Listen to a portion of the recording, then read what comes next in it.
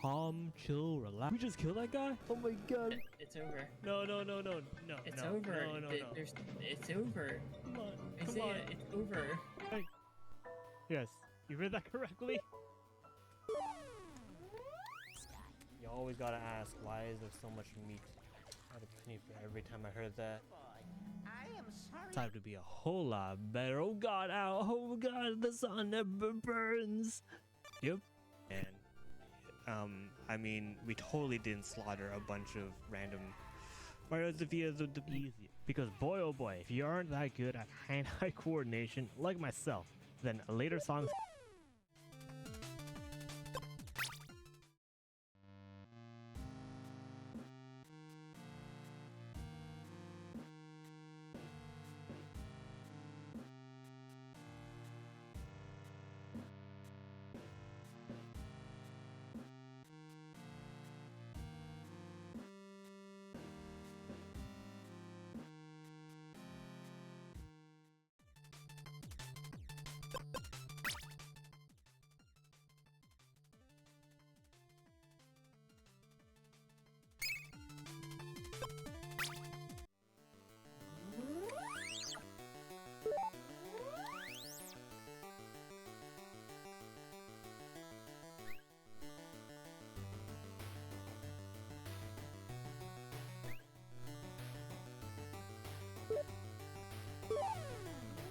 Calm, chill, relax. We just killed that guy? Oh my god. It's over. No.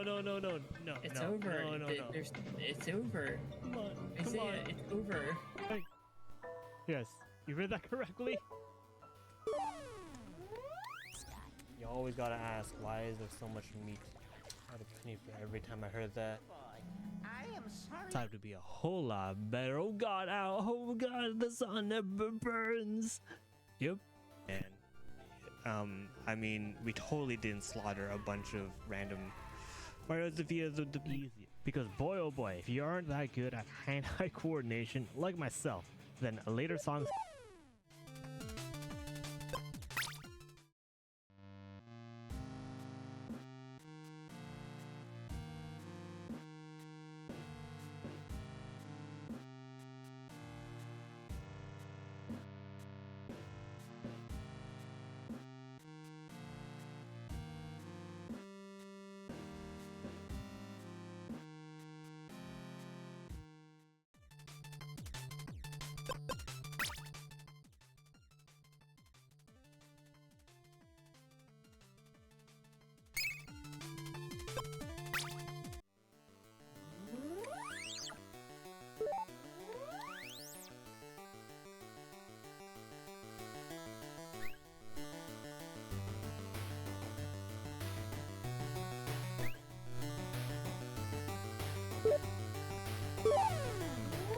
Calm, chill, relax. We just killed that guy? Oh my god. It's over. No. It's over. No. It's over. Come on. Zaya, it's over. Hey. Yes, you read that correctly? You always gotta ask, why is there so much meat out of penny for every time I heard that? I am sorry. Time to be a whole lot better. Oh god, ow. Oh god, the sun never burns. Yep. And I mean, we totally didn't slaughter a bunch of random Marios via the easy. Because boy oh boy, if you aren't that good at hand-eye coordination like myself, then later songs.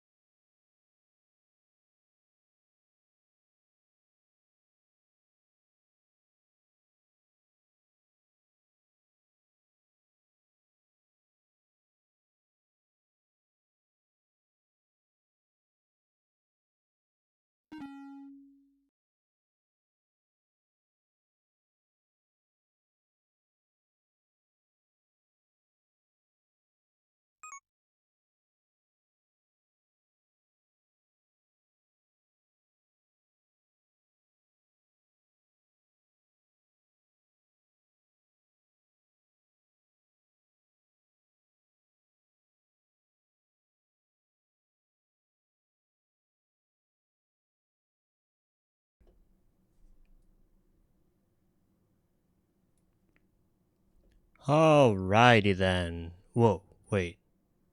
I need to make sure this. I don't have reverb on by accident. That would be very bad.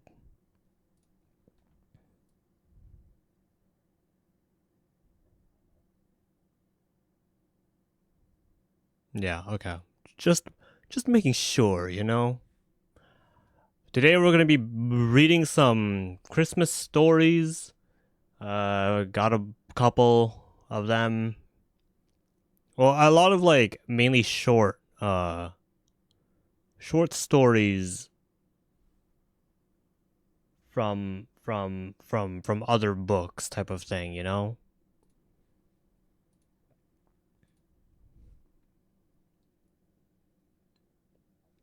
Let me make sure the recording's actually starting this time. I cannot believe that I forgot I forgot to start recording on the singing stream.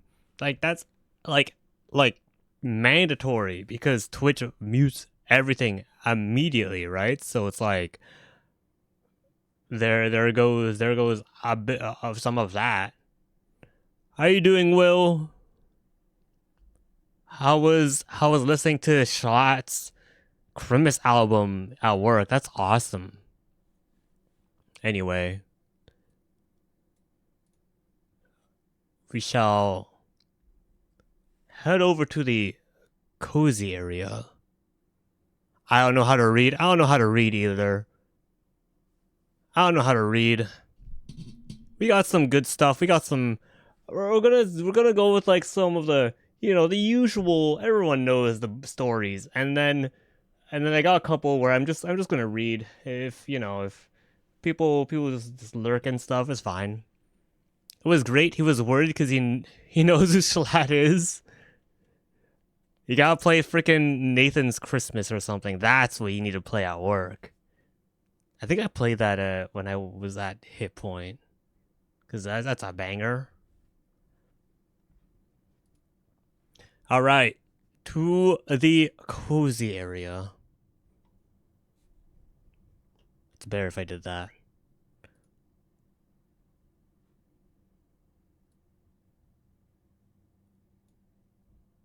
Wow.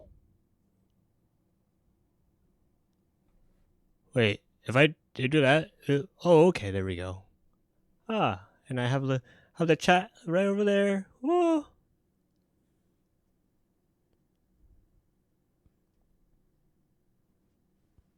We're gonna be muting the music. Maybe we'll lower it just a bit. But we also got some cozy. Got some fireplace stuff.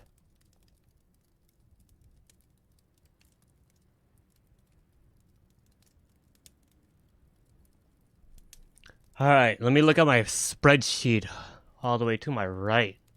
What do we have for our first story? I don't have full body tracking right now because this scene, all of this right now that's happening, why is this using up 16 CPU right now? 16% of my CPU.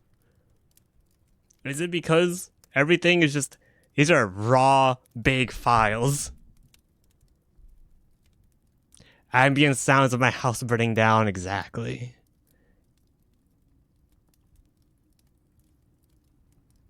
Let me know if the fire is too loud or anything like that.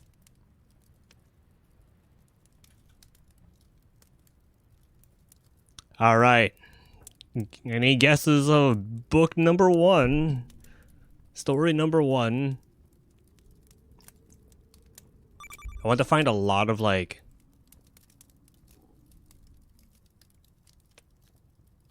Yeah, that's fine. I'm gonna leave it like that. I'm gonna find like children's book, but like there was not any ones working in terms of PDF files.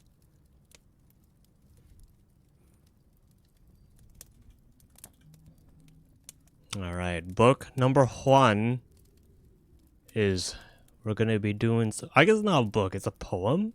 I don't know. I don't know what it is. I think it's a book.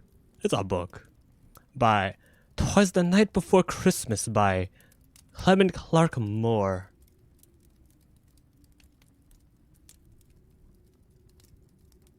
Let me open this up. Move OBS over here then.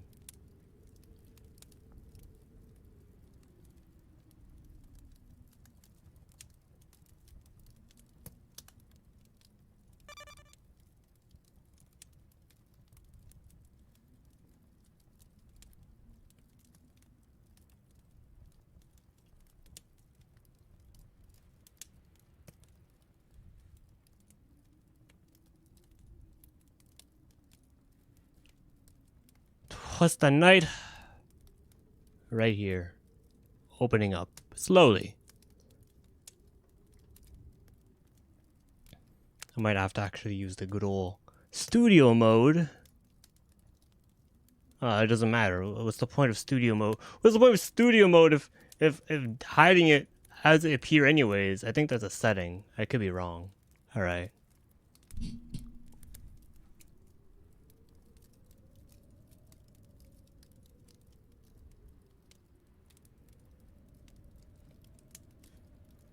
Anyway. No wheel. No wheel. Just nice, cozy reading. Actually, I'm going to turn off the music. Was going to have fire in the background. Everything's on fire.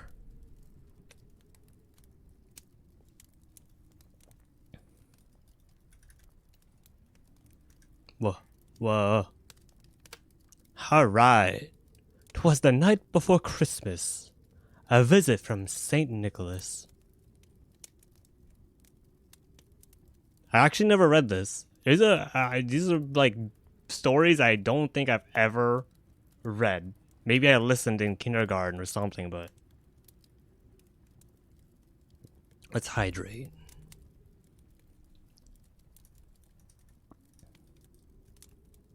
Most of the children probably know they're old.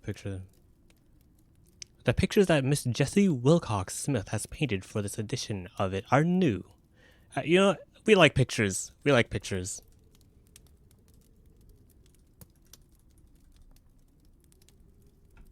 Maybe I'll lower the opacity of this.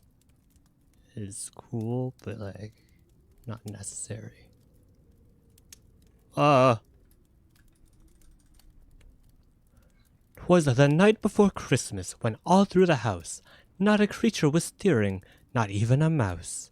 The stockings were hung by the chimney with care, in hopes that St. Nicholas soon would be there. Not even a mouse. The children were nestled all snug in their beds, while visions of sugar plums danced in their heads, and Mamma in her kerchief and I in my cap had just settled our brains for a long winter's nap. When out on the lawn there arose such a clatter, I sprang from the bed to see what was the matter. Away to the window I flew like a flash, tore open the shutters and threw up the sash. Yo, he booking it. The moon on the breast of the new fallen snow gave the luster of midday to objects below, when what to my wandering eye should appear but a miniature sleigh and 8 tiny reindeer. Wait, what?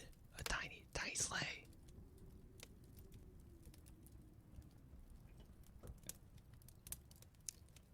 With a little old driver, so lively and quick, I knew in a moment it must be Saint Nick. More rapid than eagles, his coursers they came, and he whistled and shouted and called them by name. Now Dasher, now Dancer, now Prancer and Vixen, on Comet, on Cupid, on Donner and Blitzen, to the top of the porch, to the top of the wall. Now dash away, dash away, dash away all!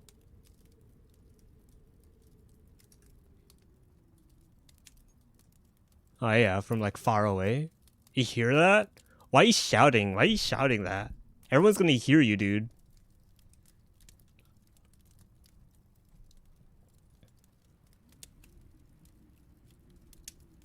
Oh god, oh god. As dry leaves are before the wild hurricane fly, when they meet with an obstacle mount to the sky. So up to the housetop the coursers they flew, with a sleigh full of toys and St. Nicholas too. And then in a twinkling I heard on the roof the prancing and pawing of each little hoof. As I drew in my head and was turning around, down the chimney St. Nicholas came with a bound. He was dressed all in fur from his head to his foot, and his clothes were all tarnished with ashes and soot. A bundle of toys he had flung on his back, and he looked like a peddler just opening his pack.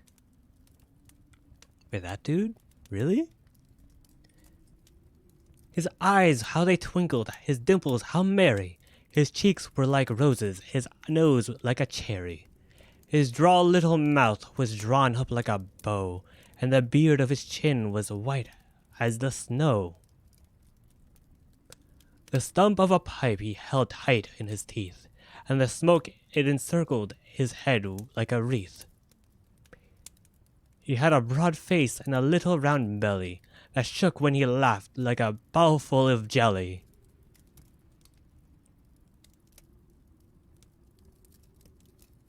Damn, that do be St. Nicholas, I guess.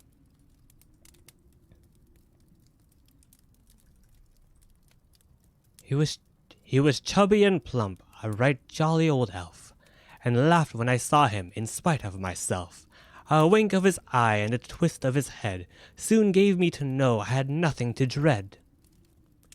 He spoke not a word, but went straight to his work, and filled all the stockings, then turned with a jerk, and laying his finger aside of his nose, and giving a nod, up the chimney he rose. He sprang to his sleigh, to his team gave a whistle, and away they all flew like the down of a thistle. But I heard him exclaim, ere he drove out of sight, "Happy Christmas to all, and to all a good night." Wow, cute. That was cute. I like that. It's really just a freaking, just a dude just seeing old Saint Nick, and he leaves. But it's so, I like the way it's written. The poetry is so, the rhyme is so good. It just works. It just works. All right, next meme. Maybe we'll put the music just a bit.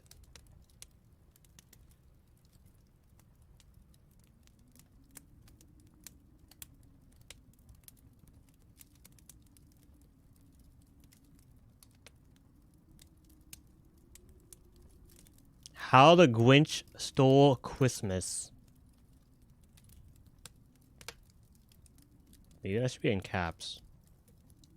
It's fine. By the Seuss of Doctors.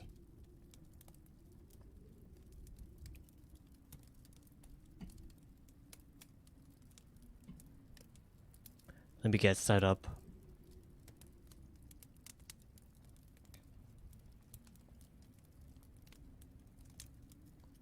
I actually don't think I've ever read How the Grinch Stole Christmas. Like, I love me some Cat in the Hat and One Fish, Two Fish, and what other Dr. Seuss is there?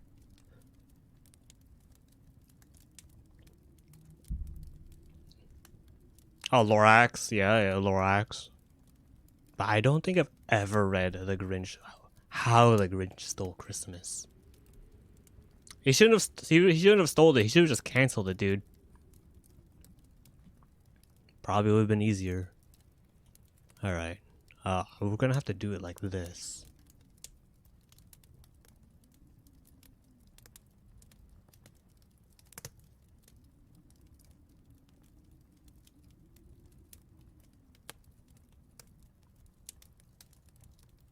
Whoop. There we go. Now you get the full thing.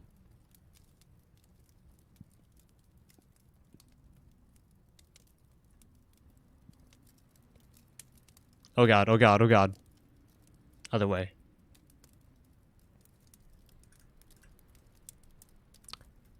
How the Grinch Stole Christmas by Seuss Man.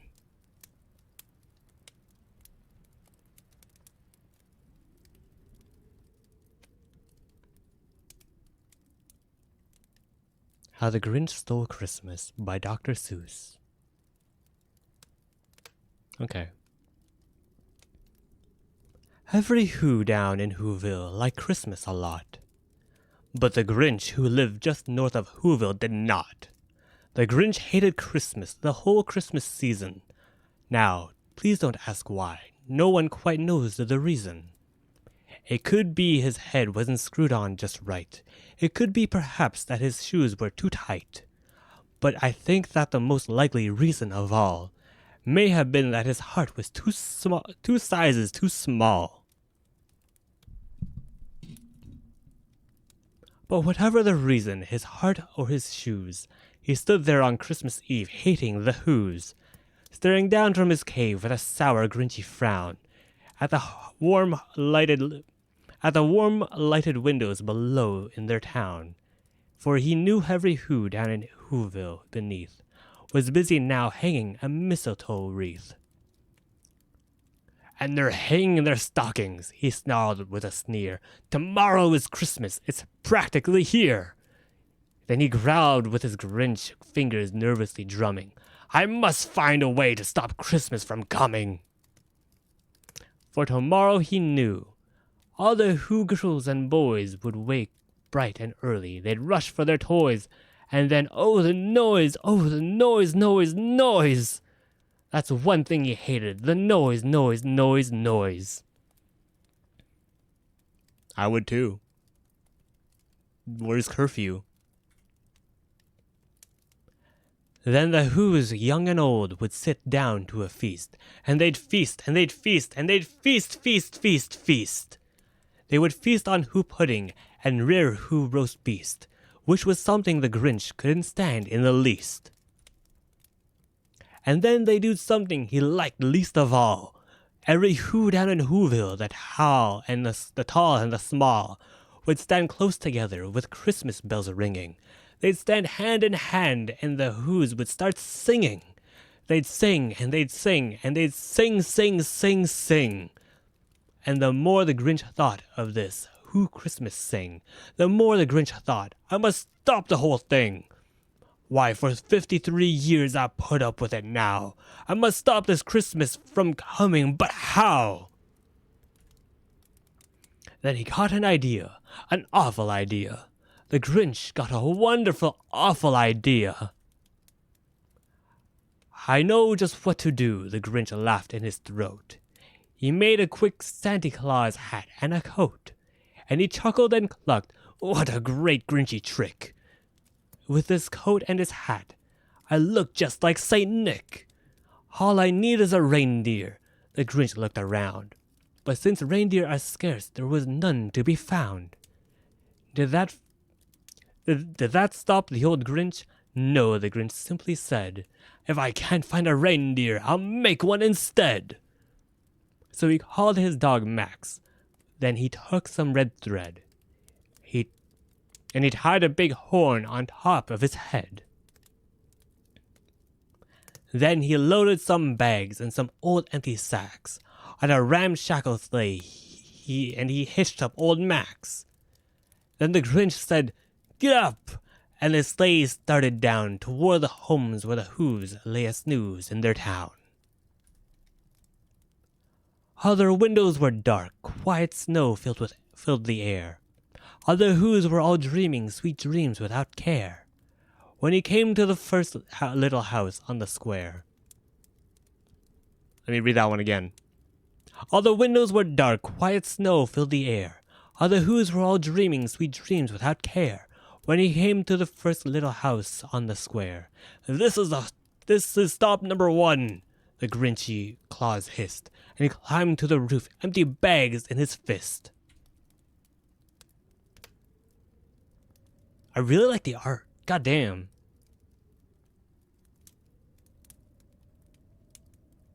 He really stealing everyone's stuff, dude. What a Grinch. Then he slid down the chimney, a rather tight pinch. But if Santa can do it, then so could the Grinch. He got stuck only once, for a moment or two. Then he stuck his head out of the fireplace flue, where the little Who stockings all hung in a row. These stockings, he grinned, are the first things to go. Then he slithered and slunk with a smile most unpleasant around the whole room, and he took every present: pop guns and bicycles, roller skates, drums, checkerboards, tricycles, popcorn, and plums. And he stuffed them in bags. Then the Grinch very nimbly stuffed all the bags one by one up the what? Oh shoot, it cuts off. Up the chimney. Then he slunk to the icebox. He took the Who's feast. He took the Who pudding. He took the roast beast. He cleaned out the icebox as quick as a flash. Why, that Grinch even took their last can of Who hash. What is Who hash? It's just the one house, huh? Then he stuffed all the food up the chimney with glee. And now, he grinned the Grinch, I will stop up the tree. And the Grinch grabbed the tree and he started to shove, when he heard a small sound like the coo of a dove. He turned around fast and he saw a small Who, little Cindy Lou Who was not more than 2. The Grinch had been caught by this tiny Who daughter, who'd got out of bed for a cup of cold water. She stared at the Grinch and said, Santa Claus, why? Why are you taking our Christmas tree, why? But you know that old Grinch was so smart and so slick. He thought up a lie and he thought it up quick. Why, my sweet little tot, the fake Santa Claus lied. There's a light on the tree that won't light up on one side. So I'm taking it home to my workshop, my dear. I'll fix it up there, then I'll bring it back here. And his fib fooled the child. Then he patted her head, and he got her a drink, and he sent her to bed. And when Cindy Lou Who went to bed with her cup, he went to the chimney and stuffed the tree up.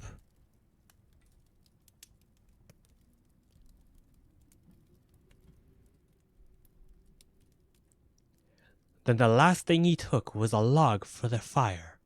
Then he went up the chimney himself, the old liar. On the walls he left nothing but hooks and some wire. And the one speck of food that he left in the house was a crumble that was even too small for a mouse. Then he did the same thing to the other Who's houses, leaving crumbs much too small for the other Who's mouses.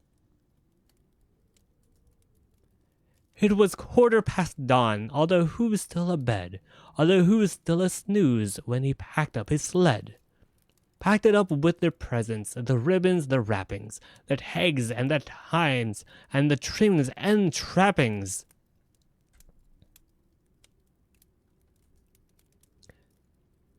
"3,000 feet up the side of Mount Crumpet, he rode up his load to the tip-top to dump it. Pooh-pooh to the Who's was the grinchiously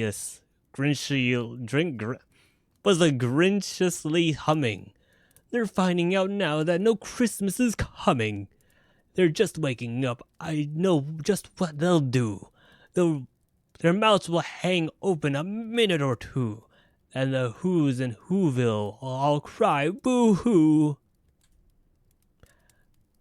That's a noise, grinned the Grinch, that I simply must hear. So he paused, and the Grinch put his hand to his ear. And he did hear a sound rising over the snow. It started in low, then it started to grow.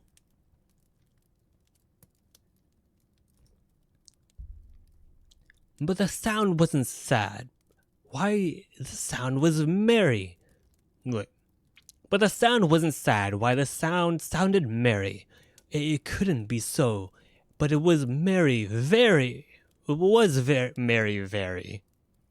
He stared down at Whoville. The Grinch popped his eyes. Then he shook. What he saw was a shocking surprise. Every Who down in Whoville, the tall and the small, was singing without any presents at all. He hadn't stopped Christmas from coming. It came. Somehow or other, it came just the same. And the Grinch, with his Grinch feet ice cold in the snow, stood puzzling and puzzling. How could it be so? It came without ribbons. It came without tags. It came without packages, boxes, and bags. And he puzzled 3 hours till his puzzler was sore. Then the Grinch thought of something he hadn't before. Maybe Christmas, he thought, doesn't come from a store. Maybe Christmas, perhaps, means a little bit more. And what happened then? Well, in Whoville they say that the Grinch's small heart grew 3 sizes that day. And the minute his heart didn't feel quite so tight, he whizzed with his load through the bright morning light. And he brought back the toys and the food for the feast, and he himself, the Grinch, carved the roast beast. Wow. Cute. That's nice. What a charming story. That doesn't need to be freaking extended by like 2 hours. Giving him Grinch a freaking lore. Though I should watch it's been a long time since I watched the Grinch. Starring the Carry Man himself.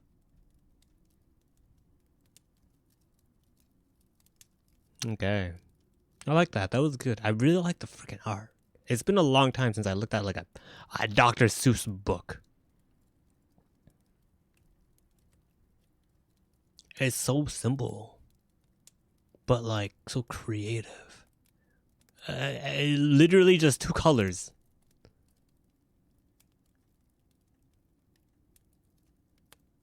I think that's what works with this the most, is because you only need like 1 shade to represent snow.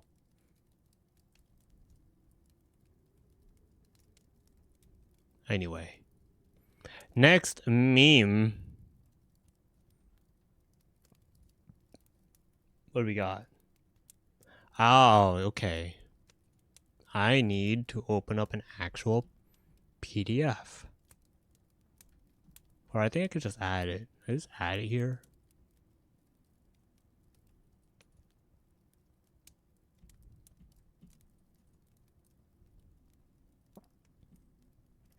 Nope, wrong one. This is this one. No one tell Twitch.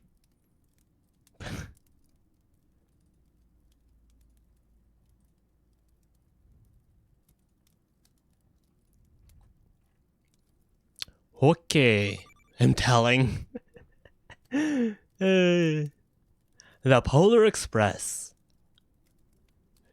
The also another book that was turned into a freaking feature-length film. But I never actually. I know the movie. I've never seen. I don't think I ever read the book. Maybe like grade 2 when the teacher read it. That's about it. Polar Express, written in I don't. Hold up. We're professional here. It change it. Change the author and the title. The author and the title. The Polar Express, written and illustrated by Chris Van Allsburg. Oh, wait, written and illustrated? Dude also did the art? That's crazy. This actually looks insane. Like, you show me this, and I'm like, that's concept art. That's concept art for, like, a movie.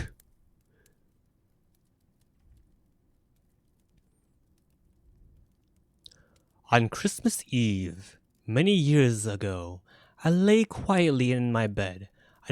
I did wrestle not wait, hold up. This isn't rhyming, right? This isn't a story that rhymes. I need to I need to not read it like a freaking Dr.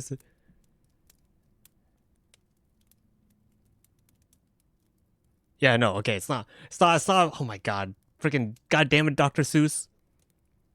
On Christmas Eve, many years ago, I lay quietly in my bed. I did not rustle the sheets. I breathed slowly and silently. I was listening for a sound a friend had told me I'd never hear, the ringing bells of Santa's sleigh. There is no Santa, my friend had insisted. But I knew he was wrong. Hold up. Oh my god. I cannot. I can't. My brain just thinks Dr. Seuss now.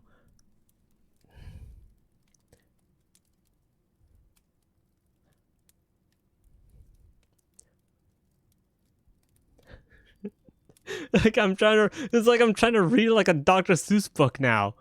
Okay, hold up. On Christmas Eve, many years ago, I lay quietly in my bed. I did not rustle the sheets. I breathed slowly and silently.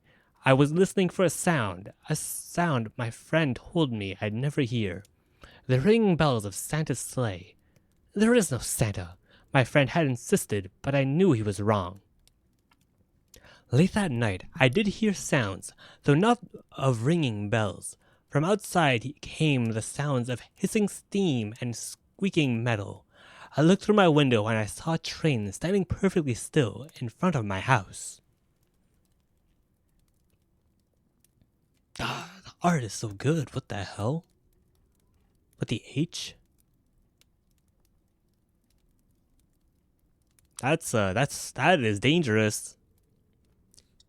It was wrapped in an apron of steam. Snowflakes fell lightly around it. A conductor stood at the open door of one of the cars. He took a large pocket watch from his vest, then looked up at the window. I put on my slippers and robe.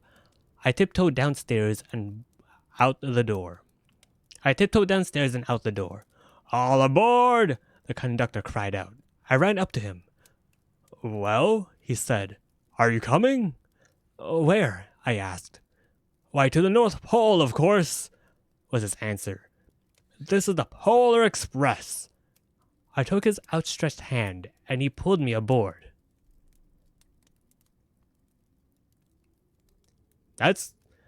Man, screw it. I would do that. I'd do that.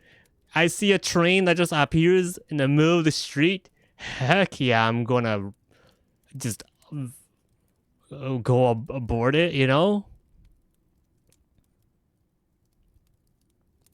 A bunch of other children.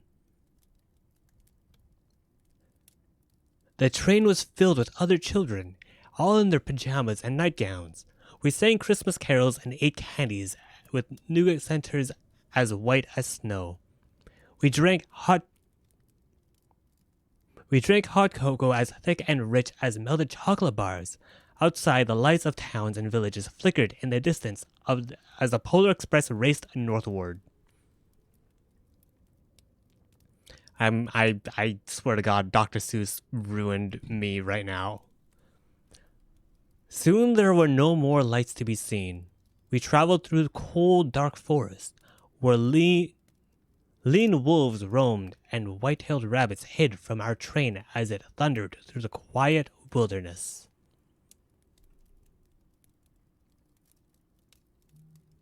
That's crazy. We actually just traveling all the way there. We climbed mountains so high it seemed as if we would scrape the moon, but the Polar Express never slowed down. Faster and faster we ran along, rolling over peaks and through valleys like a car on a roller coaster.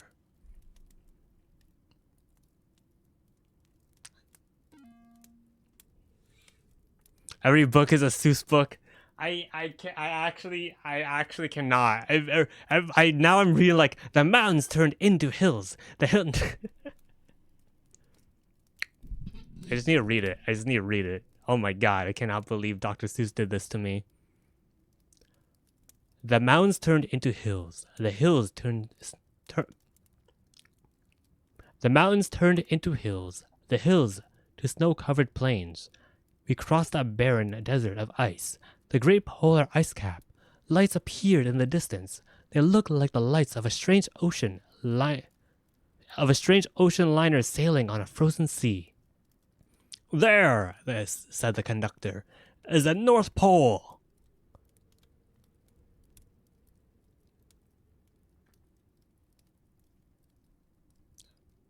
Are we like bundled up? All we have is a coat and slippers. Damn, the art is so freaking good. What the hell? The North Pole. It was a huge city standing alone at the top of the world, filled with factories where every Christmas toy was made. At first we saw no elves. They are gathering at the center of the city, the conductor told us. This is where Santa will give the first gift of Christmas. Who receives the first gift? We all asked. The conductor answered. He will choose one of you.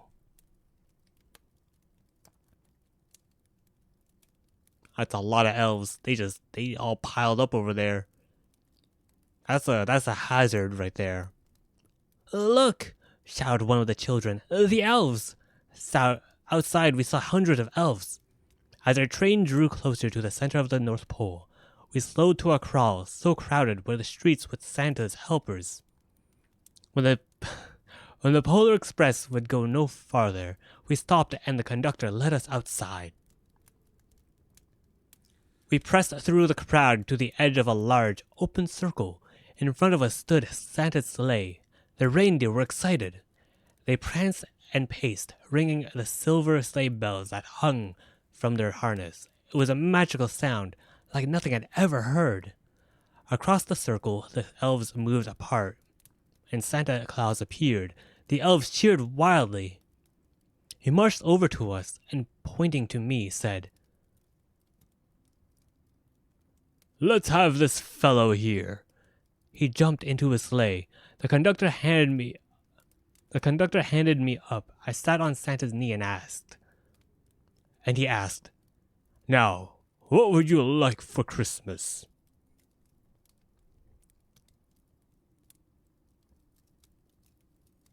Well, what he wants? I knew I could have any gift I could imagine, but the thing I wanted most for Christmas was not inside Santa's giant bag. What I wanted more than anything was one silver bell from Santa's sleigh. When I asked, Santa smiled. Then he gave me a hug and told an elf to cut a bell from the reindeer's harness. The elf tossed it up to Santa. He stood, holding the bell high above him, and called out, The first gift of Christmas!" Heck yeah. Santa was probably like, "Oh, thank God.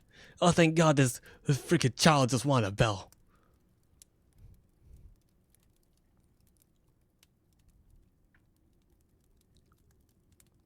The clock struck midnight as the elves roared their approval. Santa handed the bell to me, and I put it in my bathrobe pocket. The conductor helped me down from the sleigh. Santa shouted out the reindeers' names and cracked his whip. His team charged forward, and he climbed into the air.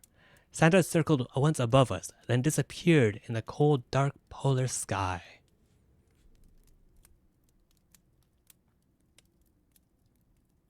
What's with the kid? What's going on, kid?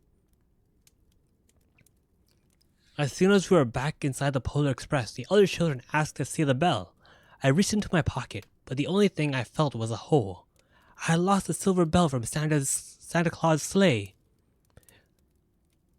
"Let's hurry outside and look for it," one of the children said, but the train gave a sudden lurch and started moving. We were on our way home. Damn. Yeah, frickin' dung goof, kid. Maybe, you should have held on to that bell.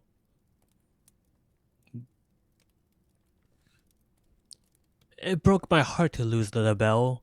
When the train reached my house, I sadly left the other children. I stood at my doorway and waved goodbye. The conductor said something from the moving train, but I couldn't hear him. What? I yelled out. He cupped his hand around his mouth. Merry Christmas! He shouted. The Polar Express let out a loud blast from its whistle and sped away.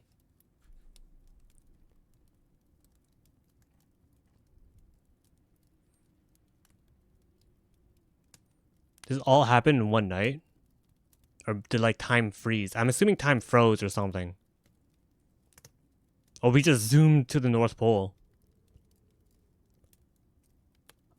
On Christmas morning, my little sister Sarah and I opened our presents. When it looked as if everything had been unwrapped, Sarah found one last small box behind the tree. It had my name on it. Inside was a silver bell. There was a note.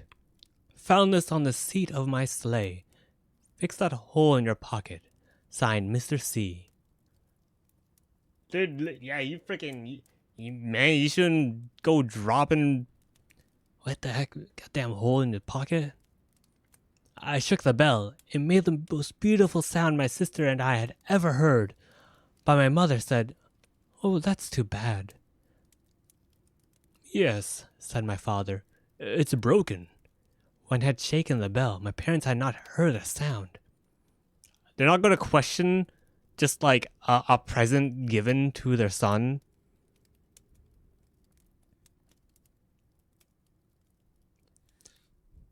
At one time,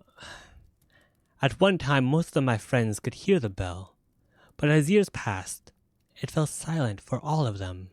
Even Sarah found one Christmas that she could no longer hear its sweet sound. Though I've grown old, the bell still rings for me as it does for all who truly believe. Damn.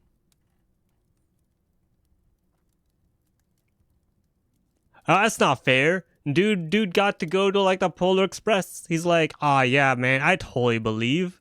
I got to see Santa IRL. No way I'm gonna not believe.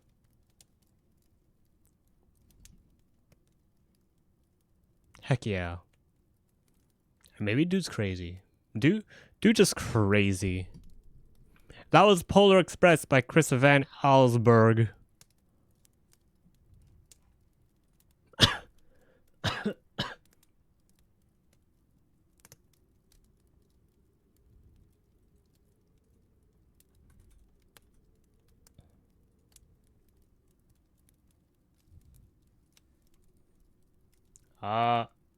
That's really it for...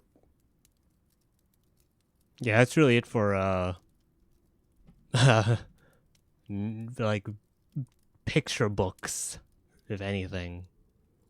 I couldn't really find anything else, unfortunately. And I like the picture books. You get the pictures.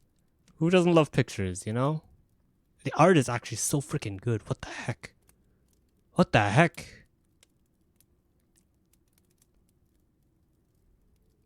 Like, goddamn.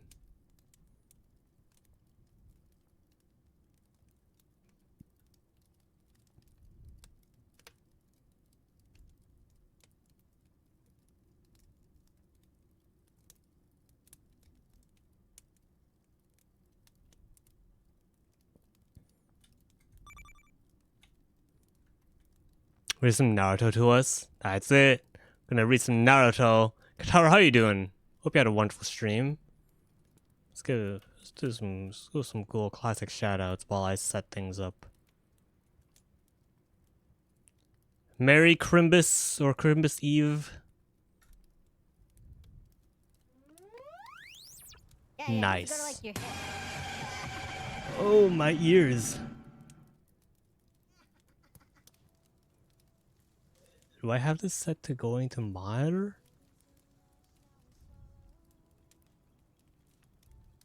Yeah, it is. Okay, thank God.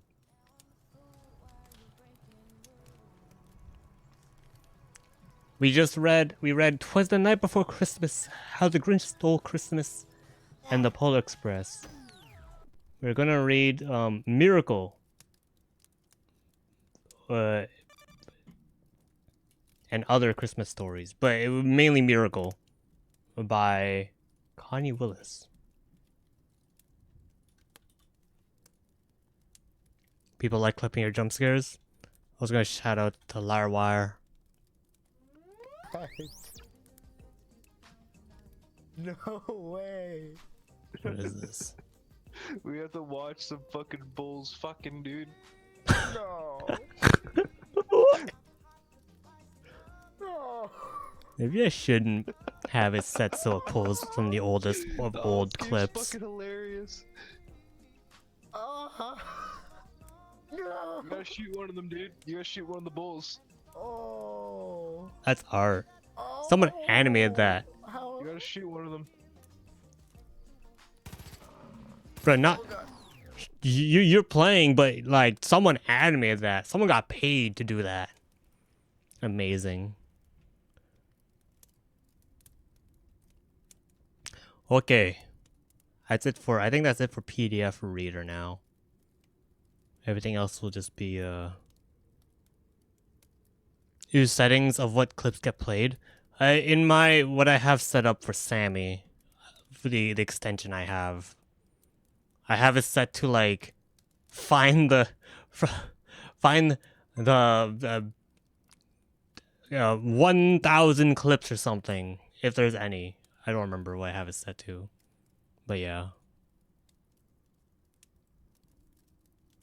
I set it to like a big number because I was like, sure, why not?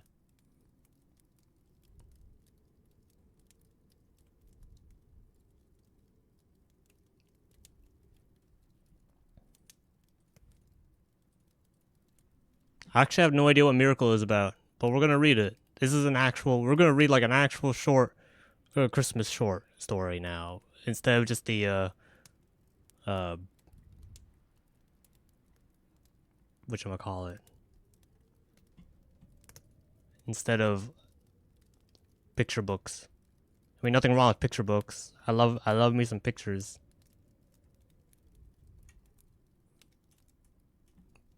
Introduction. I want chapter 1. Or not chapter 1. I guess chapter 1 is it. Okay. Real reading time. And I don't have to read like freaking Dr. Oh my god, if I start reading this like Dr. Seuss, I'm cooked.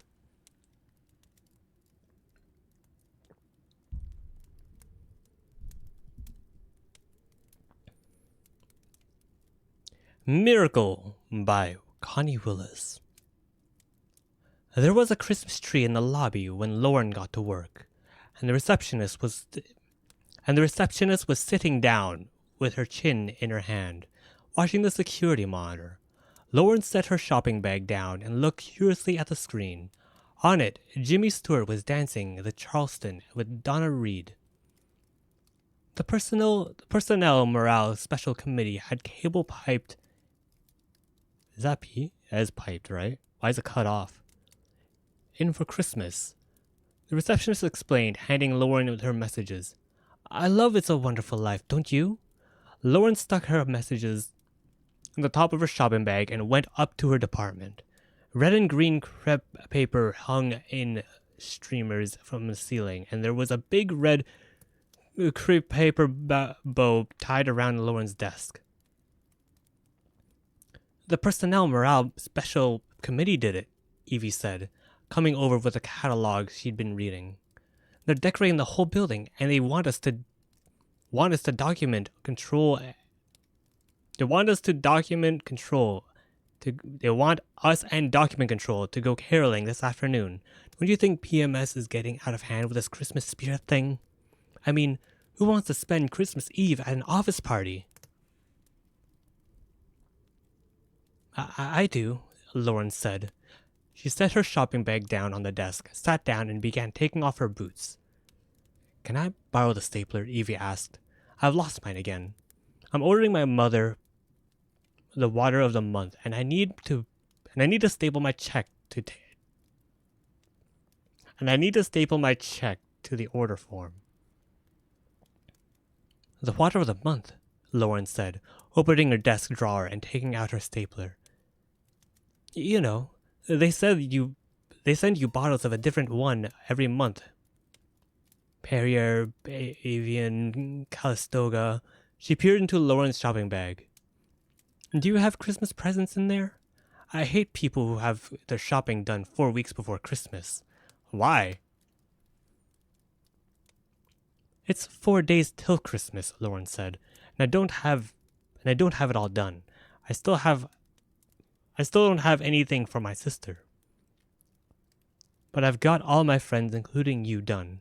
She reached into the shopping bag and pulled out her pumps. And I found a dress for the office party. Oh, I almost read it like a Dr. Seuss for a sec. Did you buy it? No. She put on one of her shoes. You just finished shopping 1 hour ago? Damn. That's how you do it. That's how you do it. That's the real gamer moves. It's all about like who can do the shopping last minute, who can do it as last minute as possible, right? It's like the opposite of speedruns.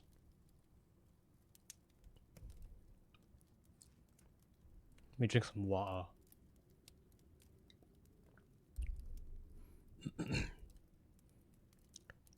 She put on one of her shoes. I'm going to try it on during my lunch hour. If it's still there, Evie said gloomily. I had this kid in a toothpick holder, all picked out for my brother, and when I went back to buy it, they were all gone. I asked them to hold the dress for me, Lauren said. She put on her other shoe. It's gorgeous, black off the shoulders, sequined.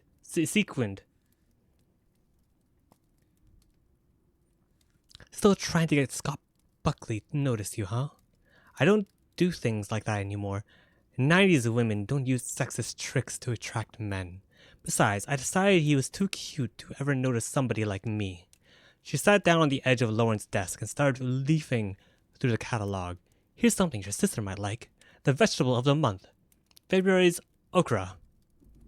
She lives in Southern California, Lauren said, shoving her boots under the desk. Oh, how about the sunscreen of the month? No, Lauren said. She's into new age stuff. Channeling, aromatherapy. Last year she sent me a crystal pyramid mate selected for Christmas. The Eastern philosophy of the month, Evie said. Zen, Sufism, Tai Chi. I'd like to get her something she'd really like, Lauren mused. I always have a terrible time figuring out what to get people for Christmas. Yeah, it'd be like that. Especially like freaking Secret Santa. Oh man, don't you love when you do Secret Santa and people have it set so it's like, oh, we're gonna go on the website and you can put your wish list, and the person who organizes it doesn't put their wish list until like a couple days, maybe like a day or two before, the actual Christmas, huh? Right, anyway, yeah. So this year I decided things were going to be different. That's why hold up, another rant. It's probably why I prefer like White Elephant Exchange and stuff like that, because at least you could just buy a gift. Buy a gift and just like anyone's gonna have a good time. I mean, like, buy. Don't be lazy and just buy like something bad or whatever. But like, if you're doing a White Elephant, you're gonna expect like, oh, it could be anything, and like no one's gonna be mad. Anyway.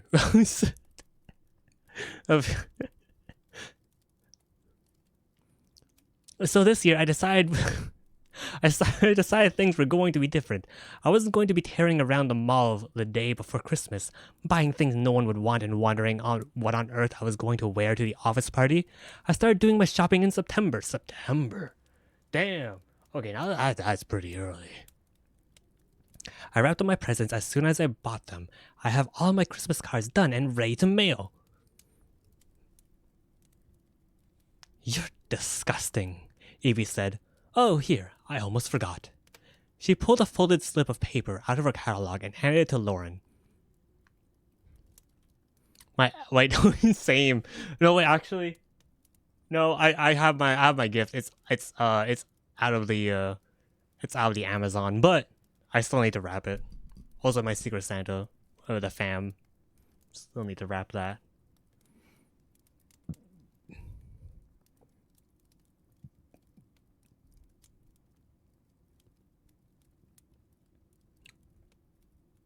I like how last year we also like we didn't want to exchange. I don't want to. I feel like I don't want to steal people's gifts. I don't see why. I feel like most people are just happy with what they got. It's just fun.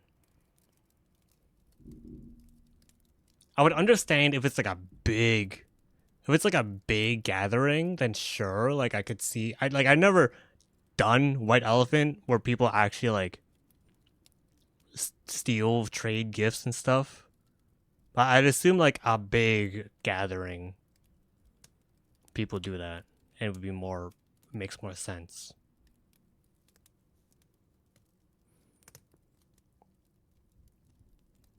Why is it called White Elephant? I'm getting distracted. You're disgusting, Evie said. Oh, here, I almost forgot. She pulled a folded slip of paper out of her catalog and handed it to Lauren.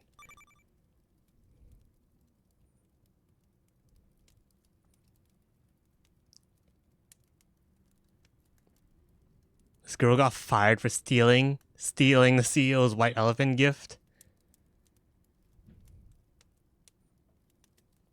Wait, what? That's actually crazy.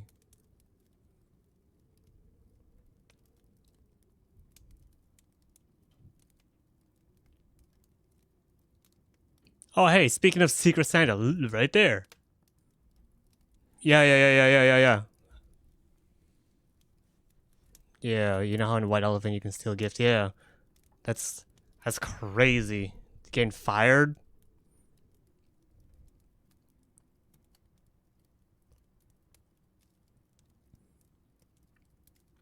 She pulled a folded slip of paper out of a catalog and handed it to Lauren. It's your name for the Secret Santa gift exchange. PMS says you're supposed to bring your present for it by Friday, so it won't interfere with the presents Santa Claus hands out at the office party. Lauren unfolded the paper and Evie leaned over to read it. Who'd you get? Wait, don't tell me. Scott Buckley? No, Fred Hatch. And I know just what to get him. Fred? The fat guy in documentation? What is it? The diet of the month? Bro, what is with Evie? This is supposed to be the season of love and charity, not the season when you make mean remarks about someone just because he's overweight. Lauren said sternly. I'm going to get him a videotape of Miracle on the 34th Street. Evie looked uncomprehending. It's Fred's favorite movie. Evie had a wonderful talk about it at the office party last year. Never heard of it. It's about Macy's Santa Claus. He starts telling people they can... I actually never heard it. I have not heard it. And actually never seen it too.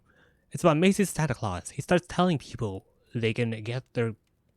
He starts telling people they can get their kids' toys cheaper at Gimbals. Favorite movie, Terminator 2? Hell yeah. Do-do-do-do. Bo-do-do-do-do.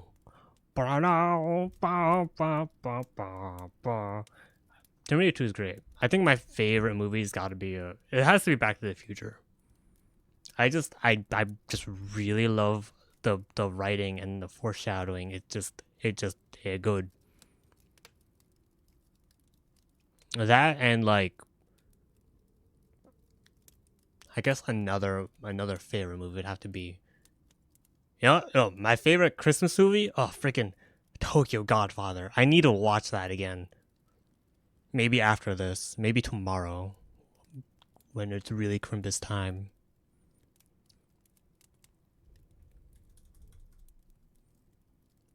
He starts telling people they can get their kids' toys cheaper at Gimbals, and then the store psychiatrist decides he's crazy. Why don't you get him It's a Wonderful Life? That's my favorite Christmas movie. Yours and everybody else's. I think Fred and I are the only people in the world who like Miracle on 34th Street better. See, Edmund Gwen, he's Santa Claus. He gets committed to Bellevue because he thinks he's Santa Claus. And since there isn't any Santa Claus, he has to be crazy. But he is Santa Claus. And Fred Gailey, that's John Payne, he's a lawyer in the movie. He decides to have a court hearing to prove it. And I watch It's a Wonderful Life every Christmas. I love the part where Jimmy Stewart and Donna Reed fall into the swimming pool. Evie said, What happened to the stapler?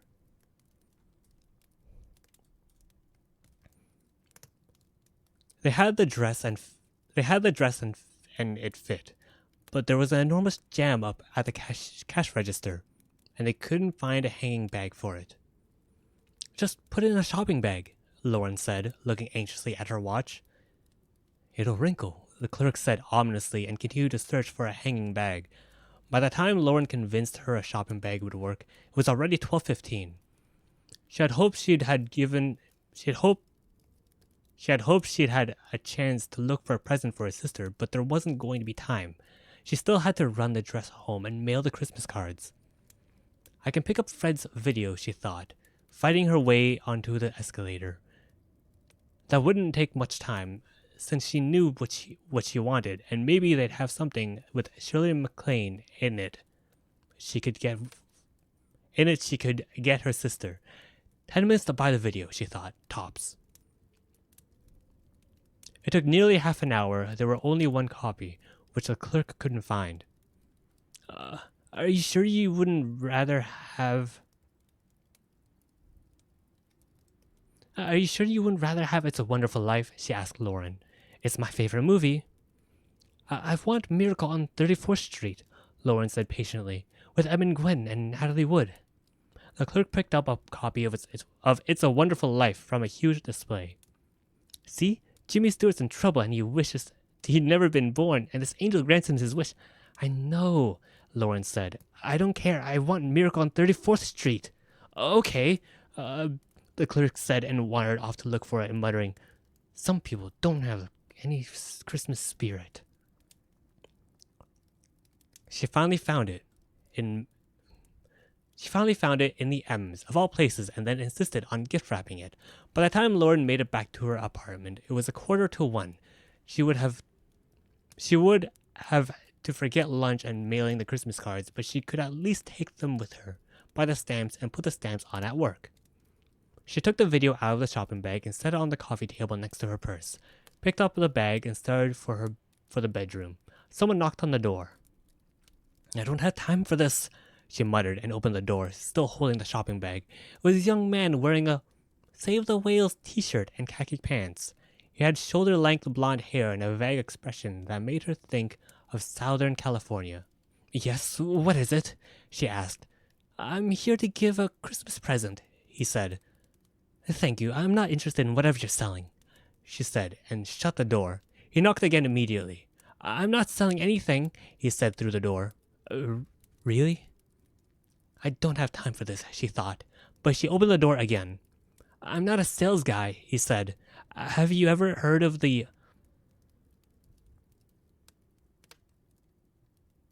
Maharishi Ramdas? A religion nut. I don't have time to talk to you, she started to say. I'm late for work, and then remembered you weren't supposed to tell strangers your apartment was going to be empty. I'm very busy, she said, and shut the door more firmly this time. The knocking commenced, but she ignored it. She started into the bedroom with the shopping bag, came back and pushed the deadbolt across with the chain on, and then went in to hang up her dress. By the time she'd extracted it from the tissue paper and found a hanger, the knocking had stopped. She hung up the dress, which looked just as deadly now that she had it home, and went back into the living room. The young man was sitting on the couch, messing with her TV remote.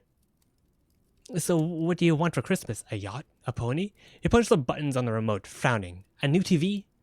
How did you get in here? Lauren said squeakily. Oh, what the heck? Hey, whoa.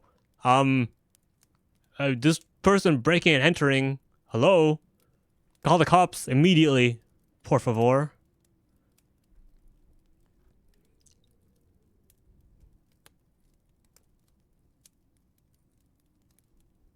I mean, I get. Lauren, like, she wants everything perfect, right? That's really the gist of what I'm getting at here. Wants everything, like, has to be perfect and right. But at the same time, sometimes you just gotta go with the flow, you know? Because Right? Like it's all about just the people you're with.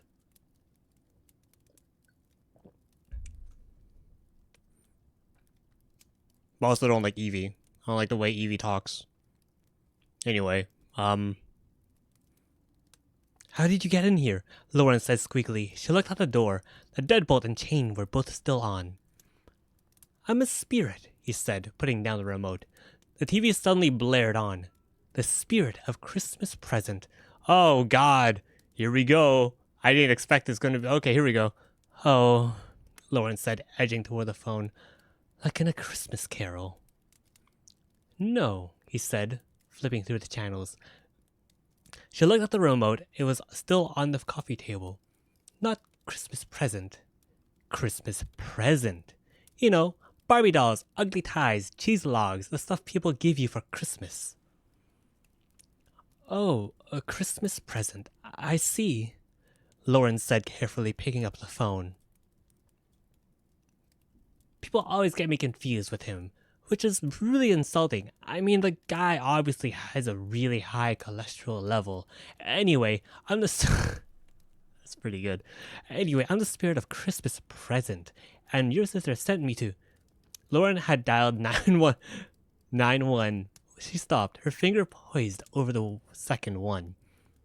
My sister? Yeah, he said, staring at the TV. Jimmy Stewart was sitting in the guard's room, wrapped in a blanket. Oh wow, it's a wonderful life.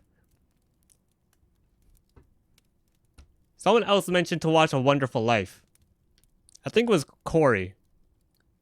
Is this another sign? I will have to watch A Wonderful Life now.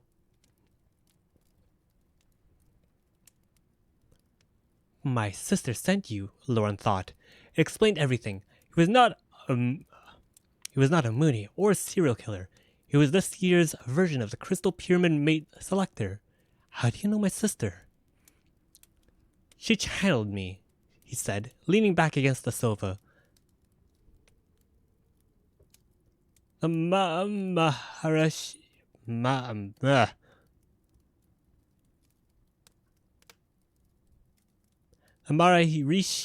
Ramdas was instructing her in trance meditation, and she accidentally channeled my spirit out of the astral plane. He pointed at the screen. I love this part where the angel is trying to convince Jimmy Stewart he's dead. I'm not dead, am I? No, I'm not an angel. I'm a spirit. The spirit of Christmas present. You can call me Chris for short. Your sister sent me to give you what you really want for Christmas. You know, your heart's desire. So what is it? My sister did not send me any more presents, she thought. Look, I'm really in a hurry right now. Why don't you come back tomorrow and we can talk about it then? I hope it's not a fur coat, he said, as if he hadn't heard her. I'm opposed to the killing of endangered species. He picked up Fred's present. What's this? It's a videotape of a miracle on 34th Street. I really have to go. Who's it for? Fred Hatch. I'm his secret Santa. Fred Hatch. He turned the package over. You had a gift wrapped at the store, did you? Yes, but if we could just talk about this later. This is the great part too, he said, leaning forward to watch the TV. The angel was explaining to Jimmy to Jimmy Stewart how he hadn't gotten his wings yet. I have to go. I'm on a lunch hour and I really need to mail my Christmas cards. And I have to be back at work by... She glanced at her watch. Oh my god, 15 minutes ago. She put down the package and stood up. Gift wrap presents, he said, making a tisking noise. Everybody rushing around, spending money, rushing to parties, never stopping to have some eggnog or watch a movie. Christmas is an endangered species. I need to drink some eggnog one day. One day. He looked longingly back at the screen where the angel was trying to convince Jimmy Stewart he'd never been alive, and then wandered into the kitchen. You got any avian water? No, Lauren said desperately. She hurried after him. Look, I really have to go to work. He had stopped at the kitchen table and was holding one of the Christmas cards. Computer addressed, he said reapprovingly. He tore it open.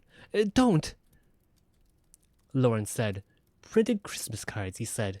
No letter, no quick note, not even a handwritten signature. That's exactly what I'm talking about.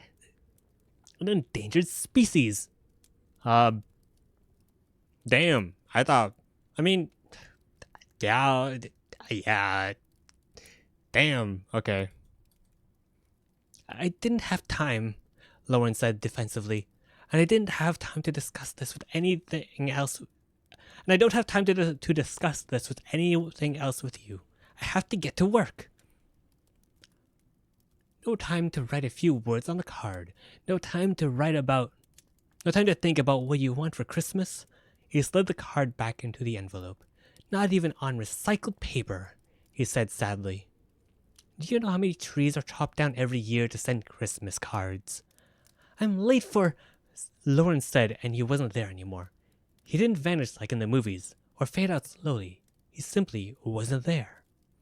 Work, Lauren said. She went and looked in the living room. The TV was still on. But he wasn't there, or in the bedroom. She went into the bathroom and pulled the shower curtain back. But he wasn't there either. It was a hallucination, she said out loud. Brought on by stress. She looked at her watch, hoping it had been part of the hallucination, but it still read 1:15. I will figure this out later, she said. I have to get back to work. She went back to the living room. The TV was off. She went into the kitchen. He wasn't there. Neither were her Christmas cards exactly. You spirit! She shouted. She shouted. You come back here this minute. I thought it said instant. I feel like instant sounds better.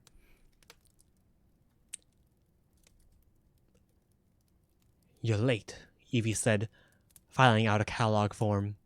You will not believe who was just here. Scott Buckley. God, he is so cute. She looked up.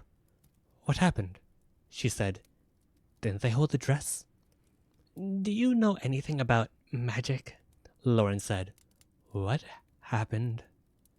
My sister sent me her Christmas present, Lauren said grimly. Grimly? I need to talk to someone who knows something about magic. It is a cute story. I dig it. Fred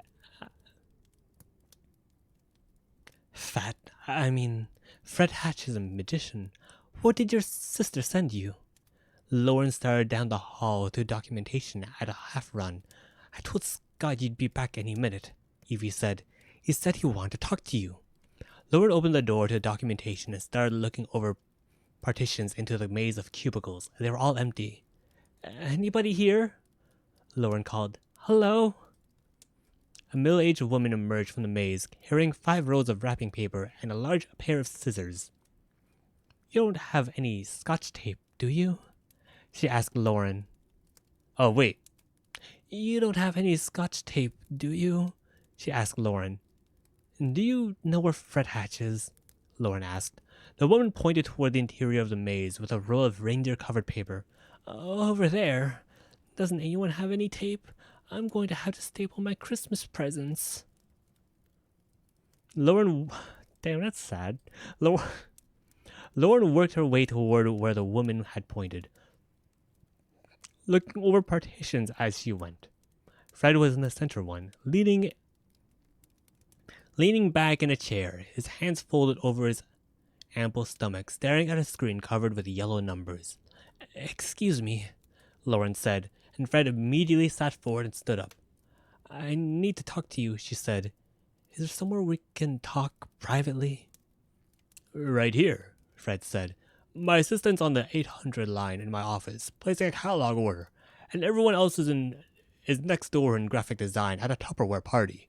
He pushed a key, and the computer screen went black. What did you want to talk about? Evie said you're a magician? She said. He looked embarrassed. Not really. The PMS committee put me in charge of the magic show for the office party last year, and I came up with the act. This year, luckily, they assigned me to play Santa Claus. He smiled and patted his stomach. I'm the right shape for the part, and I don't have to worry about the tricks not working. Oh dear, Lauren said. I hoped... Do you know any magicians? The guy at the novelty shop, he said, looking worried. What's the matter? Did PMS assign you the magic show this year? No. She sat down on the edge of his desk. My sister is into New Age stuff, and she sent me the spirit. Spirit, he said. A ghost, you mean? No, a person. I mean, he looks like a person. He says he's a spirit of Christmas present, as in gift, not here and now. And you're sure he's not a person? I mean, tricks can sometimes really look like magic. There's a Christmas tree in my kitchen, she said. Christmas tree, he said wearily. Yes, the spirit was upset about my Christmas cards. Wait, what? Okay. Yes, the spirit was upset because my Christmas cards weren't on recycled paper. He asked me if I knew how many trees were chopped down to send Christmas cards. Then he disappeared, and when I went back to the kitchen, there was a Christmas tree in my kitchen. Oh, okay. And there's no way he could have gotten into your apartment earlier and put it there? It's growing out of the floor. Besides, it wasn't there when we were in the kitchen 5 minutes before. See, he was watching It's a Wonderful Life on TV, which, by the way, he turned on without using the remote, and he asked me if I have avian water. And he went into the kitchen and this is ridiculous. You think I'm crazy? I think I'm crazy just listening to myself tell this ridiculous story. Avian water. She folded her arms. People have a lot of nervous breakdowns around Christmas time. Do you think I could be having one? The woman with the wrapping paper rolls peered over the cubicle. Have you got a tape of dispenser? Fred shook his head. How about a stapler? Fred handed her his stapler and she left. Well, Lauren said when sure the woman was gone. Do you think I'm having a nervous breakdown? That depends, he said. On what? On whether there's really a tree growing out of your kitchen floor. You said he got angry because your Christmas cards weren't on recycled paper. Do you think he's dangerous? I don't know. He says he's here to give me whatever I want for Christmas, except a fur coat. He's opposed to killing of endangered species. Are you saying this? Just rambling as all that she remembers, but it's like, you don't need to mention that. I guess. A spirit who's an animal rights activist, Fred said lightly. Where did your sister get him from? The astral plane, Lauren said. She was trans-channeling or something. I don't care where he came from. I just want to get rid of him before he decides my Christmas presents aren't recyclable too. Okay, he said, hitting a key on the computer. The screen lit up. The first thing we need to do is find out what he is and how he got here. I want you to call your sister. Maybe she knows some new age spell for getting rid of spirits. He began to type rapidly. I'll get on the net and see if I can find someone who knows something about magic. He swiveled around to face her. You're sure you want to get rid of him? I have a tree growing out of my kitchen. But what if he's telling the truth? What if you really can get what you want for Christmas? What I wanted was to mail my Christmas cards, which are now shedding needles on the kitchen tile. Who knows what he'll do next? Yeah, he said. Listen, whether he's dangerous or not, I think I should go home with you after work, in case he shows up again. But I've got a PMS meeting for the office party. That's okay. That's okay. He's an animal rights activist. He's not dangerous. That doesn't necessarily follow, Fred said. I'll come over as soon as my meeting's over. And meanwhile, I'll check the net, okay? Damn. This is really 90s, huh? When does this come out?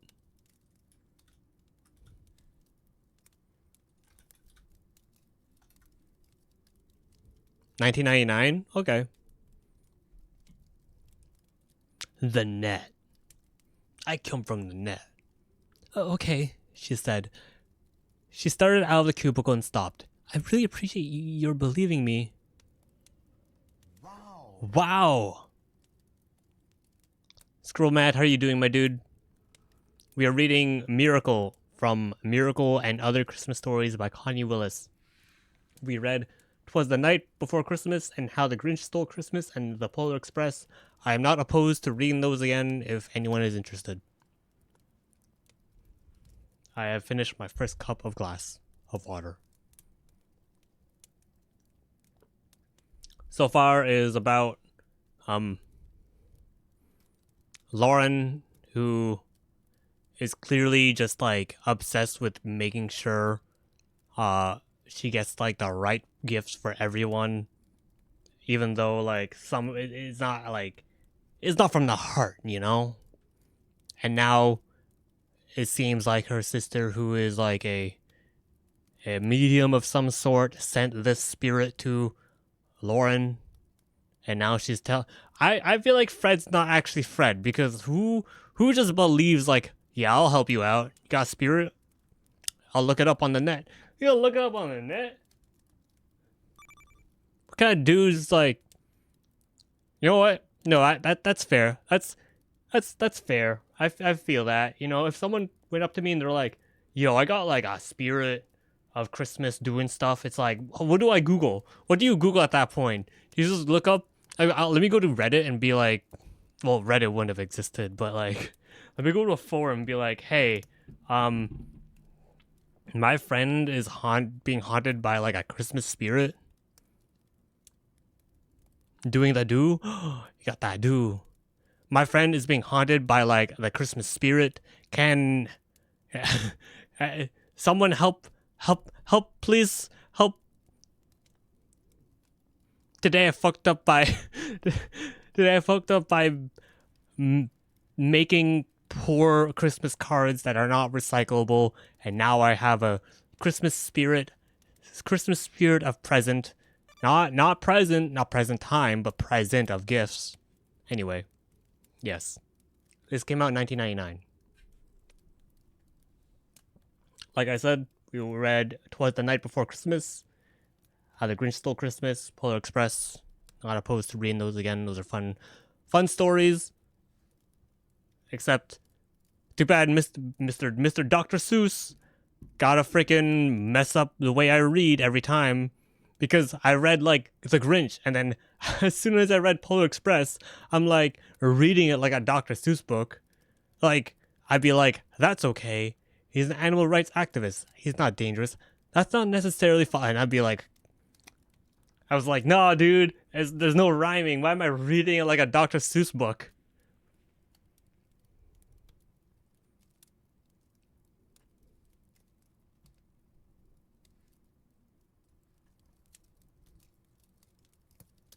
Anyway, back to Lauren being crazy.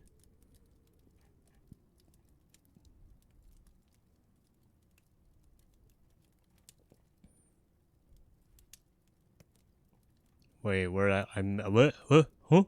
Where is? Okay, okay. She said. She started out of the cubicle and stopped. I really appreciate your believing me, or at least not saying you don't believe me. He smiled at her. I don't have a choice. I don't have any choice. You're the only person in the world who likes Miracle on 34th Street better than It's a Wonderful Life. And Fred gaily believed Macy's Santa Claus was really Santa Claus, didn't he? Yeah, she said. I don't think this guy is Santa Claus. He was wearing Birkenstocks. I'll meet you at your front door, he said. He sat down at the computer and began typing. Lauren went out through the maze of cubicles and into the hall. There you are, Scott said. I've been looking all over for you. He smiled meltingly. I'm in charge of buying gifts for the office party, and I need your help. My help? Yeah, picking them out. I hope maybe I could talk you into going shopping with me after work tonight. Tonight? She said. I can't. I've got a Christmas tree growing in my kitchen.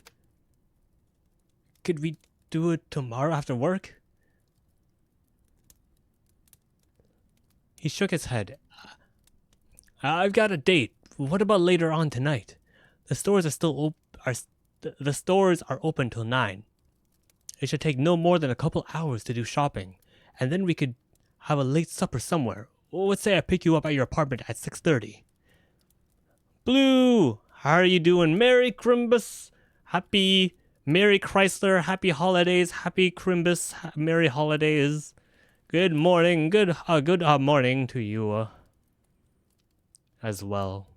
It's 9:30 here, but I'm assuming good morning. Hope everyone bought them turbo dolls in time.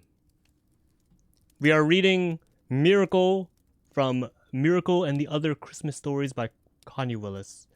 We read Was the Night Before Christmas and How the Grinch Stole Christmas and the Polar Express. I am not opposed to reading those again if anyone wants me to. We're just reading stories. Last night we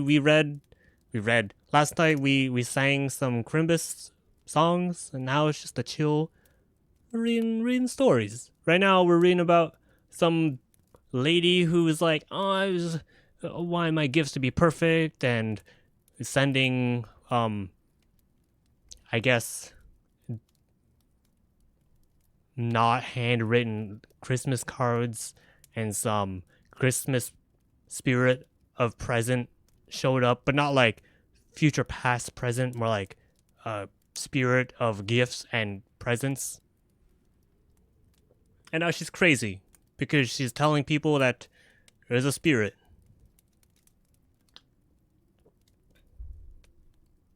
Where was I?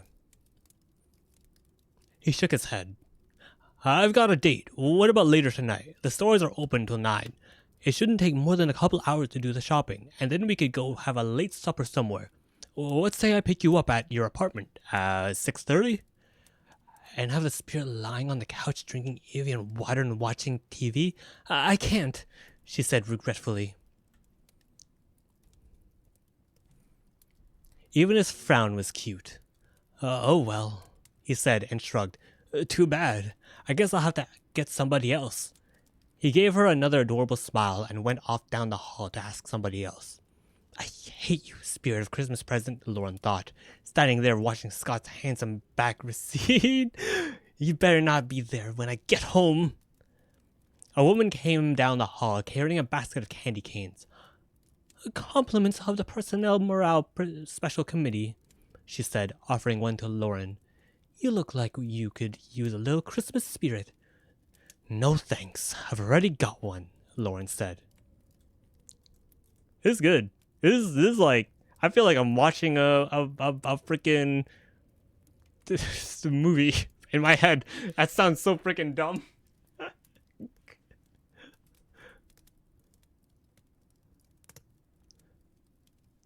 The no thanks, I already got one, and then it's just like it cuts to, you know, you like picture it, it then cuts away to a wide shot of her apartment, or not even just a wide shot, just like immediately just cuts to her opening her apartment door. Oh.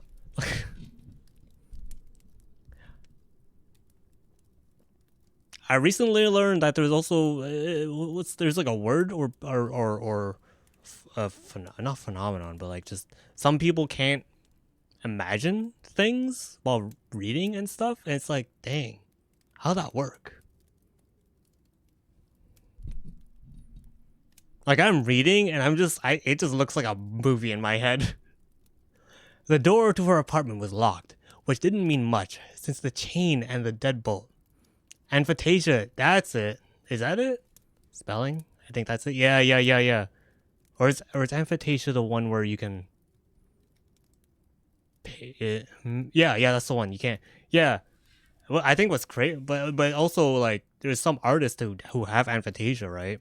And they can just draw really well because it's not just from their head. It's from pure practice. I know, like I think one of the Hololive members that are like an artist have Amphantasia. The door to her apartment was locked, which didn't mean much since the chain and the deadbolt had been on when he got in before. But he wasn't in the living room, and the TV was off. He had been there though. There was an empty Evian water bottle on the coffee table. I feel things instead of fully visualizing it. Do you really feel? I'll be like, I think for me, this is a really weird one. Whenever I think of a memory, I always think of like what the freaking, what it like smelled, you know? Like I could be like, oh yeah, back on the beach or something. Like I don't know how to explain. Yeah, like it'd be like that. People just work different ways, and that's crazy. That's the real superpowers.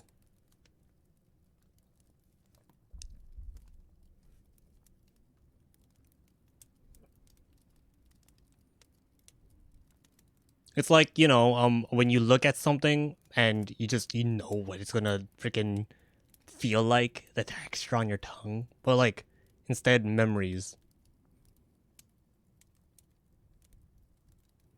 Smell an old vinyl lunch kit, will take you right back to summer camp. Damn, hell yeah, that's where it's at.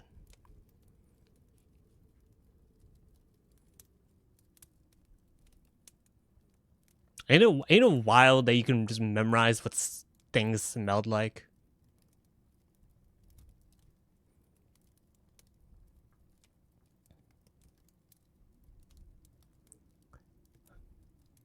He had been there though. There was an empty water bottle on the coffee table. She picked it up and took it in the kitchen. The tree was still there too. She pushed one of the branches aside so she could get to the wastebasket and threw the bottle away. Don't you know plastic bottles are non-biodegradable? The spirit said. He was standing on the other side of the tree, hanging things on it.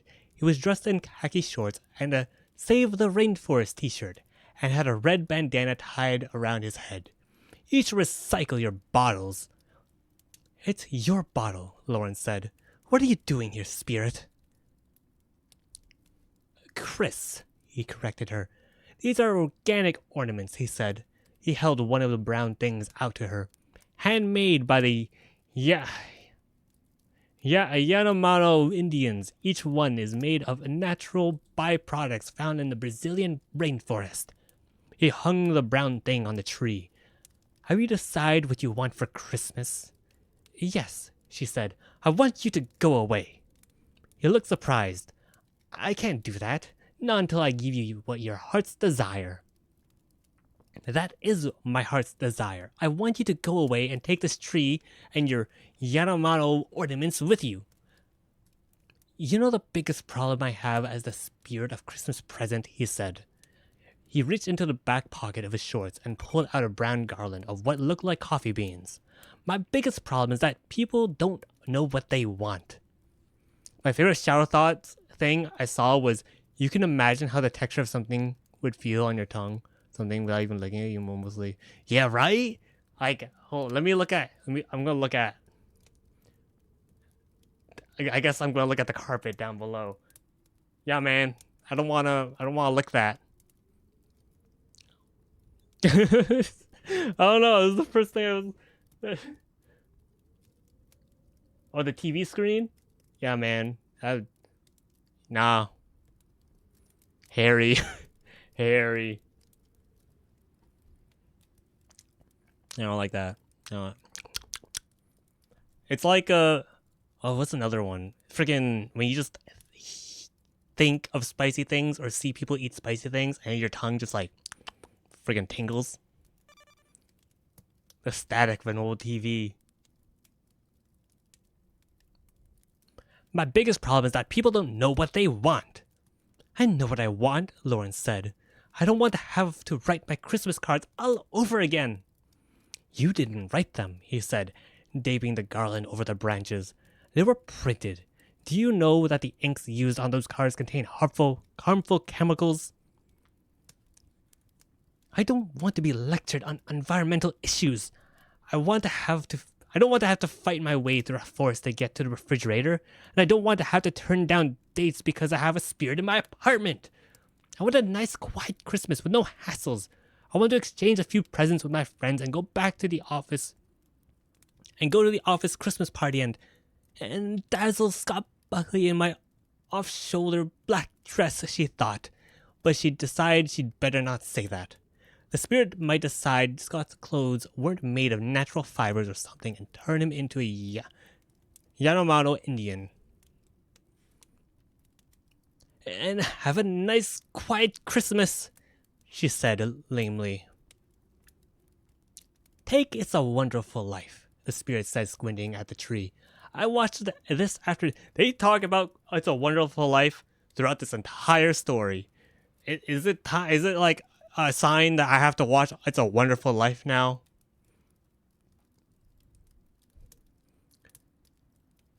Take It's a Wonderful Life, the spirit said, squinting at the tree. I watched it this afternoon while you were at work. Jimmy Stewart didn't know what he wanted. He reached into his pocket again and pulled out a crooked star made of Brazil nuts and twine. He thought he wanted to go to college and travel and get rich. What he really wanted was right there in front of him the whole time. He did something, and the top of the tree lopped over in front of him. He tied the star with the twine and did something else. The tree straightened up. You only think you want me to leave, he said. Someone knocked on the door. You're right, Lauren said. I don't want you to leave. I want you to stay right there. She ran into the living room. The spirit followed her into the living room. Luckily, being a spirit, I know what you really want, he said, and disappeared. She opened the door to Fred. He was just a...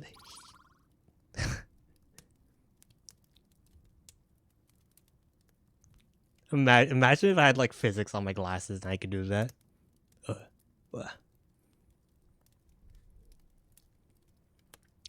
The spirit followed her into the living room. Luckily, being a spirit, I know what you really want, he said, and disappeared. She opened the door to Fred. He was just there, she said. He disappeared when I opened the door, which is what all the crazies say, isn't it? Yeah, Fred said. Or else he's right there. Can't you see him? He looked curiously around the room.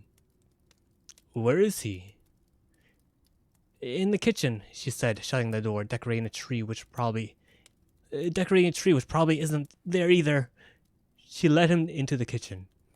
The tree was still there, and there were large brownish cards stuck all over it. You really do have a tree growing in your kitchen, Fred said, squatting down to look at the roots. I wonder if people downstairs have roots sticking out of their ceiling. He stood up. What are these? He said, pointing at the brownish cards. Christmas cards. She pulled one off. I told him I wanted mine back. She read the card out loud. In the time it takes you to read this Christmas card, 82 harp seals will have been clubbed to death for their fur. She opened it up. Happy holidays. Cheery. Damn. Thanks. Damn, Fred said. He took the card from her and turned it over. This card is printed on recycled paper with vegetable inks and can be safely used as compost. Did anyone on the net know how to club a spirit to death? She asked. No, didn't your sister have any ideas? She didn't know how she got him in the first place. She and her Maharishi were channeling an Egyptian nobleman, and he suddenly appeared wearing a Save the Dolphins t-shirt. I got the idea. The Maharishi was as surprised as she was. She sat down at the kitchen table. I tried to get him to go away this afternoon, but he said he has to give me my heart's desire first. She looked up at Fred, who was cautiously sniffing one of the organic ornaments. Didn't you find anything on the net? I like this. I like how the first thing you do, gotta look it off on the net, you know? I found that there are a lot of loonies with computers. What are these? Byproducts of the Brazilian rainforest. She stood up. I told him my heart's desire was for him to leave, and he said I didn't know what I really wanted. Which is what? I don't know, she said. I went into the living room to answer the door, and he said that luckily he knew what I wanted because he was a spirit, and I told him to stay right where he was, and he disappeared. Show me, he said. She took him into the living room and pointed out where he'd been standing, and Fred squatted down and peered at the carpet. How does he disappear? I don't know, he just isn't there.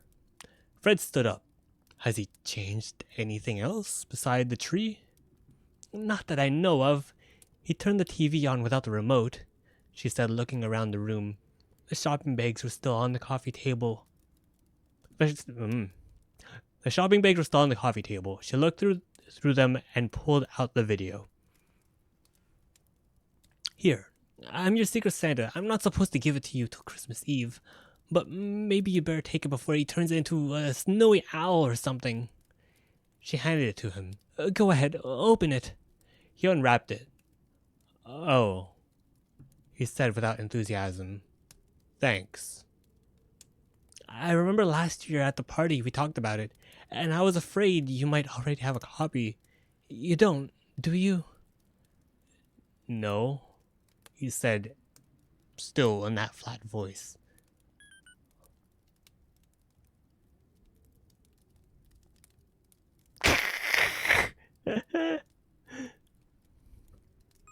Oh, I guess also Miracle on 34th Street. Dude sounds so enthusiastic about opening his favorite movie that he probably really loves. Or maybe he didn't want to, but I don't know. Sure. I remember last year at the party we talked about it, and I was afraid you might already have a copy. You don't, do you? No, he said, still in that flat voice. Oh, good. I had a hard time finding it. You were right when you said we were the only two people in the world who liked Miracle on 34th Street. Everybody else I know thinks it's a wonderful life is... You bought me Miracle on 34th Street? He said, frowning. It's the original black and white version. I hate those colorized things, don't you? Everyone has great teeth. Lauren. He held the box out to her so she could read the front. I think your friend's been fixing things again. Oh? Alright. She took the box from him. On the cover was a picture of Jimmy Stewart and Donna Reed dancing the Charleston. Oh no, that little rat, she said. He must have changed it when he was looking at it. He told me It's a Wonderful Life was his favorite movie. To Bruce? Fred said, shaking his head. Do you suppose he changed all the other Christmas presents? We'd better check. If he has, she said, darting into the kitchen. She dropped to her knees and started rummaging through them. Do you think they look the same? Fred asked, squatting down beside her. Your present looked the Do you think they look the same? Your present looked the same. She grabbed a package wrapped in a red and gold paper and began feeling it. Evie's present is okay, I think. What is it? A stapler. She's always losing hers. I put her name on it in magic marker. She handed it to him to feel. Feels like a stapler, all right, he said. I think we'd better open it and make sure. Fred tore off the paper. It's still a stapler, he said, looking at it. What a great idea for a Christmas present. Everybody in documentation is always losing staplers. I think PMS steals them to use on their Christmas memos. He handed it back to her. Now you have to wrap it again. That's okay, Lauren said. At least it wasn't a Yamamoto ornament. But it might be any minute, Fred said, straightening up. There's no telling what he might take a notion to transform next. I think you better call your sister again and ask the Maharishi if he knows how to send spirits back to the astral plane. And I'll go see what I can find about exorcism.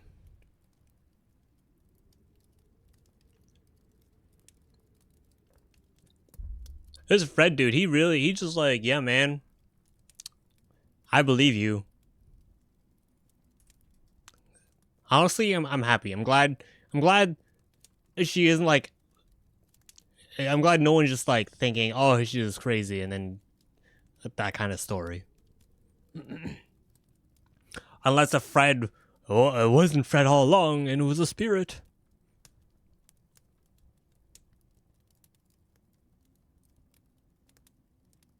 Where was I? Okay, Lauren said, following him to the door. Don't take the videotape with you. Maybe I can get him to change it back. Maybe, Fred said, frowning. You're sure he said he was here to give you your heart's desire? I'm sure. Then why would he change my videotape? He said thoughtfully. It's too bad your sister couldn't have conjured up a nice straightforward spirit. Like Santa Claus, Lauren said. What? Her sister wasn't home. Lauren tried her off and on all evening, and when she finally got her, she couldn't talk. The Maharishi and I are going to Barbados. They're having a harmonic diversions there on Christmas Eve, so you need to send my Christmas present to Barbados, she said, and hung up. Damn, just like that? I don't even have a Christmas present bought yet, Lauren said to the couch. And it's all your fault. She went into the kitchen and glared at the tree. I don't even dare go shopping because you might turn the couch into a humpbacked whale while I'm gone, she said, and then clapped her hand over her mouth. She peered cautiously into the living room and then made a careful circuit of the whole apartment, looking for endangered species. There were no signs of any, and no sign of the spirit. She went back into the living room and turned on the TV. Jimmy Stewart was dancing the Charleston with Donna Reed. She picked up the remote and hit the channel button. Now Jimmy Stewart was singing, Buffalo Gals, won't you come out tonight? She hit the automatic channel changer. What the hell is an automatic channel changer? I'm going to be 100% honest to you. What is that button?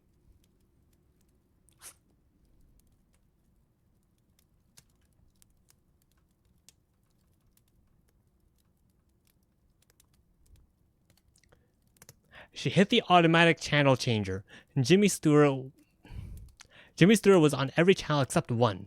The Ghost of Christmas Present was on that one, telling Scrooge to change his ways. She watched the rest of A Christmas Carol. When it reached the part where the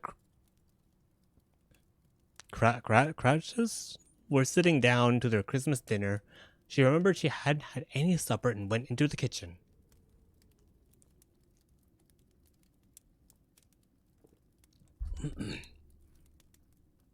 Damn, she just sat down and watched it.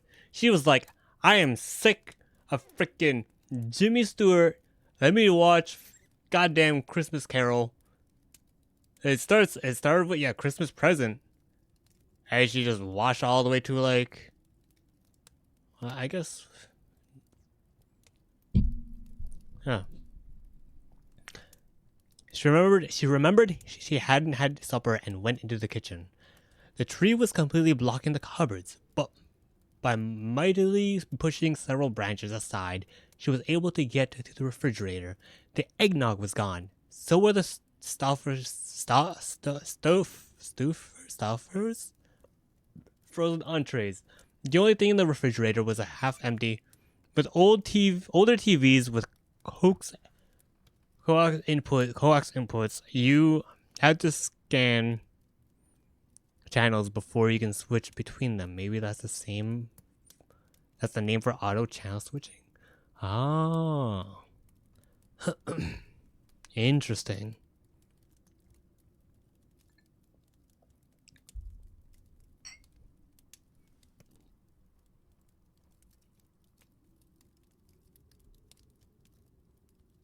That could be it.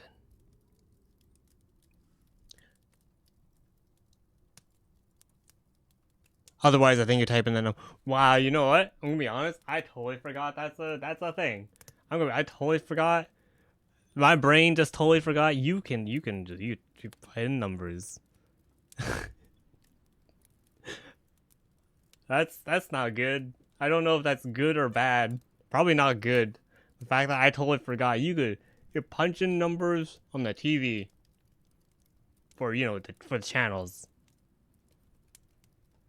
My brain just thought, oh yeah, channel and the arrow buttons.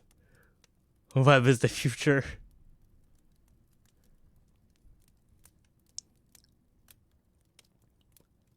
She shoved her way out of the kitchen and sat back down on the couch. Fred had told her to call if anything happened, but it was after 11 o'clock, and she had a feeling the eggnog had been gone for some time. A Christmas Carol was. Oh wait, hold up! I forgot to do something.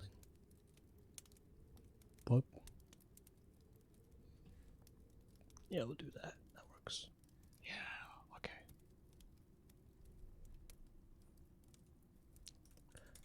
A Christmas Carol was over, and the opening credits of the next movie were starting. Frank captures It's a Wonderful Life starring Jimmy Stewart and Donna Reed. She must have fallen asleep when she woke up. Miracle on 34th Street was on. It's like radio presets in a car or on a stereo as well, but a lot more. Okay. Okay, so kind of like The Return, but not more. Like you get more interesting.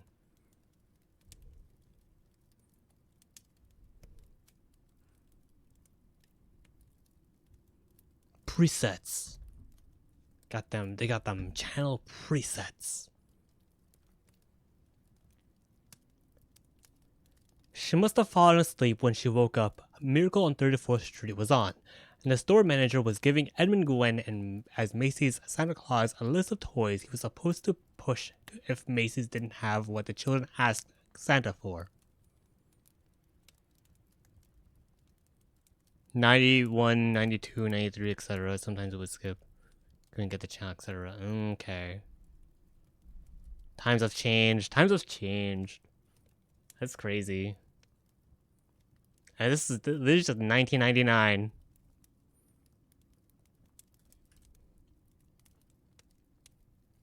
I feel so. Whenever I see like a comment on something or whatever, and it's like someone just mentions that they're born not 2000, but like circa 2010, and it's like, dude, that's crazy. Now the channel strip just tells you that you don't get it. Okay. It'd just be pure static.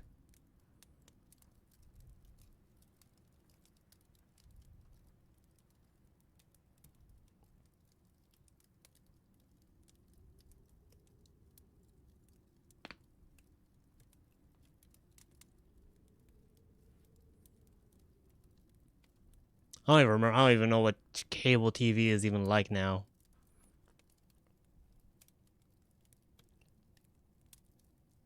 Finally, Lauren said, watching Edmund Gwen tear the list into pieces. A lot of ads.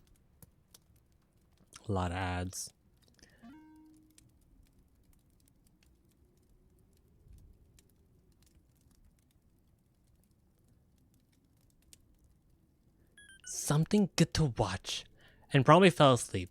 When she woke up again, John Payne as Fred Gailey was kissing Doris, aka Maureen O'Hara, and someone was knocking on the door. I don't remember anyone knocking on the door, she thought groggily. Fred told Doris how he'd convinced the state of New York that Edmund Gwen was Santa Claus, and then they both stared disbelievingly at a cane standing in the corner. The end came on the screen. The knocking continued. Oh, Lawrence said and answered the door. It was Fred, carrying a McDonald's sack. Hell yeah, we getting some McDonald's? Damn. I was about to mention. I was in my head. Yeah. Got that TV app. At least can sort of see real. Yeah. Like when I think I was just watching a bit of like Cartoon Network and hits me with Sonic 3 McDonald's ad, and I'm just like, nothing's changed. It's all the same. It is a McDonald's ad with toys. Like I feel like in terms of how it's presented, it felt just the same as it's been for the past 10 years. But like if you go back to maybe like 90s stuff, then like the way it's presented is so different if you look up like old commercials, right?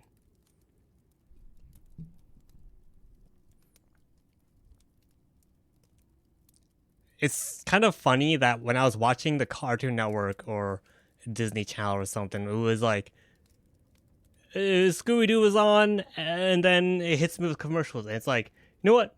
I'm fine with this. I'm fine with watching commercials if it's cable and stuff like that. That's fine. YouTube, I hate ads. I hate ads when I'm watching something online. There's something about that. I feel like it's because like I'm watching a 30-minute show. Sure, give me like the 4 minutes of commercials. I watched that 2-minute video and it hits me with like the 30-second ad at the beginning. Zoom ins or rotate. Yeah, it's like crazy how much different ads market to you now. Well, maybe compared to like 20 years ago.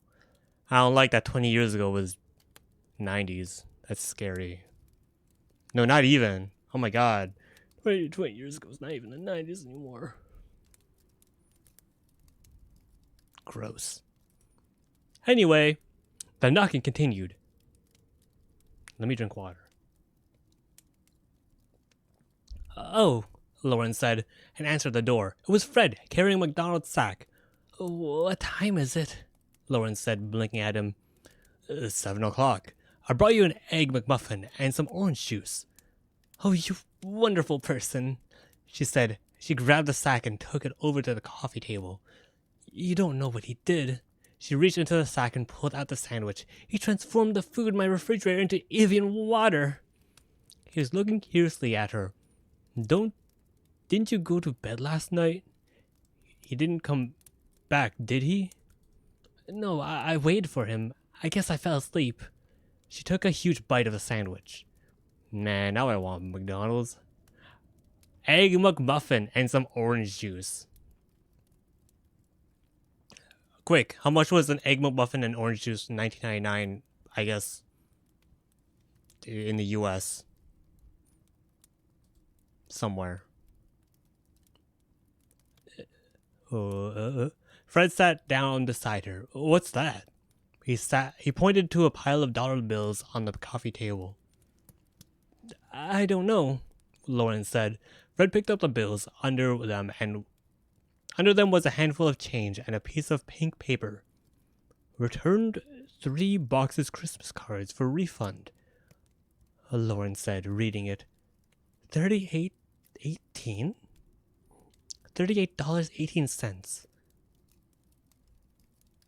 That's what's here, Fred said, counting the money.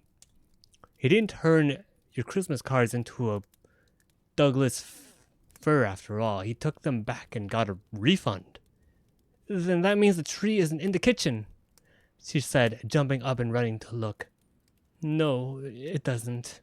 She came back and sat down on the couch. She really thought she was done with him. But at least you got your money back, Fred said. And it fits in with what I learned on the net last night. Oh, I think it's bedtime for me, oof. Yeah. Go eat. Merry Crimbus. Happy holidays. You got time to get that turbo doll. Merry Chrysler. Thank you for stopping by, tuning in. I'm gonna finish reading this because I'm actually interested. Like clearly she learns like, oh wow, maybe I got the gifts. Wait, maybe what I really desire is friends or something. I don't know. Or maybe she doesn't learn her lesson. Give me a book where no one learns their lesson. Didn't get that turbo doll. Uh-oh. Uh-oh. Be the turbo doll. Bro didn't even get a turbo doll in freaking Jingle All the Way. I just realized. Like,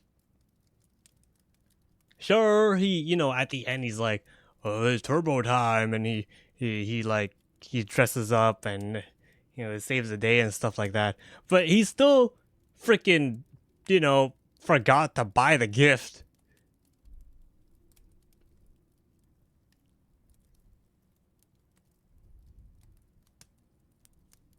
Wait, what was the moral of Jingle All the Way?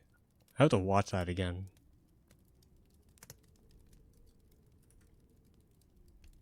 The theme is good. I love the theme.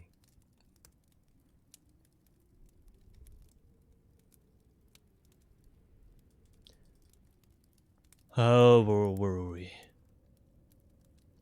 And if this was what I learned on the net last night, they think he's a friendly spirit, probably some sort of manifestation of the seasonal spirit. Apparently these are fairly common, variations of Santa Claus being the most familiar. But there are other ones too, benign. They think he's probably telling the truth about wanting to give you your heart's desire. Huh? Dude actually went to a freaking forum and asked? I love it. Do they know how to get rid of him? She asked and took a bite. No, apparently no one's ever wanted to exercise one. He pulled a piece of paper out of his pocket. I got a list of exorcism books to try, though. And this one guy, Clarence, said the most important thing in exorcism is to know exactly what kind of spirit it is. How do we do that? Lauren asked with her mouth full. By their actions, Fred said. He said appearances doesn't mean anything because seasonal spirits are freely in disguise. He said we need to write down everything the spirits said and done.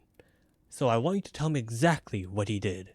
He took a pen and notebook out of his jacket pocket. Everything from the first time you saw him.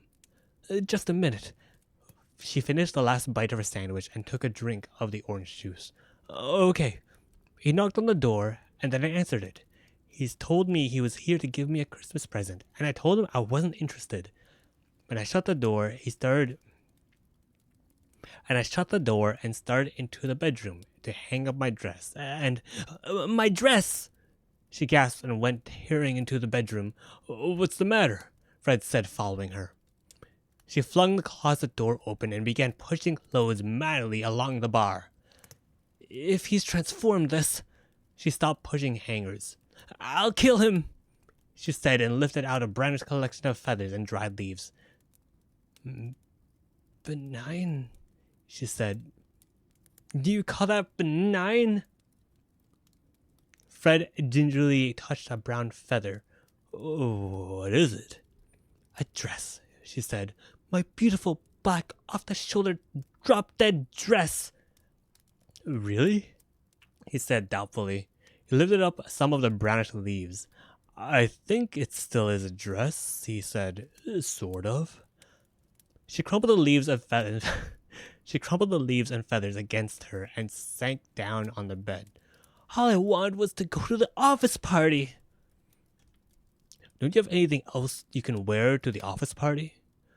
What about that pretty red thing you wore last year? She shook her head empathetically. Hey Google. I can't read words. Emphatically? In a forceful way, without doubt clearly. Are we learning words? She shook her head emphatically. Scott didn't even notice it. And that's your heart's desire? Fred said after a moment. To have Scott Buckley notice you at the office party? Yes, and he would have too. He had sequins on it, and it fit perfectly. She held out what might have been a sleeve. Greenish-brown lumps dangled from brownish strips of bamboo. Now he's ruined it. She flung the dress on the floor and stood up. I don't care what this Clarence person says. He is not benign. He is not trying to get me what I want for Christmas. He's trying to ruin my life. She saw the expression on Fred's face and stopped.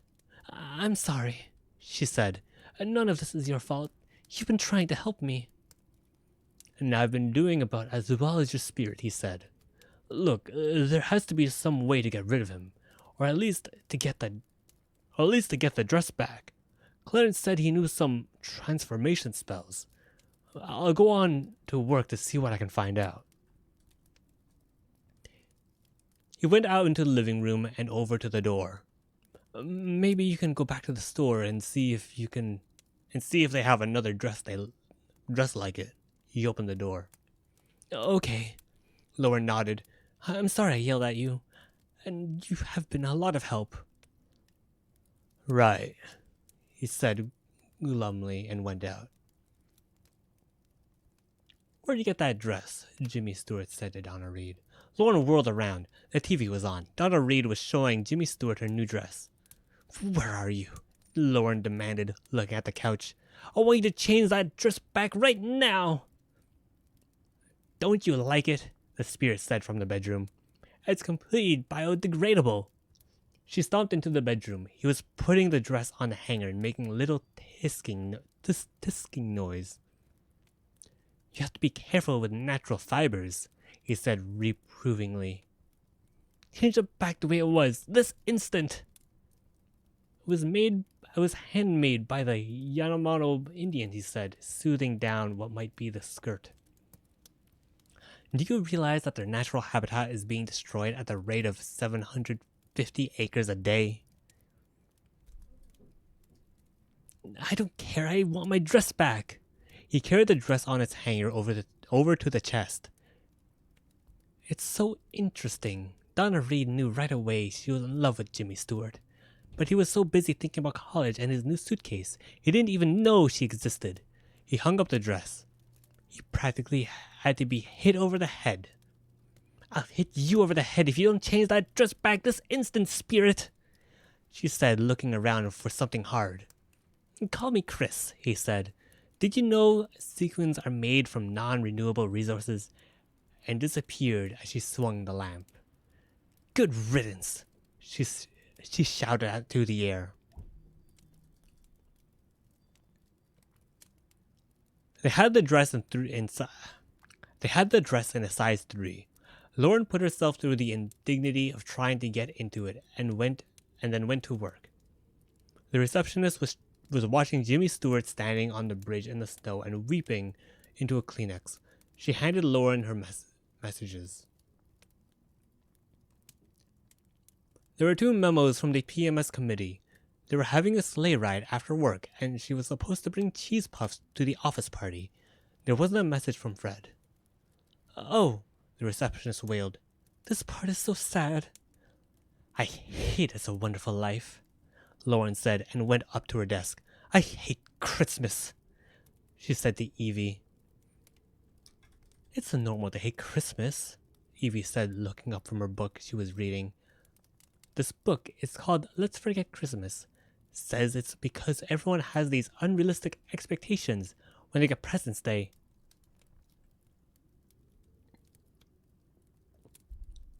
Oh, that reminds me, Lauren said. She rummaged in her bag and brought out Evie's present, figuring quickly to make sure it was still a stapler.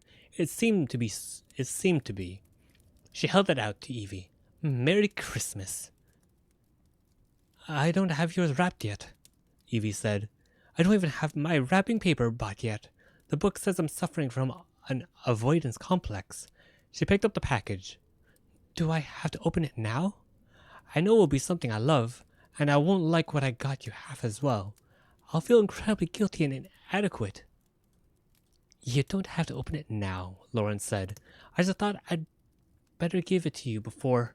She picked her messages up off her desk and started looking through them. Before I forgot, there hadn't been any messages from Fred, have there?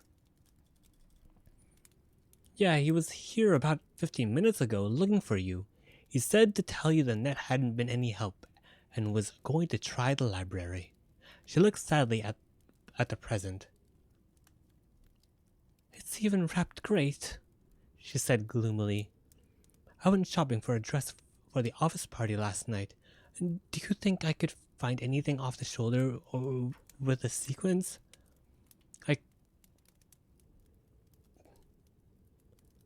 I couldn't even find anything I'd be caught dead in. Did you know the rate of stress-related illnesses at Christmas is 7 times higher than the rest of the year? I can relate to that, Lauren said. No, you can't. You didn't end up buying some awful gray thing with gold chains hanging all over it. At least Scott will notice me. He'll say, "Hi, Evie. Are you dressed as Marley's ghost?" And there you'll be looking fabulous in black sequins. No, I won't, Lauren said. Why? Didn't they hold it for you? It was defective. Did Fred want to talk to me? I don't know. He was on his way and he had to go pick up his Santa Claus suit. Oh my God. Her voice dropped to whisper. It's Scott Buckley. Friggin' damn, is Scott Buckley that hot? Hi, Scott said to Lauren. I was wondering if you could go shopping with me tonight. Lauren stared at him, so taken aback she couldn't speak.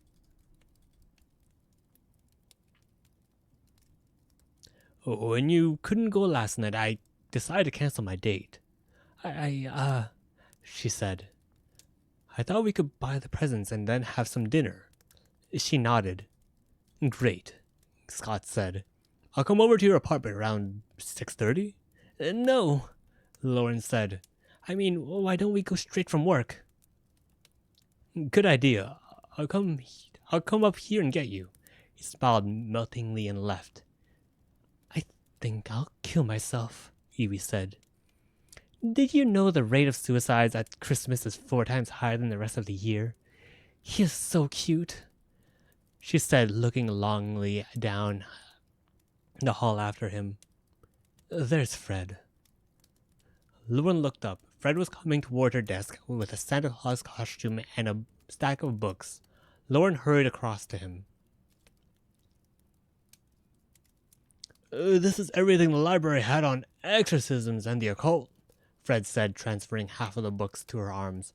I thought we could go through them today and then get together tonight to compare notes. Oh, I can't, Lauren said. I promised Scott I'd help him pick out the presents for the office party tonight. I'm sorry. I could tell him I can't. Your heart's desire. Are you kidding? He started awkwardly piling the books back on his load. You go shopping, I'll go through the books, and I'll let you know if I come up with anything. Are you sure? She said guiltily. I mean, you shouldn't have to do all the work. It's my pleasure, he said. He started to walk away and then stopped. You didn't tell the spirit Scott was your heart's desire, did you? Of course not. Why?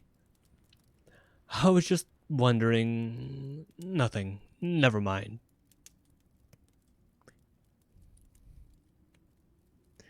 She's gonna fall for frickin' Fred, huh? Is it? It's just been frickin'. It's a Wonderful Life. I need to watch it now. This whole story is just telling me to watch A Wonderful Life.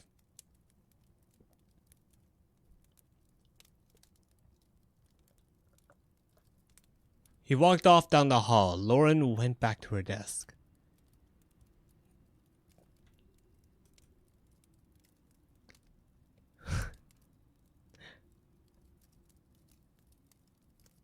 He walked down the hall. Lauren went back to her desk. Did you know the rate of depression at Christmas is 16 times higher than the rest of the year? Evie said. She handed Lauren a package. What's this? It's from your Secret Santa. Lauren opened it, and it was a large book entitled It's a Wonderful Life, the photo album. On the cover, Jimmy Stewart was looking depressed. What? Damn.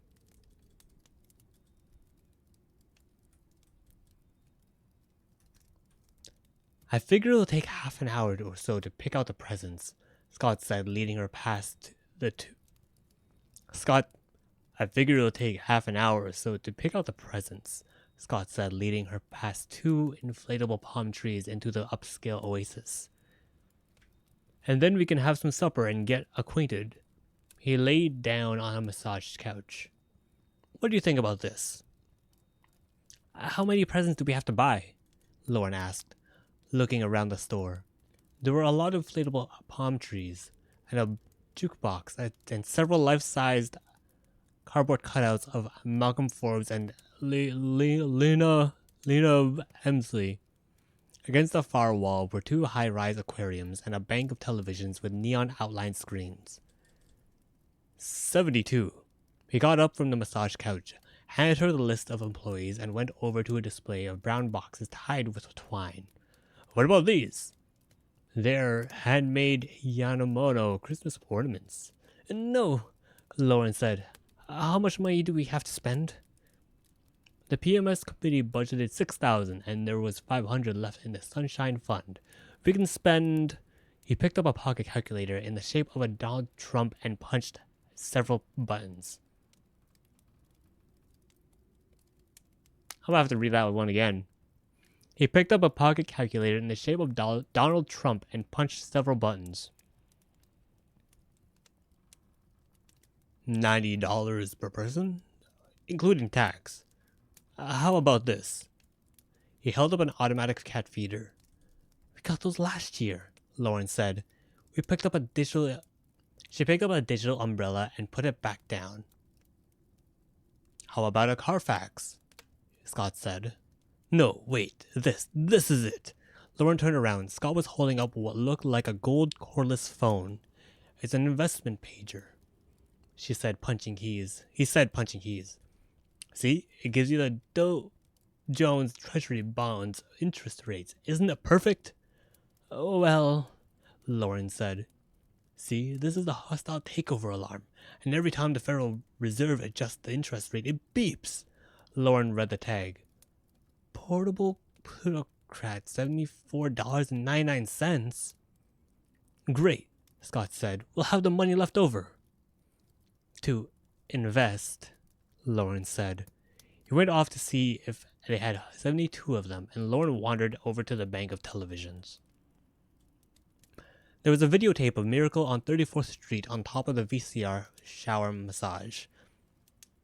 Lauren looked around to see if anyone was watching and then popped the Wonderful Life tape out and stuck in Miracle.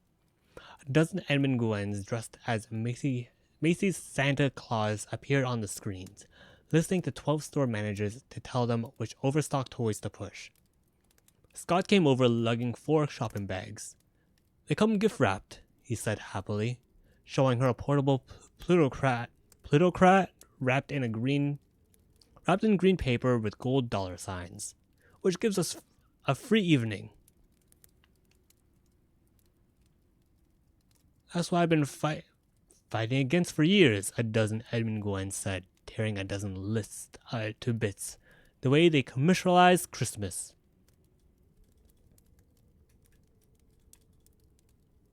What I thought, Scott said when they got in the car. Was that instead of going out for supper, we take... What I thought, okay, I see. Oh, what I thought, Scott said when they got in the car, was that instead of going out for supper, we take these over to your apartment and order in. Order in? Lauren said, clutching the bag of portable plutocrats on her lap to her. I know a great Italian place that delivers. angel hair pasta, wine, and everything. Or you'd rather we could run by a grocery store and pick up some stuff to cook. Actually, my kitchen's kind of a mess, she said. There's a Christmas tree in it, she thought, with organic... There is a Christmas tree in it, she thought, with organic byproducts hanging on it. He pulled up outside her apartment building. And then Italian it is. He got out of the car and began unloading shopping bags. You like prosciutto? They have a great melon and prosciutto. Actually, the whole apartment's kind of a disaster, Lauren said, following him up the stairs. You know, wrapping presents and everything. There are ribbons and tags and paper all over and... Great, he said, stopping in the front of her door. We have to put tags on the presents anyway. But they don't need tags, do they? Lauren said desperately. I mean, they're all exactly alike. It personalizes them, he said. It shows the gift was chosen especially for them. He looked expectantly at the key in her hand and then at the door. She couldn't hear the TV, which was a good sign, and every time Fred had come over, the spirit had disappeared, so all I have to do is keep him out of the kitchen, she thought. She opened the door and Scott pushed past her and dumped the shopping bags onto the coffee table. Sorry, he said. Those are really heavy. He straightened up and looked around the living room. There was no sign of a spirit, but there were 3 Evian water bottles on the coffee table. This doesn't look too messy. You should see my apartment. I'll bet your kitchen's neater than mine, too. Lauren walked swiftly over the kitchen and pulled the door shut. I wouldn't bet on it. Aren't there still some more presents to bring up?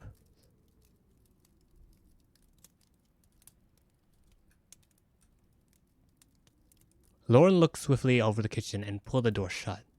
I wouldn't bet on it. Aren't there still... Wait, yeah. More presents to bring up? Yeah, I'll go get them. Shall I call the Italian place first? No, Lauren said, standing with her back against the kitchen door. Oh, why don't you bring the bags up first? Okay, he said, smiling meltingly, and went out. Lauren leaped to the door, put the deadbolt and chain on, and then ran back to the kitchen and opened the door. The tree was still there. She pulled the door hastily to and walked rapidly into the bedroom. He wasn't there, or in the bathroom. Thank you, she breathed, looking heavenward, and went back in the living room. The TV was on. Edmund Gwen was shouting at the store psychologist. You know, you were right, the spirit said. He was stretched out on the couch wearing a Save the Black-Footed Ferret t-shirt and jeans. It's not a bad movie. Of course, it's not as good as It's a Wonderful Life. But I like the way everything works out in the end.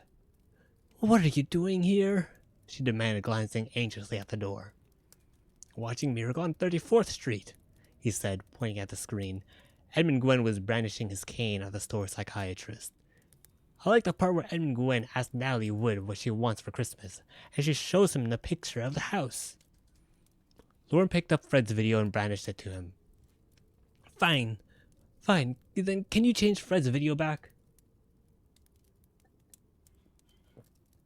Okay, he said, and did something. She looked at Fred's video, and it showed Edmund Gwen hugging Natalie Wood in front of a yellow moon with Santa Claus sleigh and reindeer flying across it.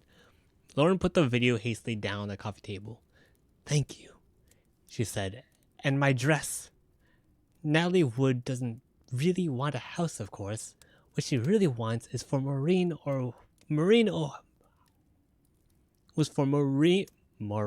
O'Hara to marry John Payne. The house is just a symbol for what she really wants. On the TV, Edmund Gwen rapped the store psychologist smartly on the forehead with his cane. There was a knock on the door. It's me, Scott said. I also like the part where Edmund Gwen yells at the store manager for pushing merchandise nobody wants. Christmas presents should be something the person wants. Aren't you going to answer the door? Aren't you going to disappear? She whispered. Disappear? He said incredulously. The movie isn't over, and besides, I still haven't gotten you what you want for Christmas. He did something and a bowl of trail mix appeared on his stomach. Scott knocked again. Lauren went over to the door and opened it 2 inches. "It's me," Scott said. "Why do you have the chain on?" She looked hopefully at Chris. He was eating a trail mix and watching Maureen O'Hara bending over the store psychologist trying to wake him up. "Scott, I'm sorry, but I think I'd better take a rain check on supper." He looked bewildered and cute. "But I thought," he said.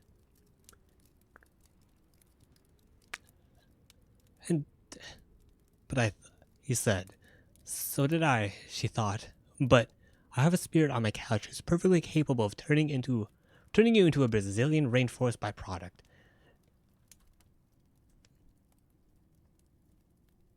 The Italian takeout sounds great," she said, "but it's kind of late and we've both got to go to work tomorrow."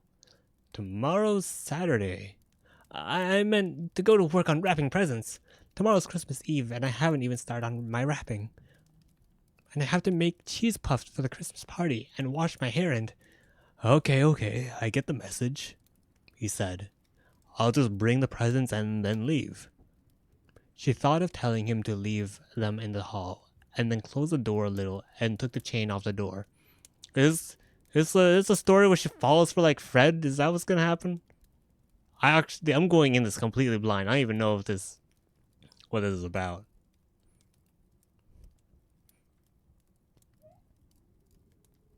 "Go away," she thought at the spirit who was eating trail mix. She opened the door far enough so she could slide out and pulled it to behind her. Thanks for a great evening," she said, taking the shopping bags from Scott. Oh, wait. Oh, I see. She opened the door far enough so she could slide out and pulled it to behind her. "Thanks for a great evening," she said, taking the shopping bags from Scott. Good night." "Good night," he said, still looking bewildered. He started down the hall at the stairs. He turned and smiled. "I'm going to kill him," Lauren thought, waving back and took the shopping bags inside. The spirit wasn't there. The trail mix was still on the couch and the TV was still on. "Come back here," she shouted. "You little rat. You have ruined my dress and my date, and you're not going to ruin anything else. You're going to change back my dress and my Christmas cards, and you're going to get that tree out of my kitchen now." Her voice hung in the air. She sat down on the couch, still holding the shopping bags. On the TV, Edwin Gwen was sitting in Bellevue, staring at the wall. "At least Scott finally noticed me," she said, and set the shopping bags down on the coffee table. They rattled. "Oh no," she said. "Not the plutocrats!"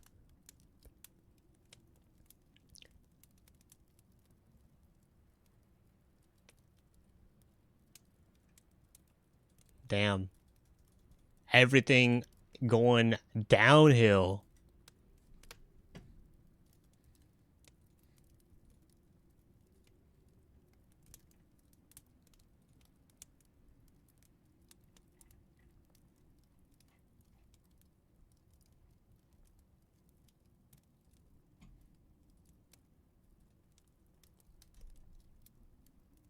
The problem is, Fred said, closing the last of the books on the occult.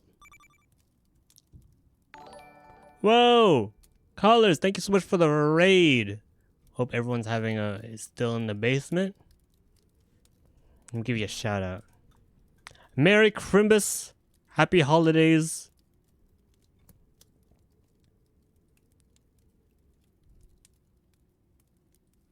How are you doing, Beats? Is that right? What are you up to?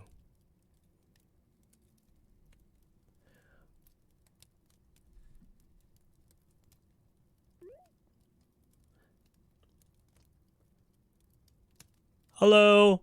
I'm reading a short Christmas story. It's called Miracle. From Miracle and Other Christmas Stories by Connie Willis.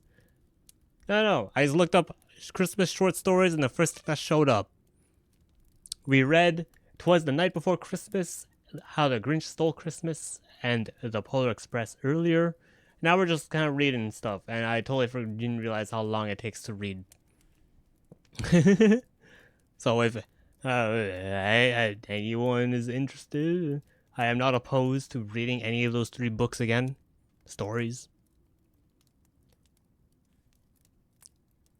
But yeah, we're happy holidays, and Merry Chrysler, Merry Crimbus to everyone.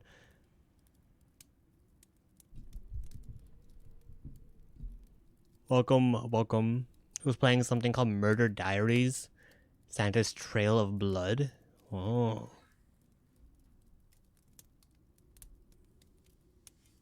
It was something?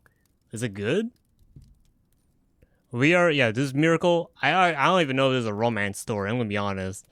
Basically, so far it's just been some woman named Lauren that wants, I guess she just wants everyone gifts, perfect gifts for everyone, but then like this Christmas spirit of present, but not like future time, not time, but present as in like gifts is like, these are some bad gifts that are terrible for the environment, and I'm gonna give you what your heart's desire. And is it gonna be like, oh, it's because I love Fred all along type of thing, or is it more like, I don't know what's going on here, but we're going so far. The spirit has just been a menace to her. Oh, and they talk about freaking It's a Wonderful Life and Miracle on 34th Street constantly in this story, to the point where I guess I'm gonna have to watch It's a Wonderful Life to really understand a lot of these references.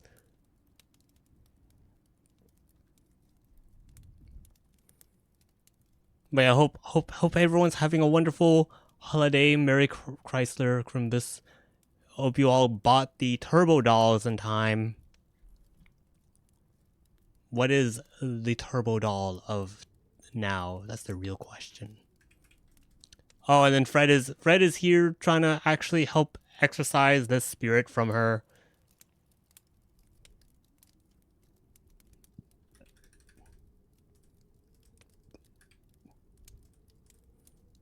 Let's start from here. She opened the door far enough so she could slide out and pulled it behind her. Thanks for a great evening, she said. Stop.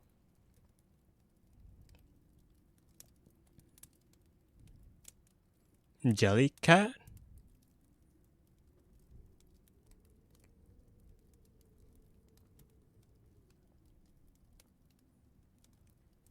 Where was I?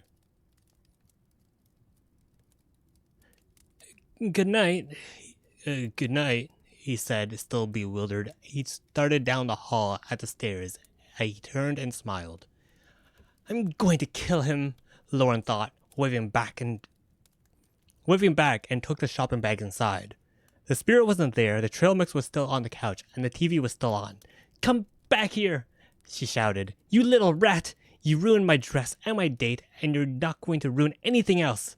You're going to change back my dress. You're going to change back my dress and my Christmas cards, and you're going to get that tree out of my kitchen right now.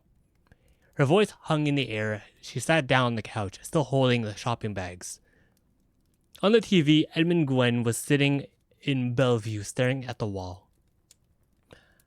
At least Scott finally noticed me, she said, and set the shopping bags down on the coffee table. They rattled. Oh no, she said, not the plutocrats. Every freaking gift is just turning into waste. But the wheel's off right now. No, don't listen to Zatobot. The wheel's off right now.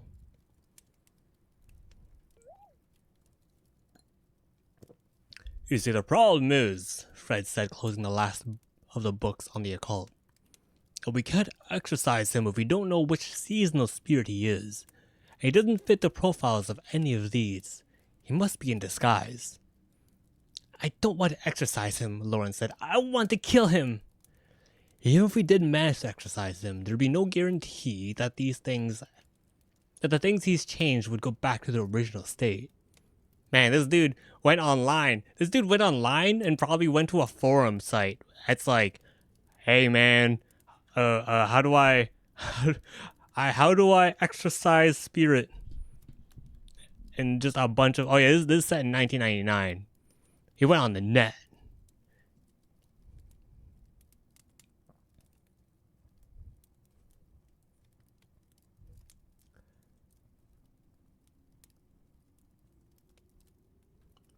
Even if we did manage to exercise him, there'd be no guarantee that the things he's changed would go back to the original state. And I'd be stuck with explaining what happened to $6,000 worth of Christmas presents. Those portable plutocrats cost $6,000?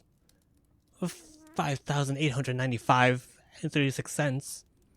Fred gave a low whistle.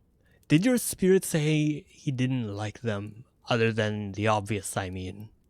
That they were non-biodegradable or something? No, he didn't even notice them. He was watching Miracle on 34th Street, and he was talking about how he liked the way the things worked out at the end and the part about the house. Nothing about Christmas presents? I don't remember. She sank down on the couch.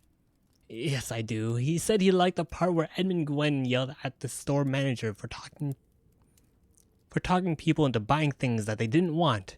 He said Christmas presents should be something the person wanted. Well, that explains why he transformed the plutocrats then, Fred said.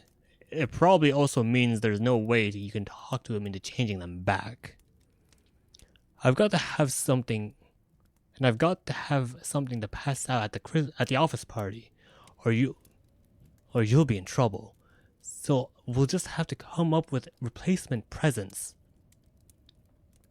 Replacement presents? Lauren said. How? It's 10 o'clock. The office party's tomorrow night. And how do you know he won't transform the replacement presents once we've got them? We'll buy people what they want. Was $6,000 all the money you and Scott had? Well, I mean, that's why... Hello, Broily. Merry Chrysler, happy holidays. Merry Crimbus. We are reading a short story I just found online called Miracle. Oh, you know, I get it. Okay. So that makes sense. That's why the stapler gift wasn't changed, because she knew frickin' Evie would want, the stapler, because that's what she wants. Instead of,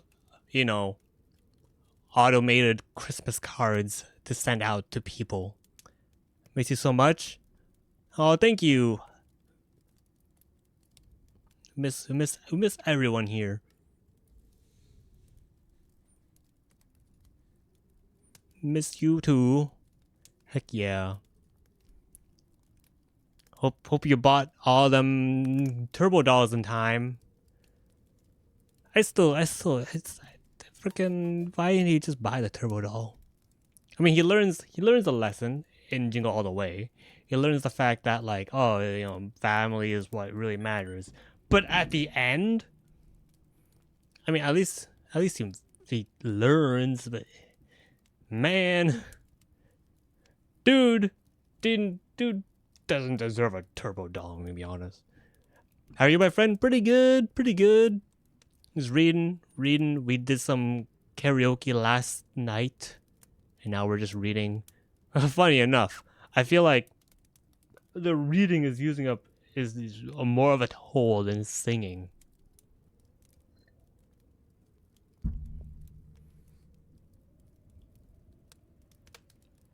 Hope you're doing well.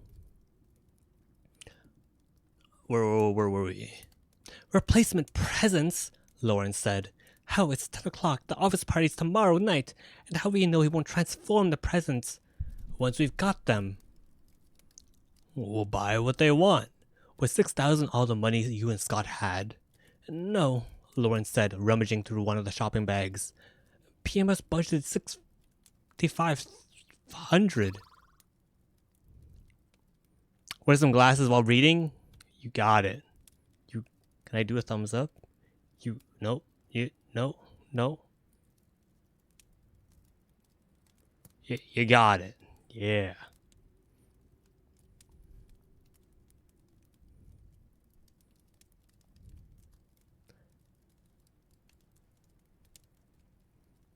Whoa. No, Lauren said, rummaging through one of the shopping bags. PMS budgeted $6,500. How much have you got left?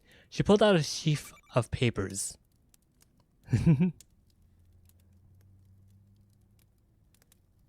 Please continue, my friend. Will do. Where was I?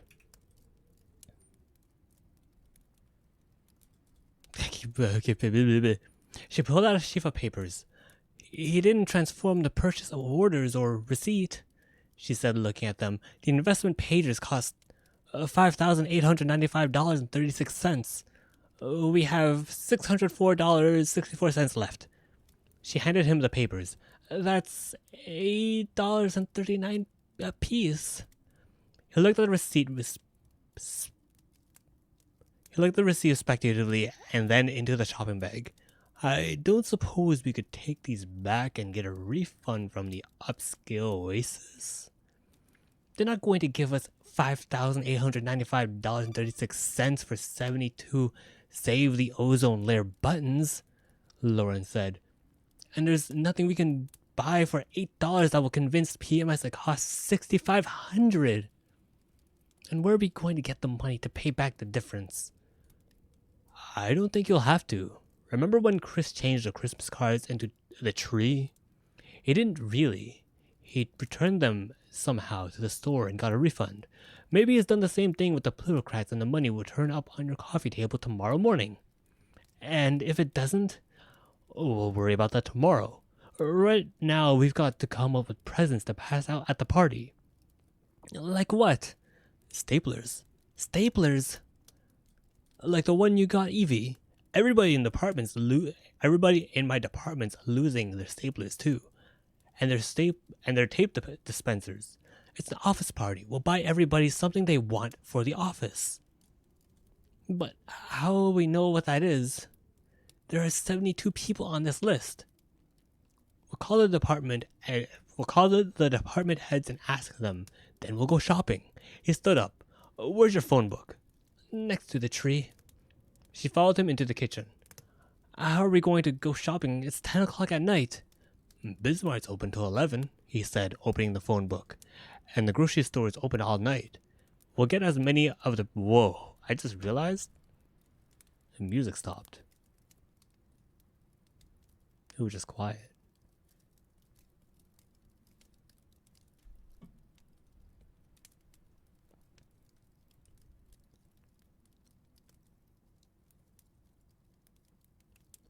Bismarck's open till 11, he said, opening the phone book, and the grocery store is open all night.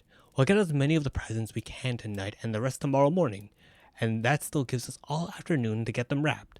How much wrapping paper do you have? Lots. I bought it half price last year when I decided this Christmas was going to be different. A stapler doesn't seem much of a present. It does if that's what you wanted. He reached for the phone. It rang. Fred picked up the receiver and handed it to Lauren. Oh, Lauren, Evie's voice said. I just opened your present. I love it. It's exactly what I wanted. Really? Lauren said. Really? Okay. It's perfect. I was so depressed about Christmas and the office party and still not having my shopping done. I wasn't even going to open it. But in Let's Forget Christmas, it said you should open your presents early so they won't ruin Christmas morning. And I did. And it's wonderful. I don't even care whether Scott notices me or not. Thank you. Stabler. I mean, it's all about the thought that counts, right? I think that's the thing, right? Evie was so worried that she was depressed and worried of the fact that Lauren probably gave her like the most amazing gift and she would feel bad that she, didn't have anything ready, but, still, a stapler? But if they're really losing staplers in their department that often, damn.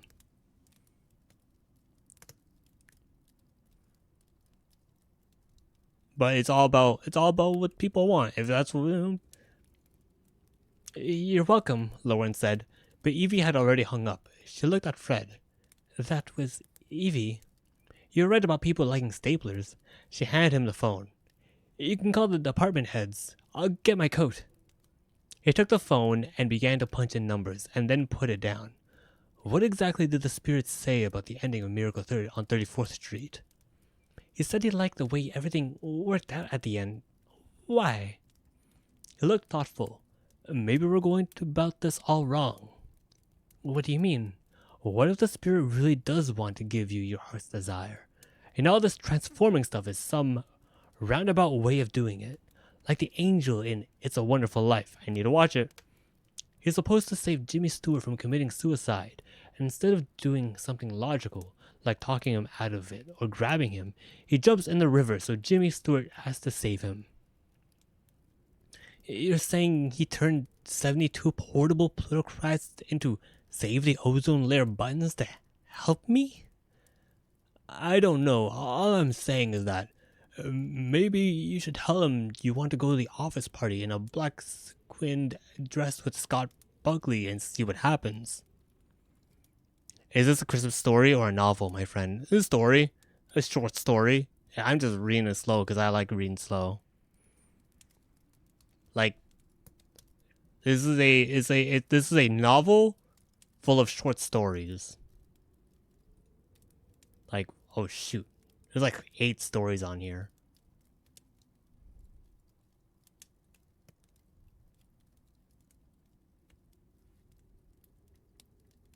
I love true story, my friend. Heck yeah.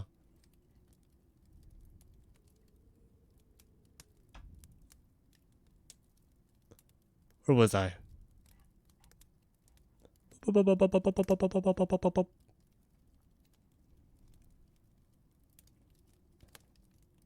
I don't know.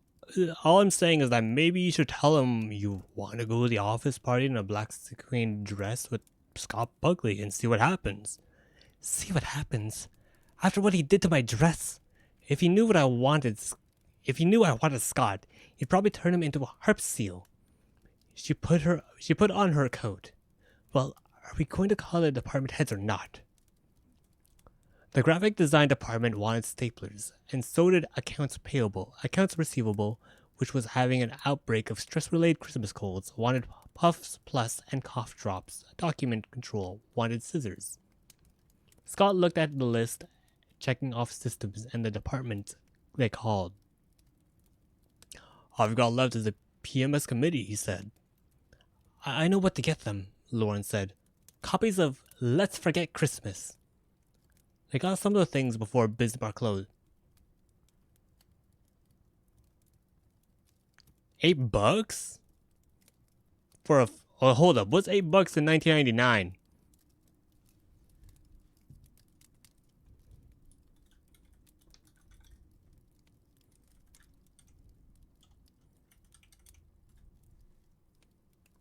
$15? Yeah, okay.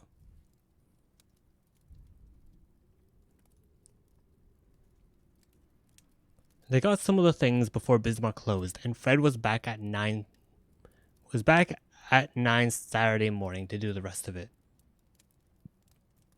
At the bookstore, they ran into the woman who had been stapling presents together the day Lauren enlisted Fred's help.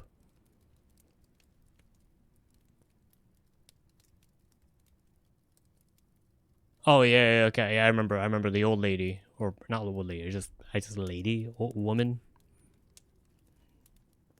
I completely forgot my husband's first wife, she said, looking desperate, and I don't have any idea what to get her. Fred handed her the videotape of It's a Wonderful Life they were giving the receptionist. How about one of these? He said. Do you think she'll like it? Everybody likes it, Fred said. Especially the part where the bad guy steals the money and Jimmy Stewart races around town trying to replace it. Oh, especially the part where Ha ha ha. Especially the part where the bad guy steals the money and Jimmy Stewart races around town trying to replace it, Lauren said. You get 2 Big Mac meals for $8.99? Damn. Okay, so earlier in the story, frickin' Fred buys Lauren a McMuffin and orange juice. How much is that in 99? If a frickin' 2 Big Macs is $8,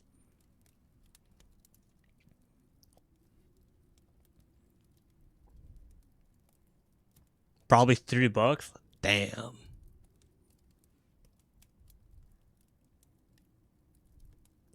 It took most of the morning to get the rest of the presents and forever to wrap them.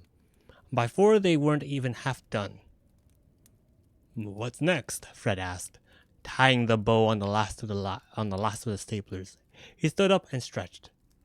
Cough drops. They had 2 Candine deals all the time. Damn. Ain't that crazy? How much is 2 Big Macs now? Meals. Meals. Oh, damn. I just realized I said that's meals.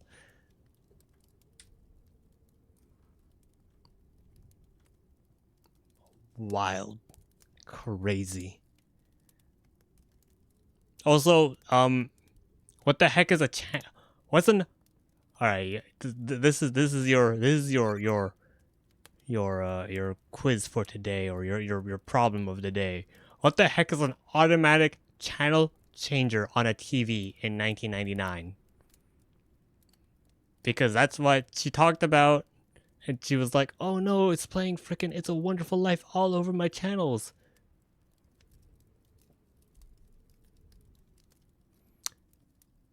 You need to eat your meals while reading. Are you drinking water? Water better. Water all you need. 19.99 for a Big Mac. Automatic channel changer. Never heard of it, right? Like what that be? What it be? What that? It took most of the morning to get the rest of the presents and forever to wrap them. By 4, they weren't even half done. What's next? Fred asked, tying the bow on the last of the staplers. He stood up and stretched. Cough drops, Lauren said, cutting a length of red paper with Santa Clauses on it. He sat back down. Yes, accounts receivables, heart's desire. What's your heart's desire? Lauren asked, folding the paper over the top of the cough drops and taping it. What would you ask for if the spirit inflicted himself on you? Fred unreeled a length of ribbon. Well, not to go to the office party, that's for sure. The only year I had even remotely good times was last year, talking to you. Yeah, okay. Alright. I see you, Fred. I'm serious, Lauren said. She taped the sides and handed the package to Fred. What do you really want for Christmas? When I was 8, he said thoughtfully, I asked for a computer for Christmas. Home computers were new then, and they were pretty expensive. I wasn't sure I'd get it.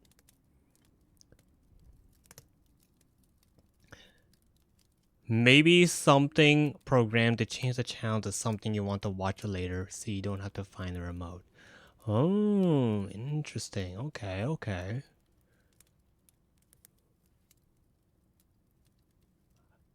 I think someone else mentioned it could be like a preset button for a different channel, so you don't have to press the numbers, which I totally forgot. I have a remote right here in my hand. You can't see it, but I totally forgot numbers on the remote was for getting the channels. Bro, I haven't looked at cable in like over a decade.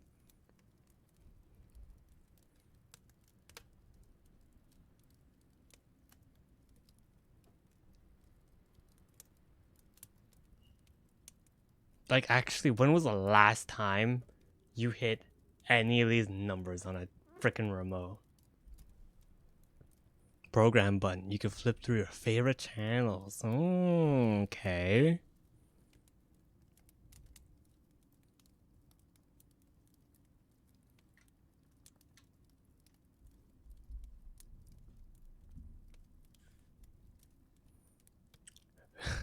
This short story is about Christmas, and the most exciting part is, wow, they live in the 90s. Oh, when I was 8, he said thoughtfully, I asked for a computer for Christmas. Home computers were new. Home computers were new then, and they were pretty expensive. I wasn't sure I'd get it. I was a lot like Natalie Wood in Miracle 34th Street. I didn't believe in Santa Claus, and I didn't believe in miracles. But I really wanted it. It said the name of the frickin' story. He cut off the length of ribbon, wrapped it around the package, and tied it in a knot. Did you get the computer? No, he said, cutting off shorter lengths of ribbon. Christmas morning came downstairs, and there was a note telling me to look in the garage. He opened the scissors and pulled the ribbon across the blade, making a curl. It was a puppy, he smiled, remembering. The thing was, a computer was too expensive, but there was an outside chance I'd get it, or I wouldn't have asked for it. Kids don't ask for stuff they know is impossible.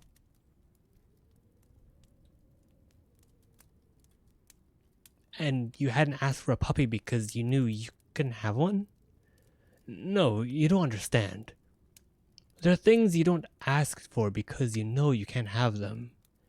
And then there are things so far outside the realm of possibility it would never even occur to you to want them. He made the curled ribbon into a bow and fastened it to the package. So, what you're saying is your heart's desire is something so far outside the realm of possibility. You don't even know what it is. I didn't say that, he said. He stood up again. Do you want some eggnog? I want some eggnog. I never had eggnog. Yes, thanks, if it's still there. He went into the kitchen. She could hear forest thrashing noises and the refrigerator opening. It's still there, he said. It's funny Chris hadn't been back. She called to Fred. I keep worrying he must be up to something. Chris? Fred said. He came back into the living room with 2 glasses of eggnog. The spirit, he told me to call him that, she said. It's short for a spirit of Christmas present. Fred was frowning. What's wrong? Lauren asked. I wonder. Nothing. Never mind. He went over to the TV. I don't suppose Miracle on 34th Street's on TV this afternoon. No, I made him change your video back, she pointed. It's there on top of the TV. He turned on the TV, inserted the video in the VCR, and hit play. He came and sat down beside Lauren. She handed him the wrapped cough drops, but he didn't take them. He was watching the TV. Lauren looked up. On the screen, Jimmy Stewart was walking past Donna Reed's house, racketing a stick along the picket fence. Wait, what? Wait, I thought it was This isn't Miracle, Lauren said. He told me he changed it back. She snatched up the box. It still showed Edmund Gwen hugging Natalie Wood. That little sneak. He only changed the box. She glared at the TV. On the screen, Jimmy Stewart was glaring at Donna Reed. It's all right, Fred said, taking the package and reaching for the ribbon. It's not a bad movie. The ending's too sentimental, and it doesn't really make sense. I mean, 1 minute everything's hopeless, and Jimmy Stewart's ready to kill himself, and then the angel convinces him he had a wonderful life, and suddenly everything's okay. He looked around the table, patting the spread out wrapping paper. But it has its moments. Have you seen the scissors? Lauren handed him one of the pairs they bought. We'll wrap them last. On the TV, Jimmy Stewart was sitting in Donna Reed's living room, looking awkward.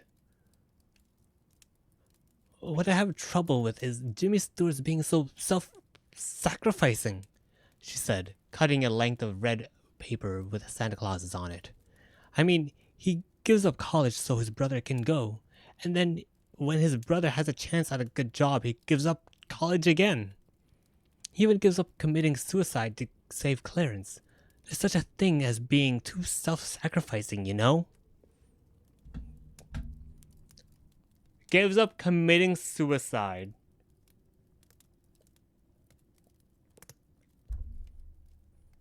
Okay. Maybe he gives up things because he thinks he doesn't deserve them. Why wouldn't he? He's never gone to college. He's poor. He's deaf in one ear. Sometimes when people are handicapped or overweight, they just assume they can't have the things other people have. The telephone rang. Lauren reached for it and then realized it was on TV. Oh, hello, Sam, Donna Reed said, looking at Jimmy Stewart. Can I help you with the ribbon? Can you help me with this ribbon? Fred said. Sure. Lauren said. She scooted closer to him and put her finger to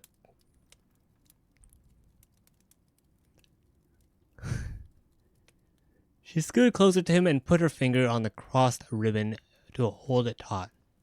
Jimmy Stewart and Donna Reed were standing very close together, listening to the telephone. The voice on the phone was saying something about soybeans.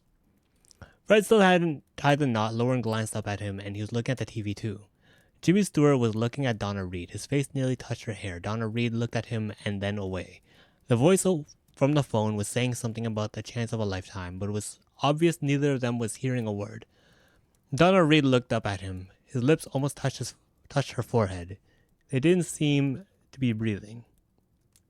Lauren realized she wasn't either. She looked at Fred. He was holding the two ends of ribbon, one on each hand, and looking down at her.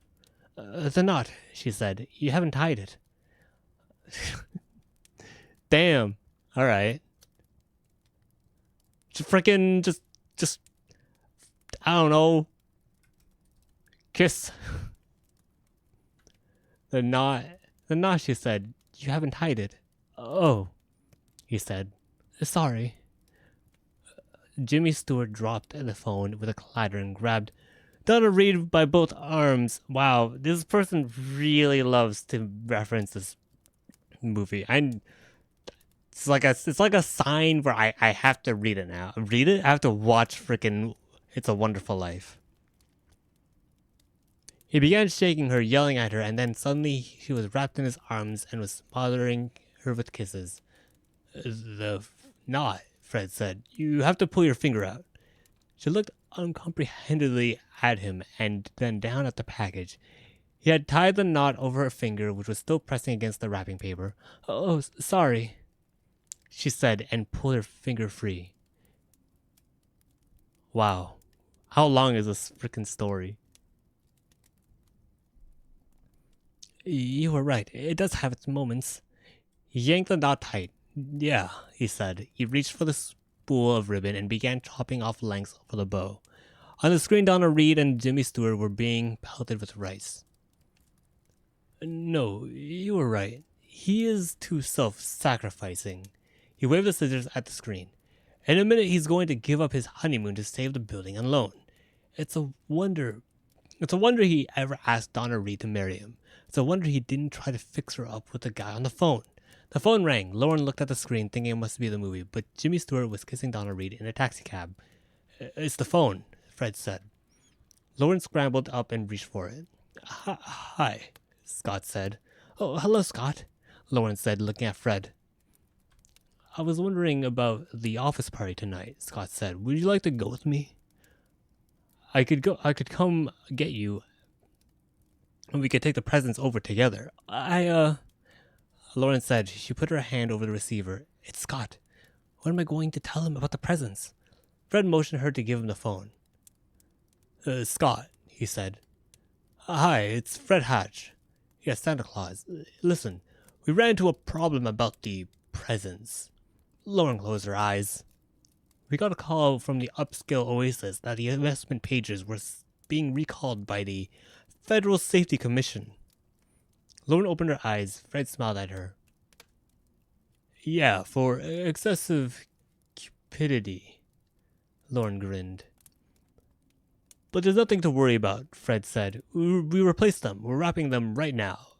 No, it was no trouble. I was happy to help. Yeah, I'll tell her. He hung up. Scott will be here to take you to the office party at 7:30, he said. It looks like you're going to your heart's desire after all.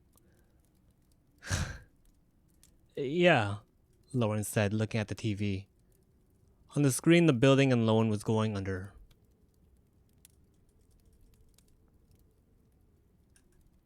Dude, how long is this freaking story?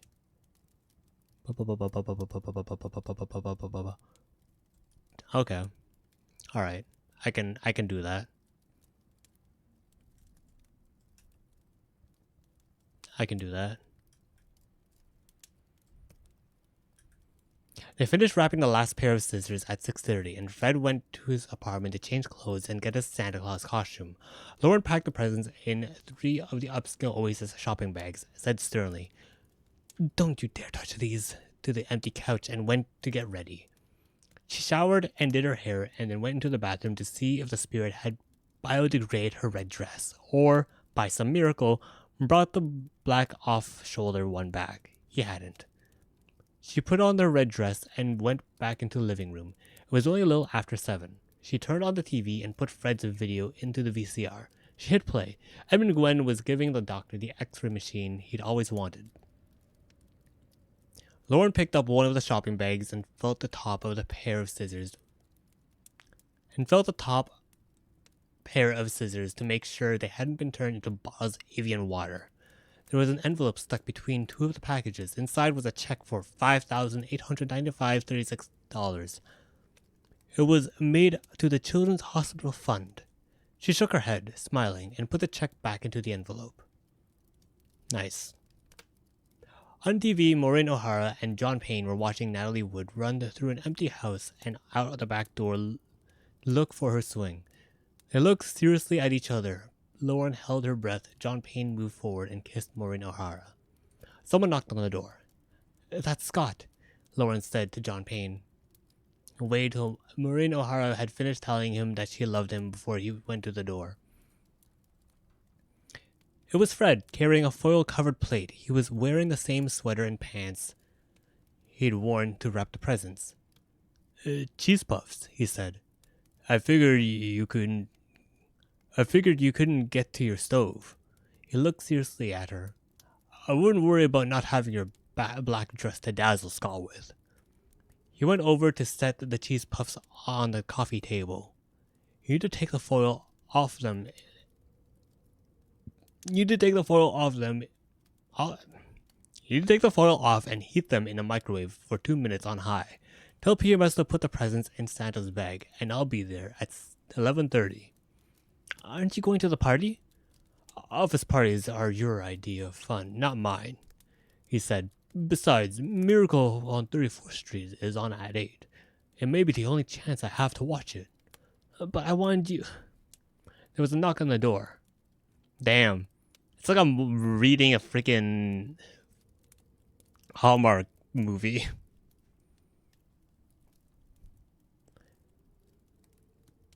Gonna have to really watch It's a Wonderful Life. And I guess Miracle on 34th Street. There was a knock on the door. "That's Scott," Lauren said. "Well," Fred said, "if the spirit doesn't do something in the next 15 seconds, you'll have your heart's desire in spite of him." He opened the door. "Come on in," he said. "Lauren and the presents are all ready." He handed 2 of the shopping bags to Scott. "I really appreciate your helping Lauren with me with all this," Scott said. Fred handed the other shopping bag to Lauren. "It was my pleasure." I wish you were coming with us," she said. "And give up a chance of seeing the real Santa Claus?" He held the door open. "You 2 had better get going before something happens." "What do you mean?" Scott said, alarmed. "Do you think these presents might be recalled too?" Lauren looked hopefully at the couch and then the TV. On the screen, Jimmy Stewart was standing on a bridge in the snow, getting ready to kill himself. "Afraid not," Fred said. Damn. It was snowing by the time they pulled into the parking lot at work. It was really selfless of Fred to help you wrap all those presents, Scott said, holding the lobby door open for Lauren. He's a nice guy. Yes, Lauren said. He is. Hey, look at that, Scott said. He pointed at the security monitor. It's a Wonderful Life, my favorite movie. On the monitor, Jimmy Stewart was running through the snow, shouting, Merry Christmas! Scott, Lauren said, I can't go to the party with you. Just a minute, okay? Scott said, staring at the screen. This is my favorite part. He set the shopping bags down on the receptionist's desk and leaned his elbows on it. This is the part where Jimmy Stewart finds out what a wonderful life he's had. You have to take me home, Lauren said. There was a gust of cold air and snow. Lauren turned around. You forgot your cheese puffs, Fred said, holding out the foil-covered plate to Lauren. There's such a thing as being self-sacrificing, you know, Lauren said. He held the plate out to her. That's what the spirit said. He came back? He came back? She shot a glance at the shopping bags.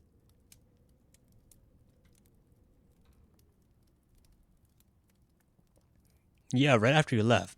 Don't worry about the presents. He said he thought the staplers were a great idea. He also said not to worry about getting a Christmas present for your sister. My sister, Lauren said, clapping her hand to her mouth.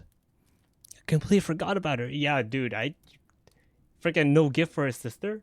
I don't even know if her sister would care. She's just like, just send it. Just send it to the Barbados. He said since you didn't like it, he sent her the Yamamoto dress. She'll love it, Lauren said. He also said it was a wonder Jimmy Stewart ever got Donna Reed. He was so busy giving everybody else what they wanted, he said, looking seriously at her. He's right, Lauren said. Did he also tell you Jimmy Stewart was incredibly stupid for wanting to go off to college when Donna Reed was right there in front of him? You mentioned it. What a great movie, Scott said, turning to Lauren. Ready to go up? No, Lauren said. I'm going with Fred to see a movie. She took the cheese puffs from Fred and handed them to Scott. What am I supposed to do with these? Take the foil off, Fred said, and put them in the microwave for 2 minutes. But you're my date, Scott said. Who am I supposed to go with? There was a gust of cold air and everyone turned around. How do I look? Evie said, taking off her coat. Wow, Scott said. You look terrific. Evie spun around, her shoulders bare, the sequins glittering on her black dress. Lauren gave it to me for Christmas. She said happily, I love Christmas, don't you? I love that dress, Scott said. He also told me, Fred said, that his favorite thing in Miracle on 34th Street was Santa Claus being in disguise. He wasn't in disguise, Lauren said. Em Gwen told everybody he was Santa Claus. Fred held up a correcting finger. He told everyone his name was Kris Kringle. Chris, Lauren said. Oh, I love this part, Evie said. Huh. Lauren looked at her. She was standing next to Scott, watching Jimmy Stewart standing next to Donna Reed and singing Auld Lang Syne. He makes all sorts of trouble for everyone, Fred said. He turns Christmas upside down. Completely disrupts Maureen O'Hara's life, Lauren said. By the end, everything's worked out. The doctor has his x-ray machine, Natalie Wood has her house, Maureen O'Hara has Fred, and no one is quite sure how he did it, or if he did anything. So what I'm getting at is, can't be reading without your glasses. Thank you. Okay, so Lauren's like, everything has to be perfect. I don't know what I desire. No, what she desired was Scott. Because Scott is super hot apparently, with his meltingly smiles every time. I just read a freaking Hallmark movie is what it felt like, but with a mix of the most It's a Wonderful Life references that I guess I have to watch it now. I guess I have to watch it now. That and Miracle on 34th Street.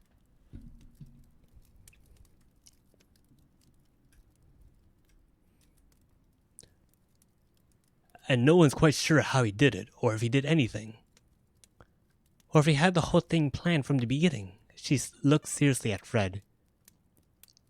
He told me I only thought I knew what I want for Christmas. Fred moved toward her.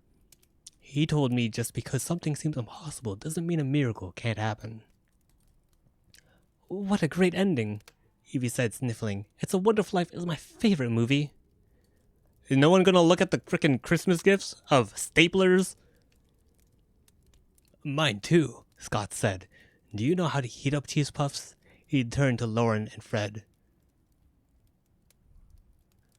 Cut that out, you two. We'll be late for the party. We're not going, Fred said, putting his arm around Lauren. They started for the door. Miracle's on at 8. But you can't leave, Scott said. What about all these presents? Who's going to pass them out? Whoa. There was a gust of cold air and snow. Ho ho ho, Santa Claus said. What? Isn't that your costume, Fred? Lauren said. Yes, it has to be back at the rental place by Monday morning.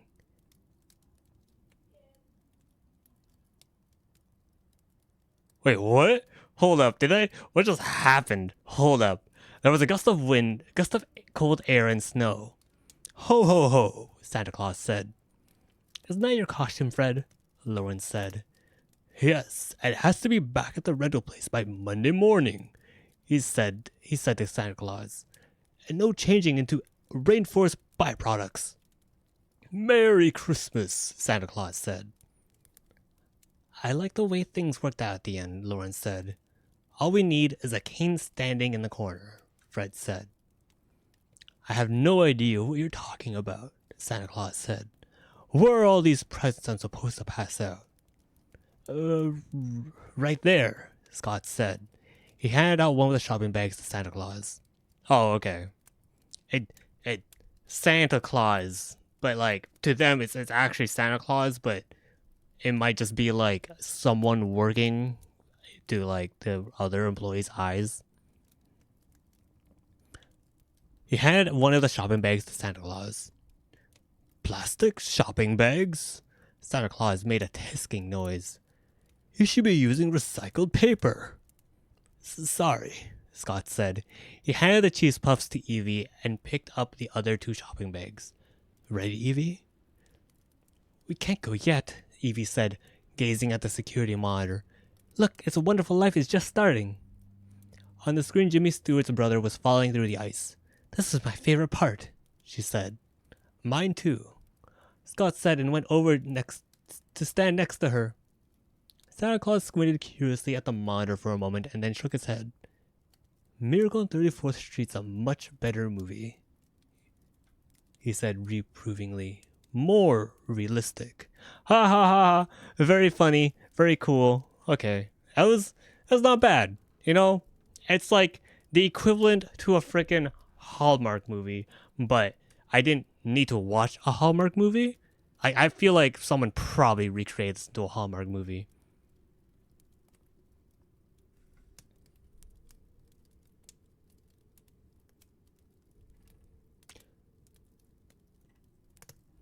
But it's very cute. That was actually really cute. I felt like I could see it. I could see the vision. You really need to know the references. That's for sure. How long is the other stuff? Let me look at how long is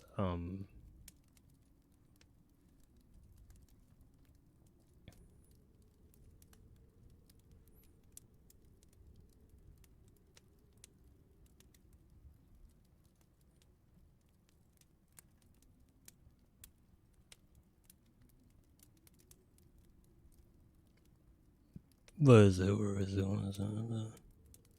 Holidays on Ice.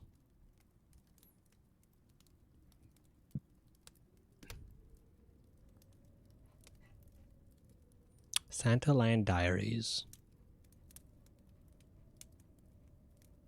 God damn. I mean, they are short stories for a reason. Like,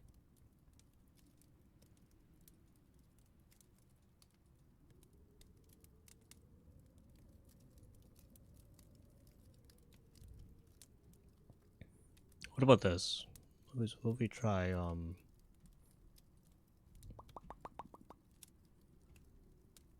Fantastic Holiday Season, The Gift of Stories.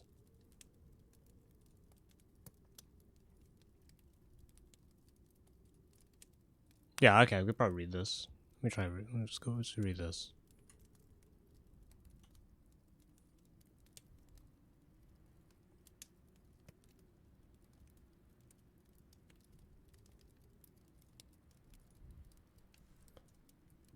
Oh, Crimbus.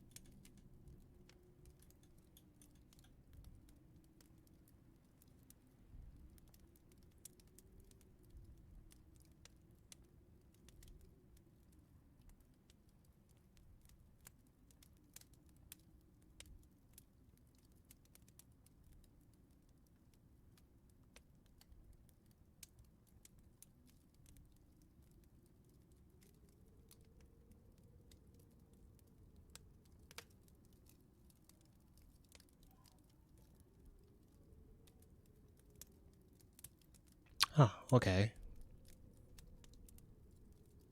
Miracle Collectors. It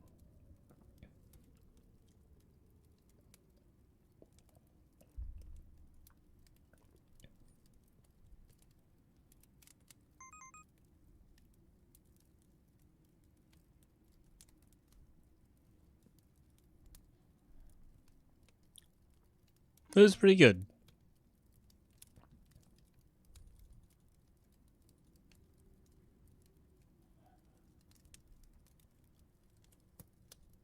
Let me look at this.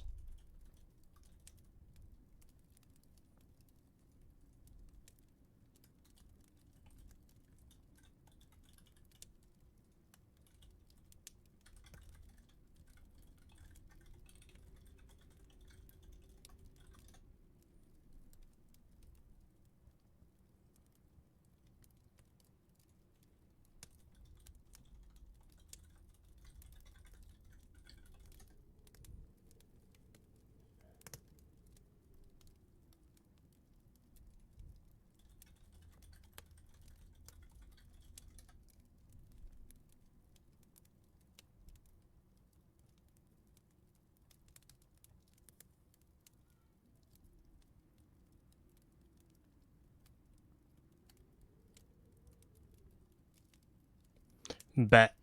Okay. This was more whimsical and fantasy, I guess. We'll read a bit of it.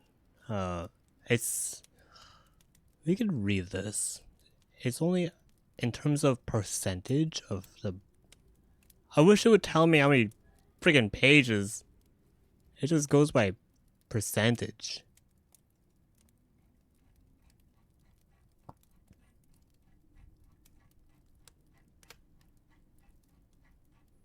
Maybe I'll read these over like the next couple of days or so. Cool wearing glasses.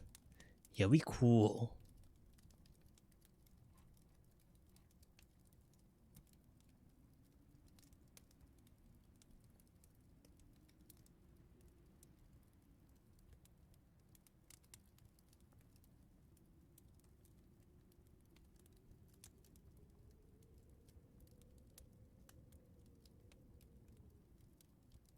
Okay. We'll try this. Why not?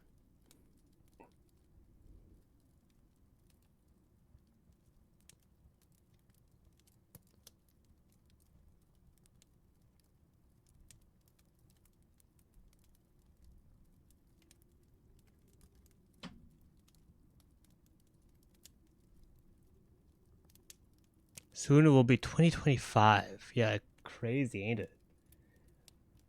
Crazy, ain't that?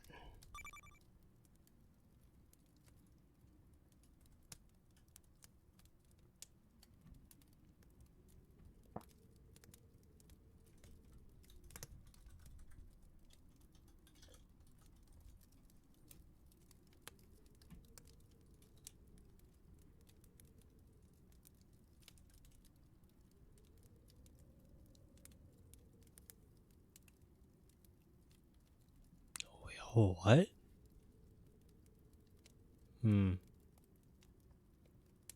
A few days to go and then 2025. Ain't that crazy?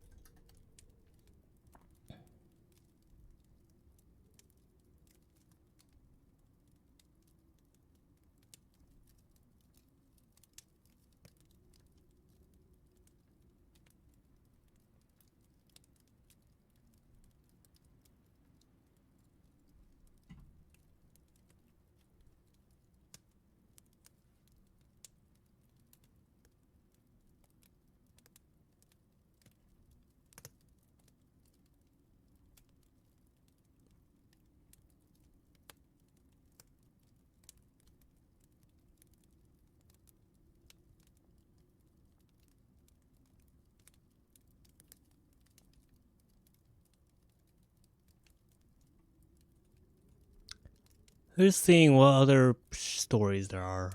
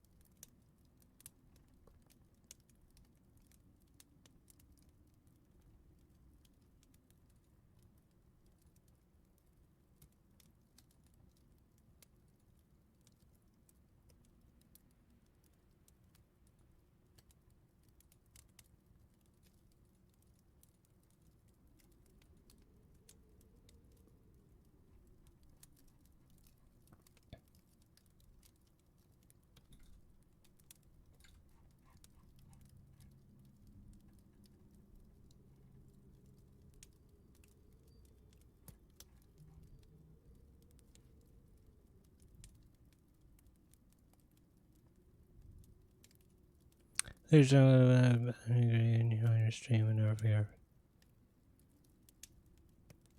Hey, I'm grateful for you being a friend, stopping by and everything as well. Thank you so much. Merry Christmas.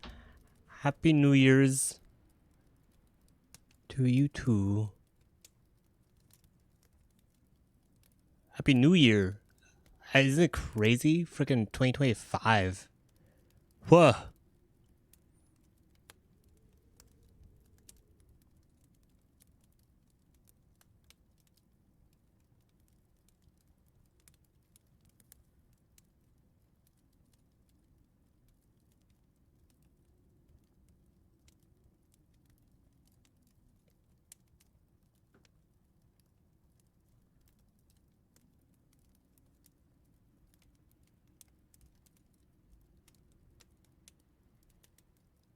I'm glad you enjoy the streams. Really do.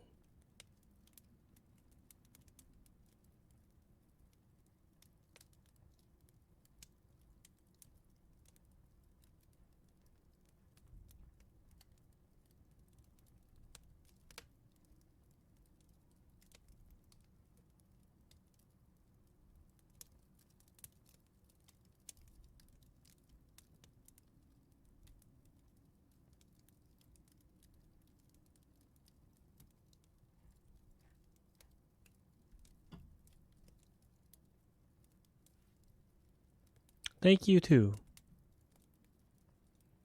I appreciate it.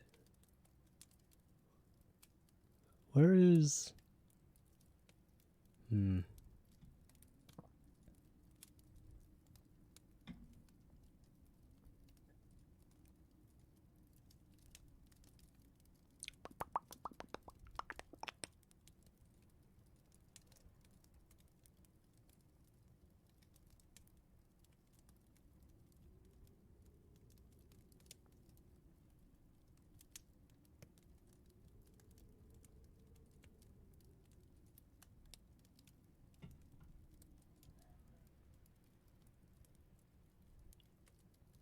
Oh yeah, what's the freaking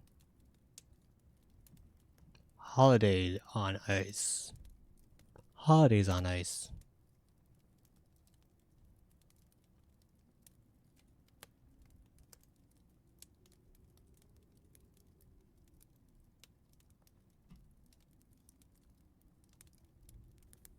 You're on stream, always love the stream. Thank you.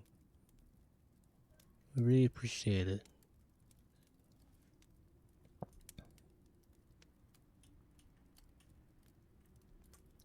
I need to sit down. I think we're just gonna chill and read and see where it if we stop eventually or something. I don't know. I need to sit.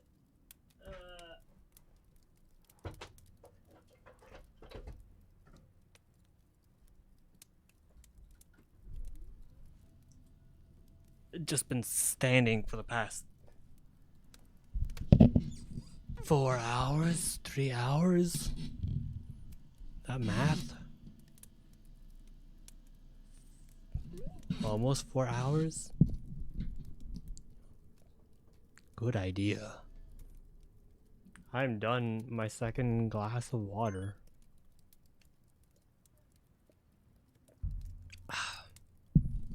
Okay, we'll read. This is called Santaland Diaries. I don't know what it's about. What's it about?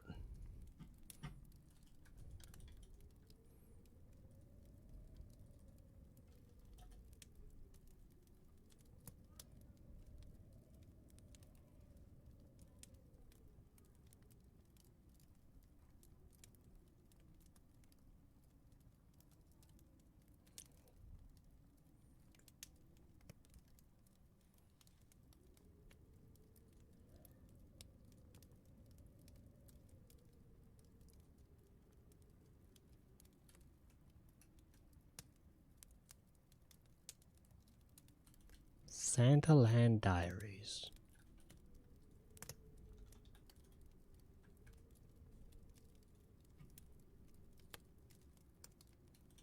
David Sedaris.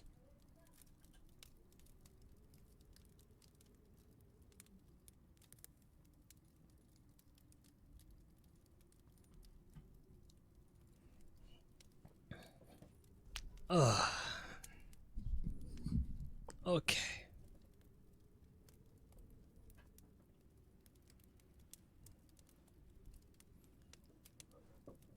Wah. Wah.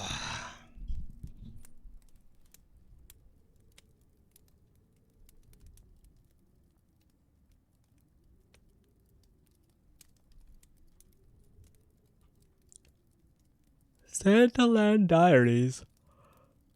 I'm just gonna read it until we fall asleep. That's really how it goes, right? I was in a coffee shop looking through the want ads when I read Macy's Herald Square. The largest store in the world has big opportunities for outgoing fun-loving people of all shapes and sizes who want more than just a holiday job. Working as an elf in Macy's Santa Land means being at the center of the excitement. I circled the ad and then laughed out loud at the thought of it.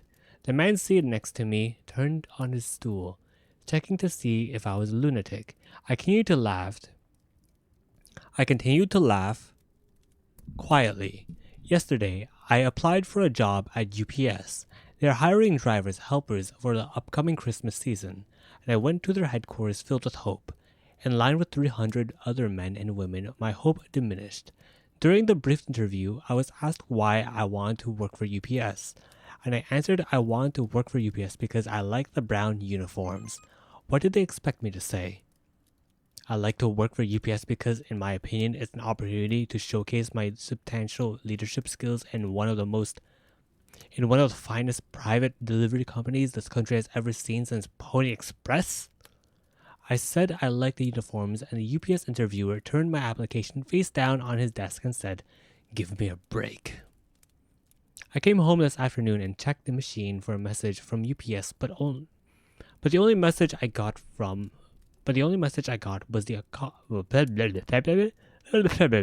my God.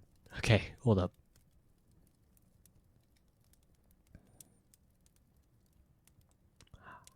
I said I liked the uniforms, and the UPS interviewer turned my application face down on his desk and said, "Give me a break." I came home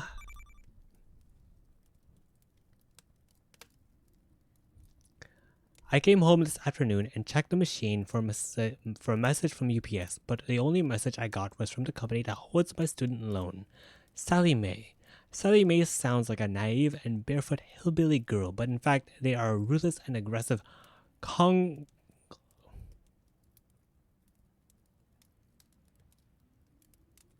conglomeration of bullies located in a tall brick building somewhere in Kansas. I picture it to be the tallest building in that state, and I have decided they hire their employees straight out of the prison. It scares me. The woman at Macy's asked, "Would you be interested in a full-time elf or evening and weekend elf?" I said, "Full-time elf. I have an appointment next Wednesday at noon. I'm a 33-year-old man applying for a job as an elf. I often see people on the streets dressed as objects and handing out leaflets. I tend to avoid leaflets, but it breaks my heart to see a grown man dressed as a taco. So, if there is a costume involved, I tend to not only accept the leaflet, but to accept it graciously, saying, "Thank you so much." And thinking, "You poor pathetic son of a bitch, I don't know what you have done, but I hope you never catch it." But I hope I never catch it. Damn. This afternoon on Lexington Avenue, I accepted a leaflet from a man dressed as a camcorder. Hot dogs, peanuts, tacos, video cameras. These things make me sad because they don't fit on the streets. In a parade, maybe, but not on the streets. I figure that at least as an elf, I will have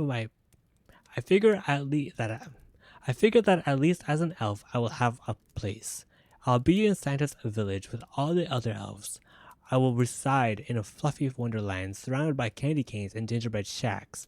It won't be quite as sad as standing on some street corner dressed as a French fry. I'm trying to look on the bright side. I arrived in New York 3 weeks ago with high hopes that I have been challenged. In my imagination, I go straight from Penn Station to the offices of One Life to Live, where I would drop off my bags and spruce up before heading off for drinks with Cord Roberts and Victoria Buchanan, the show's greatest stars. We sit in a plush booth at a Tony cocktail lounge where my new celebrity friends would lift their frosty glasses in my direction and say, "A toast to David Sedaris, the best writer this show has ever had." I'd say, "Cut it out, you guys." It was my plan to act modest. People at surrounding tables would stare at us, whispering, Isn't that? I might be distracted by their enthusiasm, and Victoria but Shannon would lay her hand over mine and tell me I'd better get used to being the center of attention. But instead I am applying for a job as an elf. Even worse than applying is the very real possibility that I will not be hired. That I couldn't find work as an elf. That's when you know you're a failure. This afternoon, I sat in the 8th floor Santa Land office and was told, "Congratulations, Mr. Sedaris. You are an elf." In order to become an elf, I filled out 10 pages worth of forms, took a multiple choice personality test, underwent 2 interviews, and submitted a urine for a drug test. The first interview was general, designed to eliminate the obvious sociopaths.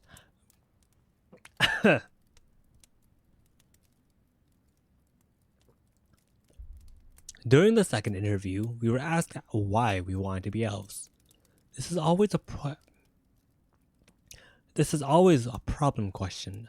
I listened as the woman ahead of me, a former waitress, answered the question saying, I really want to be an elf. I really want to be an elf because I think it's about acting. And before this, I worked in a restaurant, which was run by this really wonderful woman who had a dream to open a restaurant. And it made me realize that's really, really important to have a dream. Wait, I'm supposed to actually read as a sentence? Hold up. I really want to be an elf because it's about acting. And before this, I worked in a restaurant, which was run by this really wonderful woman who had a dream to open a restaurant. And it made me realize that it's really, really important to have a dream. Everything this woman said, every phrase and sentence was punctuated with a question mark, and the interviewer never raised an eyebrow. When it was my turn, I explained that I wanted to be an elf because it was one of the most frightening career opportunities I had ever come across. The interviewer raised her face from her application and said, "And?" I'm certain I had failed my drug test. My urine had roaches and stems floating in it, but still they hired me because I am short, 5 feet 5 inches. Almost everyone they hired is short. One is a dwarf. After the second interview, I was brought to the manager's office, where I was shown a floor plan. On a busy day, 22,000 people come to visit Santa, and I was told that as an elf,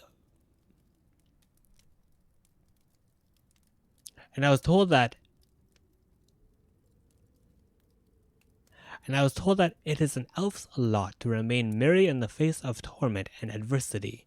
I promised to keep that in mind. I spent my 8-hour day with 50 elves and one perky, well-meaning instructor in an enormous Macy's classroom, the walls of which were lined with NCR 2152's A2152. I have come to understand is a cash register. The class was broken up into study groups and given assignments. The group included several returning elves and a few experienced cashiers who tried helping me by saying things like, "Don't you even know your personal ID code?" Jesus, I had mine memorized by 10 o'clock. Everything about the cash register intimidates me. Each procedure involves a series of codes, separate numbers for cash, checks, and each type of credit card. The term void was gained prominence as the filthiest 4-letter word in my vocabulary. Voids are a nightmare of paperwork and coded numbers. Everything produced in triplicate and initialed by the employee and his supervisor. Leaving the building tonight, I cannot shake the mental picture of myself being stoned to death by restless, angry customers, their nerves shattered by my complete lack of skill. I tell myself that I simply pry open my registers to accept anything they want to give me. Cash, beats, cash, watches, whatever. I'll negotiate and swap. I'll stomp their credit cards through the masher right. "Nice knowing you," along the bottom of the slip, and leave it at that. All we sell in Santa Land are photos. People sit upon Santa's lap and pose for a picture. The photo elf hands them slip of paper with a number printed along top. The form is filled out by another elf and the picture arrives by mail weeks later. So really, all we sell is the idea of a picture. One idea costs $9. 3 ideas cost $18. My worst nightmare involves 22,000 people a day standing before my register. I won't always be your cashier, just once in a while. The worst part is that after I have accumulated $300, I have to remove 200, fill out half a dozen forms, and run the envelope of cash to the drop in the China department or to the vault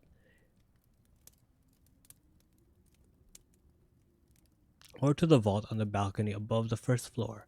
I am not allowed to change my clothes beforehand. I have to go dressed as an elf.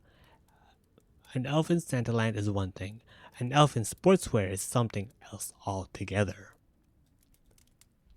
This afternoon, we were given presentations and speeches in a windowless conference room crowded with desks and plastic chairs. We were told that during the second week of December, Santaland is to host Operation Special Children, at which time poor children receive free gifts and donated by the store. There is another morning set aside for terribly sick and deformed children. On that day, it is an elf's job to greet the child at the magic tree and jog back to the house to brace our Santa. The next one is missing a nose. Or Crystal has third-degree burns covering 90% of her body. Missing a nose. With these children, Santa has to be careful not to ask.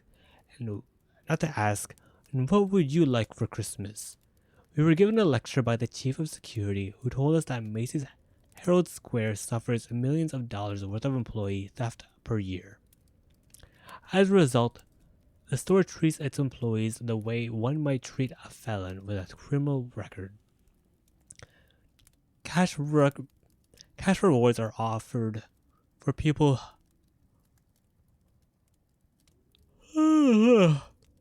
Cash rewards are offered for turning people in, and our bags are searched every time we leave the store.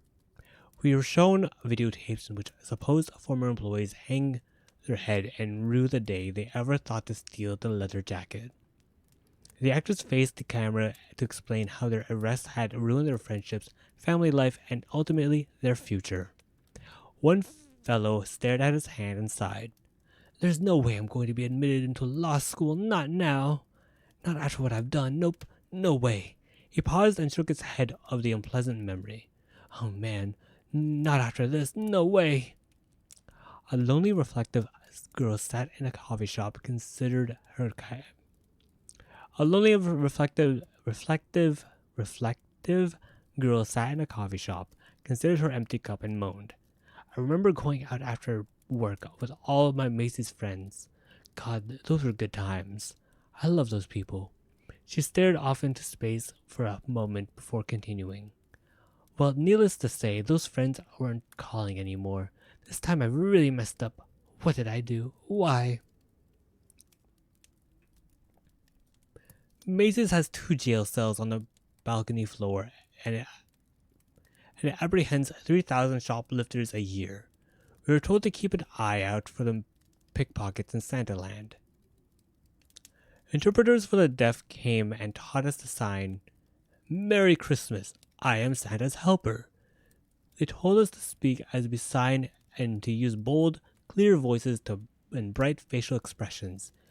They taught us to say, "You are a very pretty boy, girl. I love you. Do you want a surprise?" My sister Amy lives above a deaf girl, and she has learned quite a bit of sign language. She taught me some, and now I am able to say, "Santa has a tumor in his head the size of an olive. Maybe it will go away tomorrow, but I don't think so." Jesus.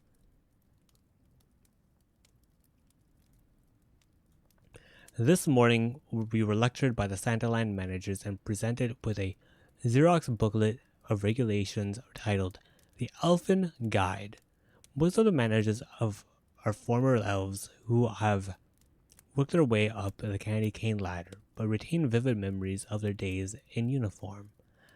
They closed the meeting saying, "I want you to remember that even if you are assigned photo elf on a busy day, you are not Santa's slave." In the afternoon, we were given a tour of Santaland. It really is something. It's beautiful, a real wonderland, with 10,000 sparkling lights. False snow, train sets, bridges, decorated trees, mechanical penguins and bears, and really tall candy canes. One enters and travels through a maze, a path which takes you from one festive environment to another.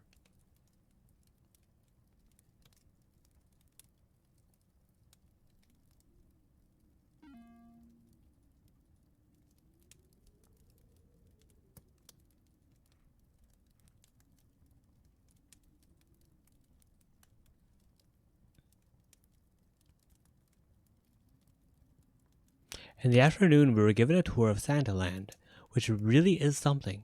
It's beautiful, a real wonderland, with 10,000 sparkling lights, false snow, train sets, bridges, decorated trees, mechanical penguins and bears, and really tall candy canes.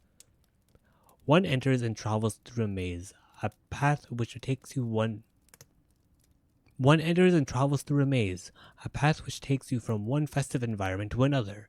The path ends at the magic tree. The tree is supposed to resemble a complex system of roots, but looks instead like a scale model of the human intestinal tract.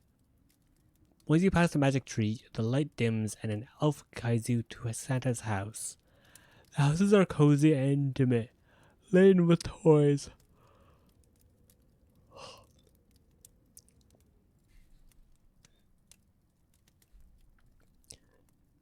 You exit Santa's house and you are met with a line of cash registers.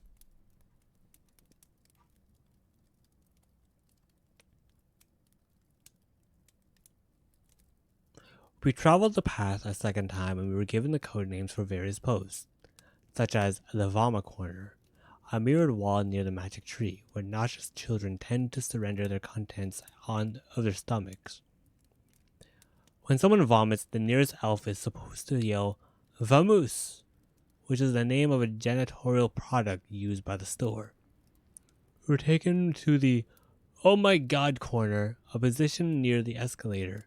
People arriving see a long line and say, "Oh my God," and it is an elf's job to calm them down and explain it will take no longer than an hour to see Santa. I like that. The "Oh my God" corner. On any given day, you can be an entrance elf, a water cooler elf, a bridge elf, train elf, maze elf, island elf, magic window elf, emergency exit elf, counter elf, magic tree elf, pointer elf, Santa elf, photo elf, usher elf, cash register elf, runner elf, or exit elf. We were given a demonstration of the various positions in action, performed by returning elves who were so animated and relentlessly cheerful that it embarrassed me to walk past them. I don't know, I could look someone in the eye and explain, "Oh my goodness, I think I see Santa," or "Can you close your eyes and make a very special Christmas wish?" Everything these elves said had an exclamation point at the end of it. It makes one's mouth hurt to speak with such force and merriment. I feel cornered when someone talks to me this way. Doesn't everyone? I prefer being frank with children. I'm more likely to say, "You must be exhausted," or "I know a lot of people who would kill for that little waistline of yours." Damn. I'm afraid I won't be able to provide the grinding enthusiasm Santa is asking for. I think I'll be a low-key sort of elf. Today was elf dress rehearsal. The lockers and dressing rooms are located on the 8th floor, directly behind Santaland. Elves have gotten to know one another for the past 4 days training, but once we took off our clothes and put on our uniforms, everything changed. The woman in charge of costuming assigned us our outfits and gave us a lecture on keeping things clean. She held up a calendar and said, "Ladies, you know what this is? Use it." I've scraped enough blood out on my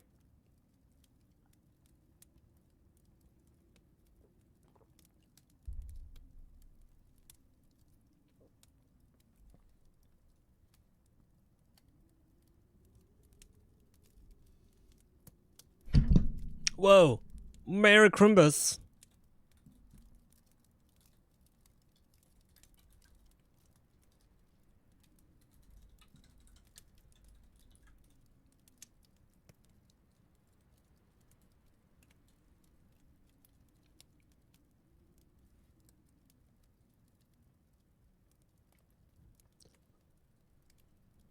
Grimace. Merry Crimbus.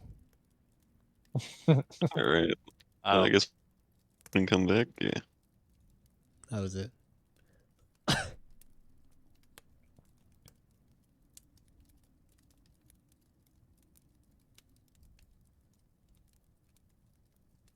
Just tweet it out.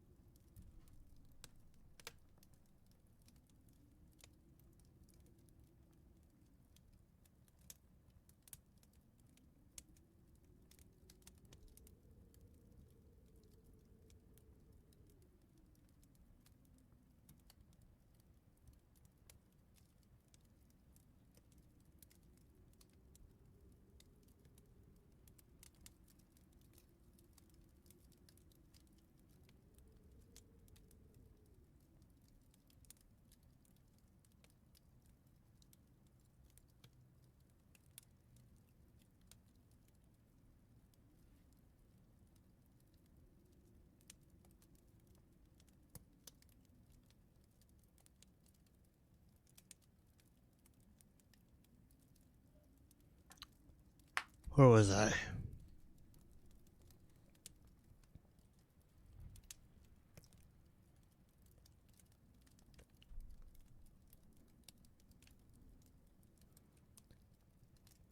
Today was altered. She held up a calendar and said, "Ladies, you know what this is? Use it. I've scraped enough blood out from the crotches of elf knickers to last me the rest of my life. And don't tell me I don't wear underpants. I'm a dancer. You're not a dancer. If you were a real dancer, you wouldn't be here. You're an elf, and you're going to wear panties like an elf. My costume is green. I wear green velvet knickers, a yellow turtleneck, a forest of green velvet smock, and a perky stocking cap decorated with spangles. This is my work uniform. My elf name is Crumpet. We were allowed to choose our own names and given permission to change them according to our outlook on the snowy world.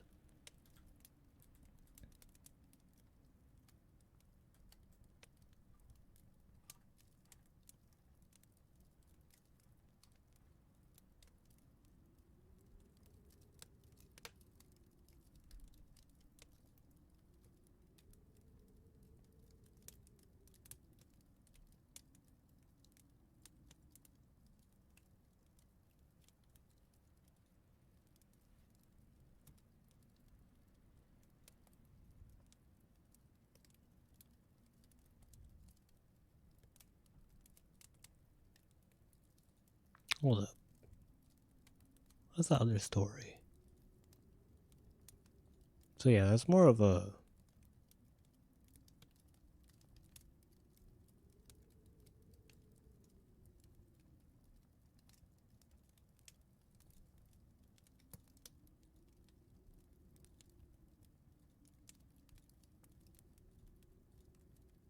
holidays on ice.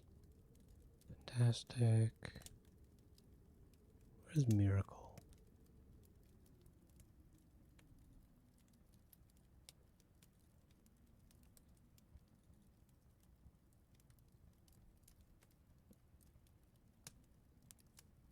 What other stories are there?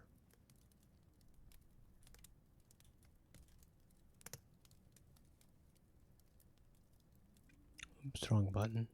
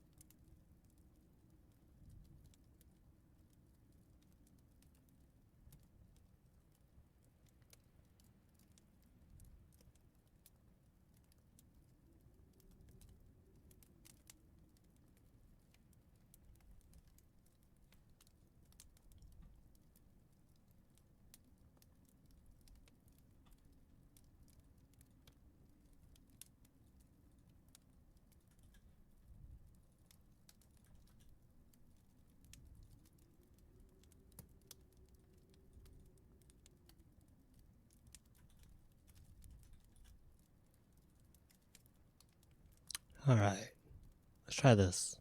Close knit.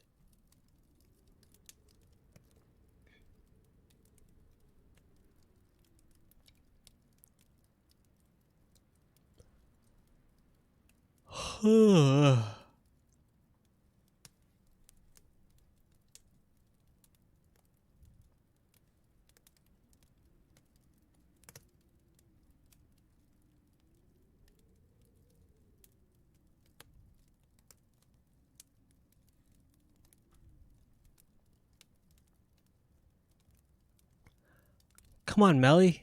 Let me spend Christmas Day with you and the kids, Leo said into his cell phone. I promise I'll bring presents, and I won't bring any of our regular arguments. What? You have a whole new set? Asked Melissa from the house they used to share on the other side of town. Leo leaned back against the frilly shammed pillows, and his mother leered against the bed's headboard in what used to be his childhood room.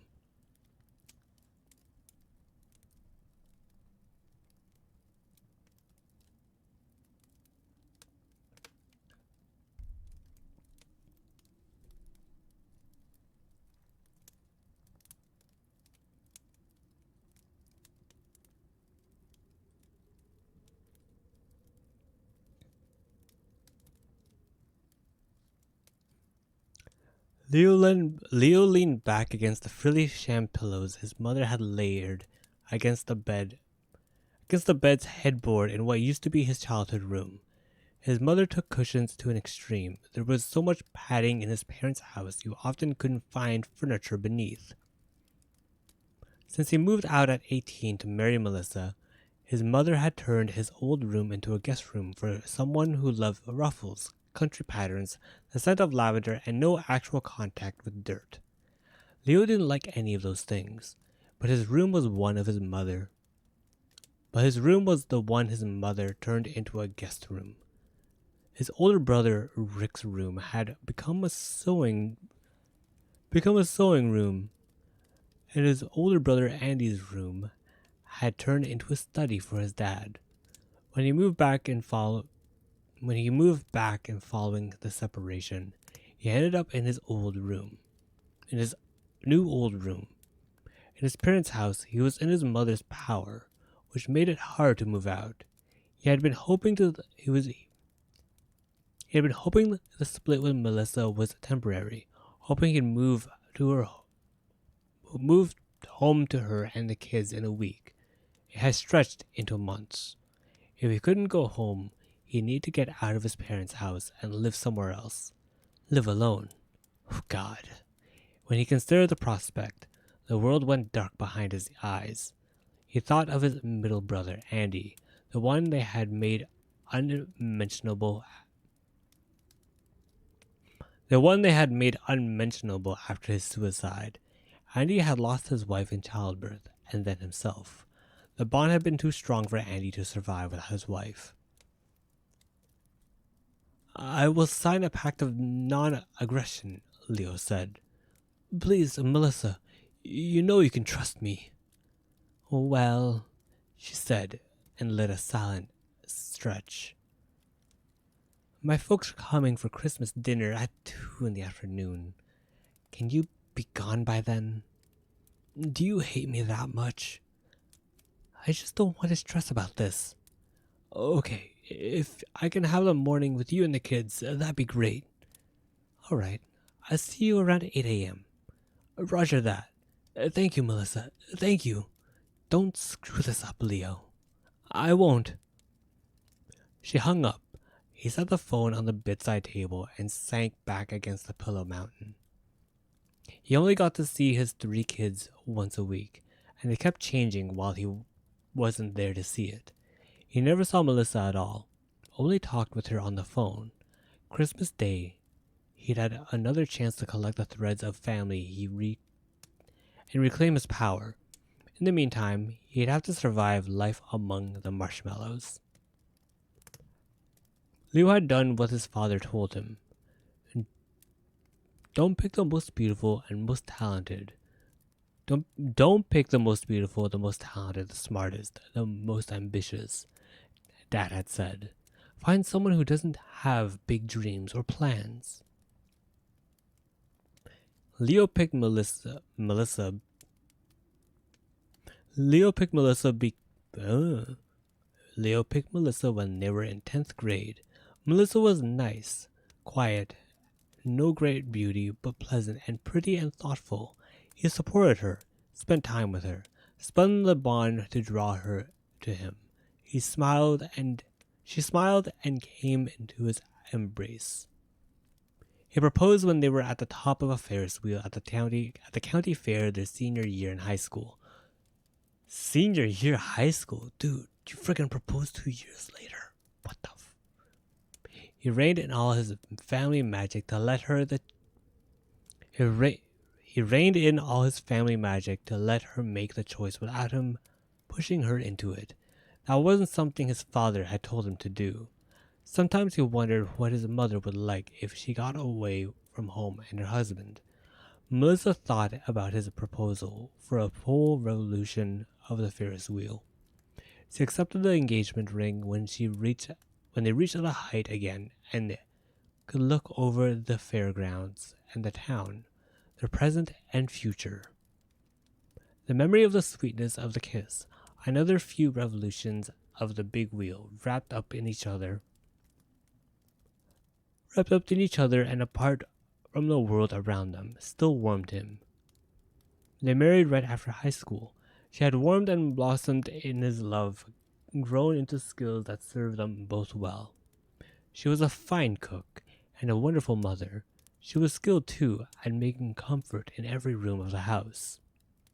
But what the hell did Leo do? He had not made the mistakes of his older brother, Rick, who had chosen powerful, interesting women to wed. Rick had never established a good bond with his first wife. She was too strong-willed, too artistic, too self-motivated. They divorced 2 years later. They divorced after 2 years. Rick married another artist and lost her, too. He was on his third wife, unheard of for men in the Yates family. With each marriage, Rick's family magic grew weaker.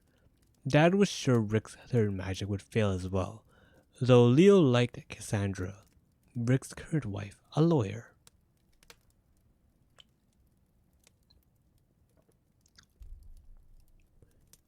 Leo worked for a courier service, shuttling blood samples from doctors' offices to labs, lumber from home improvement stores to construction sites, legal papers from lawyers to lawyers, vegetables and fruits from farms to restaurants. He spent all his time stitching things together. His home had been the seat of his power, where he went to restore himself. His family was his highest priority. He loved his children so fiercely his heart hurt, and he loved Melissa to death. She was his hearth, his place to rest in warmth and comfort after a day spent with unconnected people. He wasn't sure when things began to unravel. Last summer, though, Melissa had kicked him out, and to his surprise, his family magic hadn't been strong enough to change her mind. Leo and Melissa had managed their separation without involving lawyers or counselors. He spent time with each of his kids once a week. Saturday afternoon, he picked up his oldest daughter, 16-year-old Piper. He parked at the curb and called her cell phone to let her know he was outside. "Okay," she said, sounding harassed. It was 15 minutes before she slumped out of the house, her slender body disguised in a long-sleeved blue t-shirt under black corduroy overalls, one strap hanging and a little white skull and crossbones pin attached to the other strap. Her red-brown hair hung in curly, uncombed spills.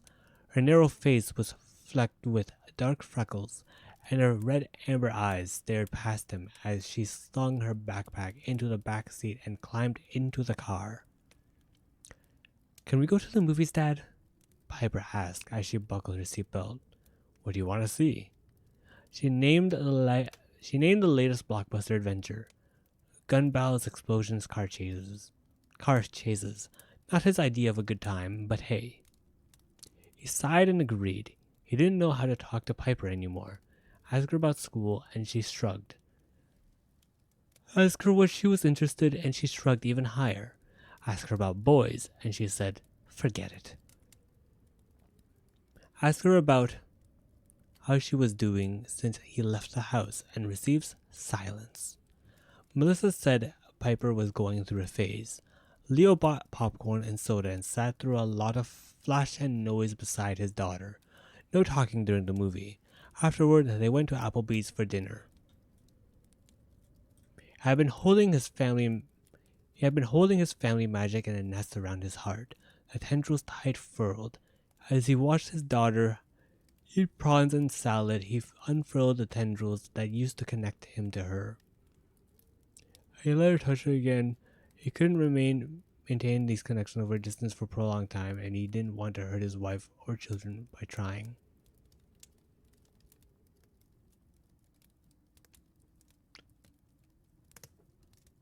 Is it actual magic, or is this like a metaphor?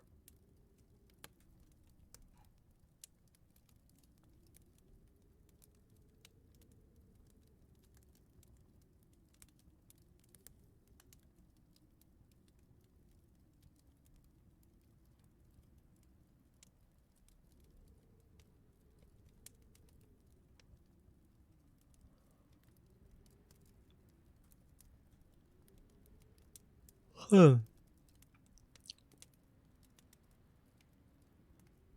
Connect him to her and let it touch her again.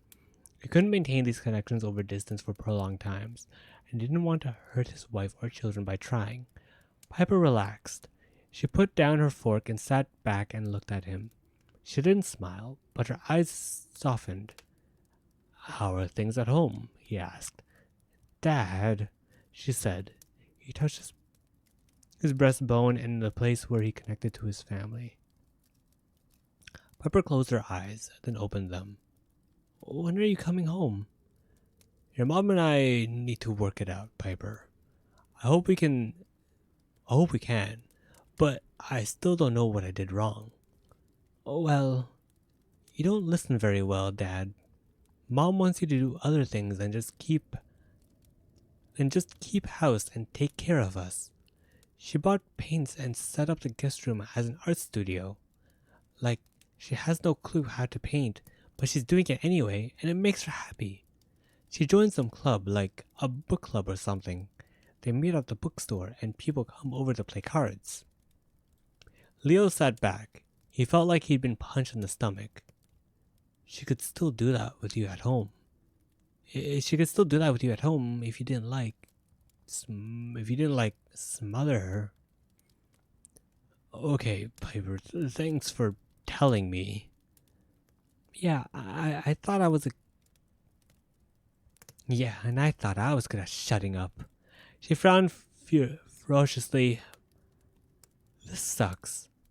Leo stroked his breastbone, relaxing the nudge to talk he'd put on her, but not letting go of the connection. He walked the mall after dinner. He needed to find her present. I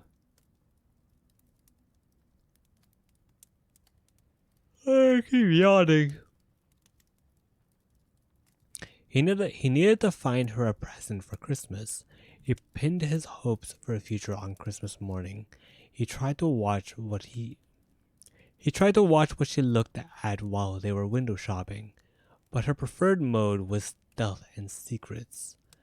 Whenever she noticed him noticing, she looked somewhere else.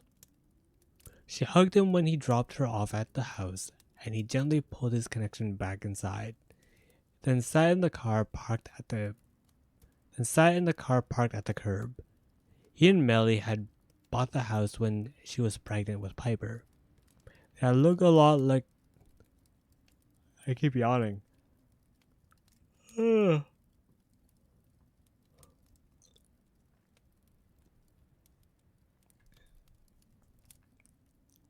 They had looked at a lot of houses when they knew it was time to give up apartment living and make room for kids.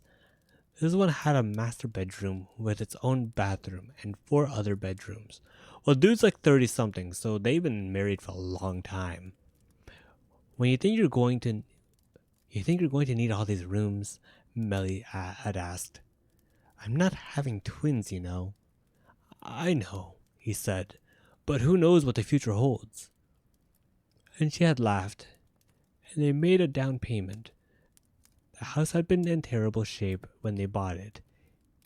He'd really enjoyed working on it, weaving nest magic into plumbing and electricity, spackle and paint, floorboards, and linoleum.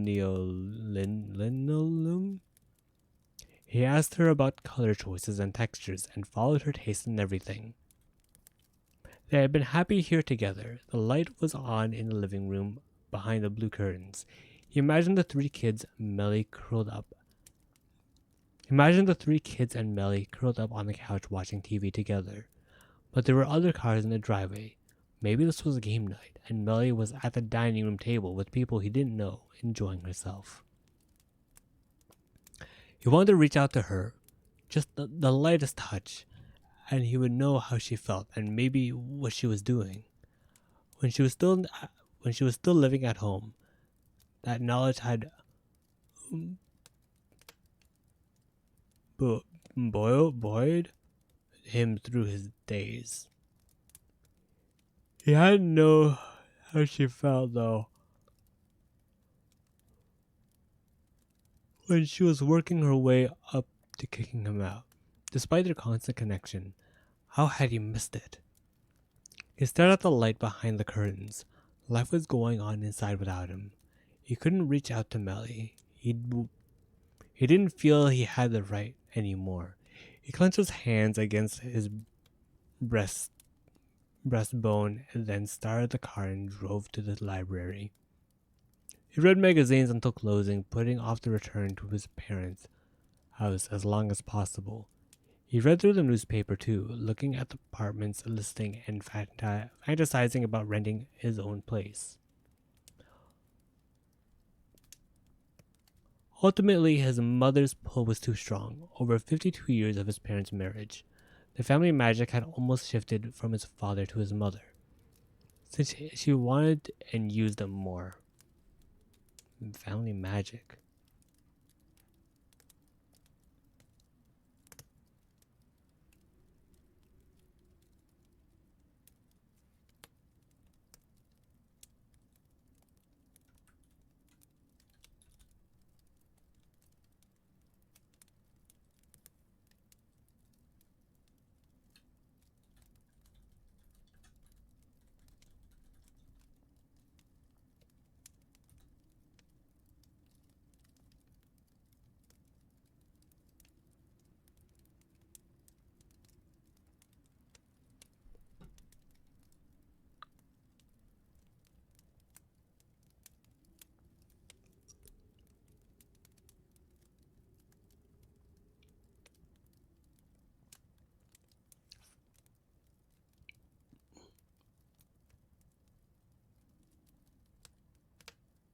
Over the 52 years of his parents' marriage, the family magic had mostly shifted from his father to his mother, since she wanted and used them more. A constant bond between 2 people was also a conduit for power. It ended up going both ways if it had lasted long enough. Is that you, Leo? His mother called from the living room as he came in the front door. Even the foyer was somehow pillowy, maybe because she had hung pastel quilts on the walls. The lavender scent was heavy all through the house. Who else? Leo said. He sighed and stepped through the foyer. Father was in his study with the door closed, but Mom was in the living room, watching the food channel and lying in wait. He wished he'd never moved back in. A week he could stand, but months. Even in the living room, his mother, trim and gaunt-cheeked, stiff in her beige Nordstrom's loungewear, sat upright on the couch, slippered feet together, back straight, though the cushion slumped behind her, inviting relaxation. She muted the TV and said, I made dinner. I set a place for you. If you're going to miss dinner, you need to tell me. Mom, you knew it was my afternoon with Piper. Afternoon ends before 8:30, Leonard. We ate at Applebee's after the movie. She breathed out loudly through her nose, then said, Well, now that you're home, we can have checkers. She flexed her family magic, crushing his resistance.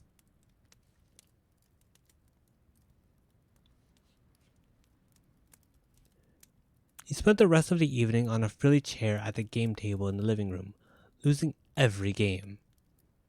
Sunday, he stopped by Melissa's house to pick up Kaylee, his 11-year-old daughter, and Riley, his 14-year-old son, who both wanted to go to the Natural History Museum. They were on the sidewalk in front of the house when he pulled up. Kaylee, short, blonde, and blue-eyed, expressionless, in a way he wasn't used to, was bundled up in a big bone white sweater, jeans, and fleece-edged brown Ugg boots.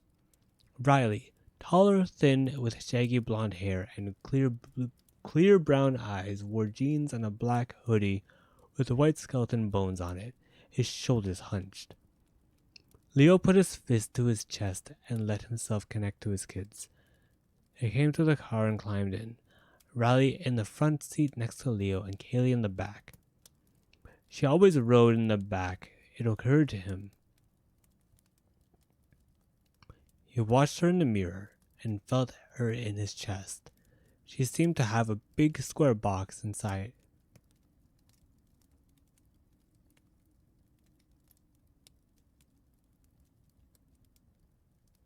She seemed to have a big square box inside her with a tight shut lid that she guarded. He glanced at Riley and listened to what his connection told him about his son.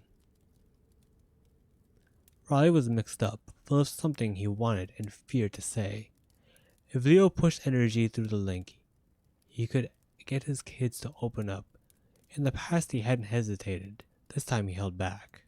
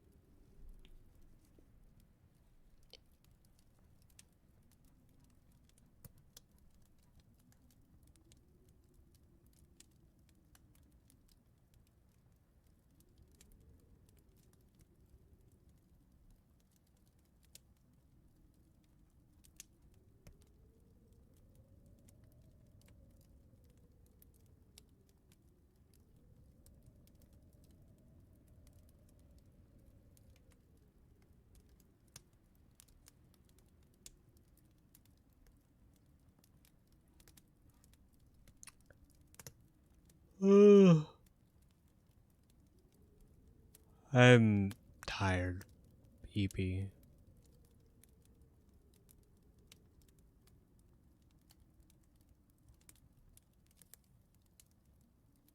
I think we'll end it. It does, I should really freaking continue reading stuff and things. I have this scene set up for that reason. And yet,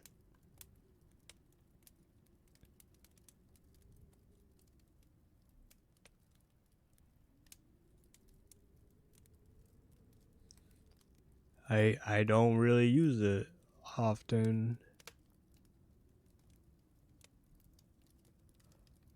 I should continue reading, especially my freaking Book of Lost Things too. Yeah.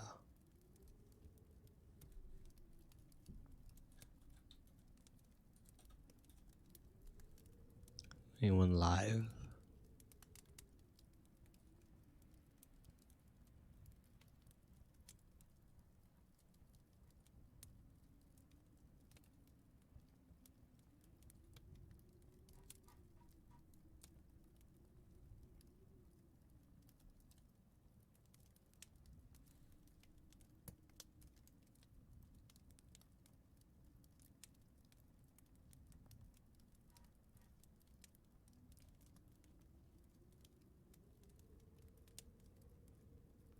I'm gonna send the love to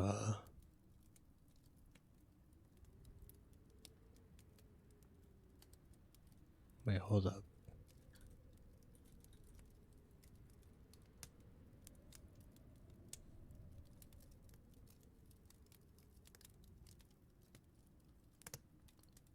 Yeah, we're gonna send the love to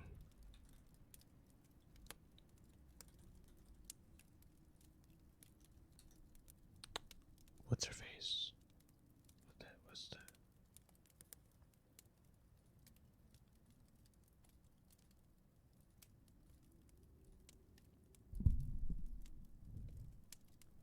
Sabi.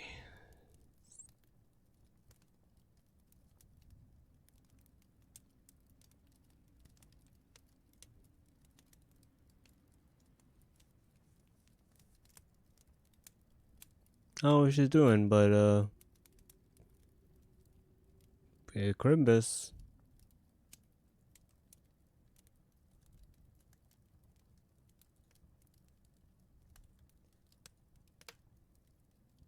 Merry Crimbus.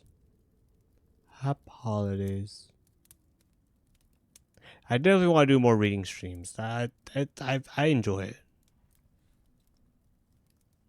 I enjoy reading streams. Miracle, that's a guess I need to watch It's a Wonderful Life. Anyway, thanks for stopping by, tuning in. We'll be back. I don't know.